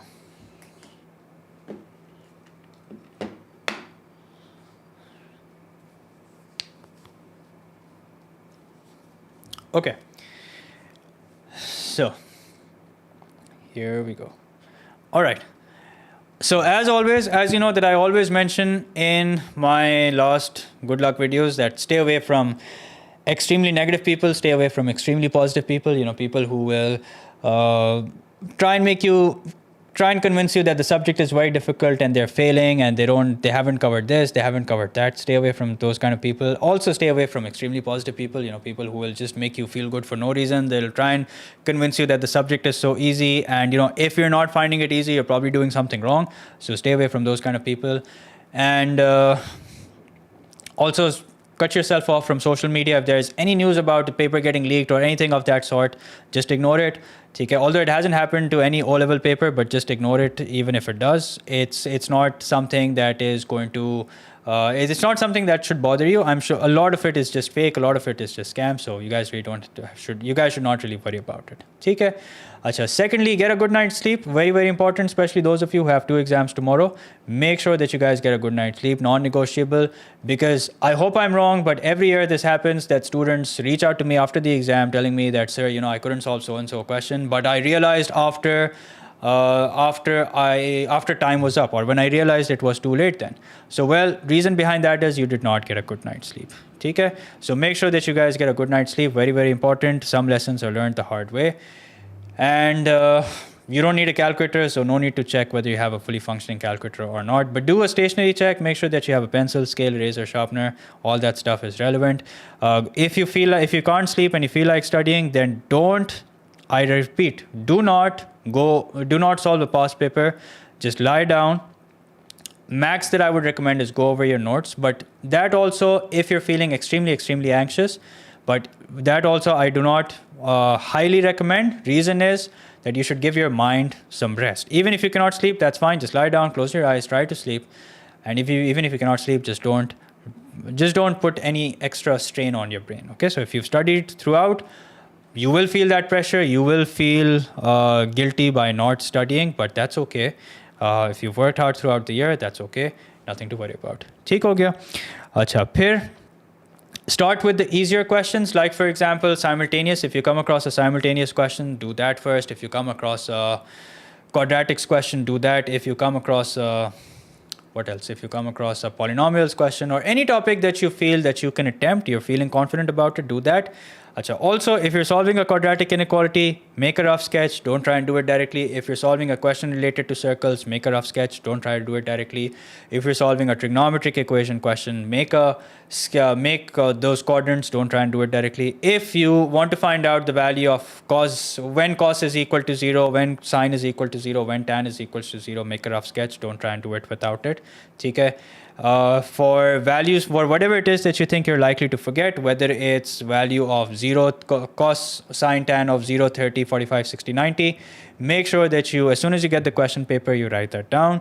Okay, whatever it is that you think you're likely to forget, as soon as you get the question paper, write that down. If you find the time, then make sure to check your answer, especially when it comes to simultaneous equations, especially when it comes to simultaneous, what else? Modulus. Okay, if it's a modulus related question, make sure that you check your answer for that. And just check as you go along, because you won't have time towards the end. Check as you go along and look for sign errors, look for simplification errors, make sure you're reading the question carefully. Look for look for keywords like values. Values should tell you that you're likely to give more than one answer. And if, let's say, you're solving a question of functions and you've ended up with 2 values of x, make sure that you refer to the domain and see which value of x you're supposed to give and which value of x you're not. Okay, so do that. And same case with, let's say you're solving any question, make sure to read the question. Could be an APGP question. Make sure to read the question. Sometimes the question will give you a hint as to which will tell you what answer you should expect, what answer we should accept and what answer we shouldn't. So read that. Second, another thing that I would like to mention is, अभी मेरे ज़हन में आया था, ज़हन से निकल गया. क्या कहना था? Logs, yeah. So if you're solving a logarithmic equation related question, if you come across, if you get two values, make sure that you see which value is acceptable, which value is not. Okay, and I guess that's about it. Just check as you go along. Start with the easier questions. If you have one of those lengthy area under the graph related questions, then just make sure that you plan your answer. If let's say it's falling under multiple graphs, so make sure that you first make a plan as to what is it that you need before you can actually find out the total area. You might have to find out some points of intersections. You might have to find out some points of some x-intercepts, y-intercepts, okay? And then plan your answer in the sense that what are the two areas that you need to add or perhaps subtract to get the area of the shaded region. Okay, so planning, whenever you have a question which is more than 5-6 marks, that means it does require a decent amount of planning, so make sure that you do that. Okay, so I guess that's it. And on that note, I will end it. I wish you guys the best of luck. मेरी दुआएं आप लोगों के साथ हैं. ठीक है, pray for yourself, pray for me, pray for your classmates, teachers, and whoever it is that's helped you in this journey of yours. And when you guys are done with the exam, then just make sure that you give me a detailed report as to what are the topics that came, so that we can sort of narrow down and prepare for paper 2 accordingly. Okay, and once we get all the topics of paper 1, right, I mean, once you guys tell me all the topics of paper 1, then, you know, anyone can tell you what are the topics that are going to come in paper 2, and, you know, we can do even better in paper 2, inshallah, because we'll know exactly what's going to come in paper 2. Okay, so I'll stop here. See you guys, inshallah, in the next stream. So take care, fellas. Allah Hafiz.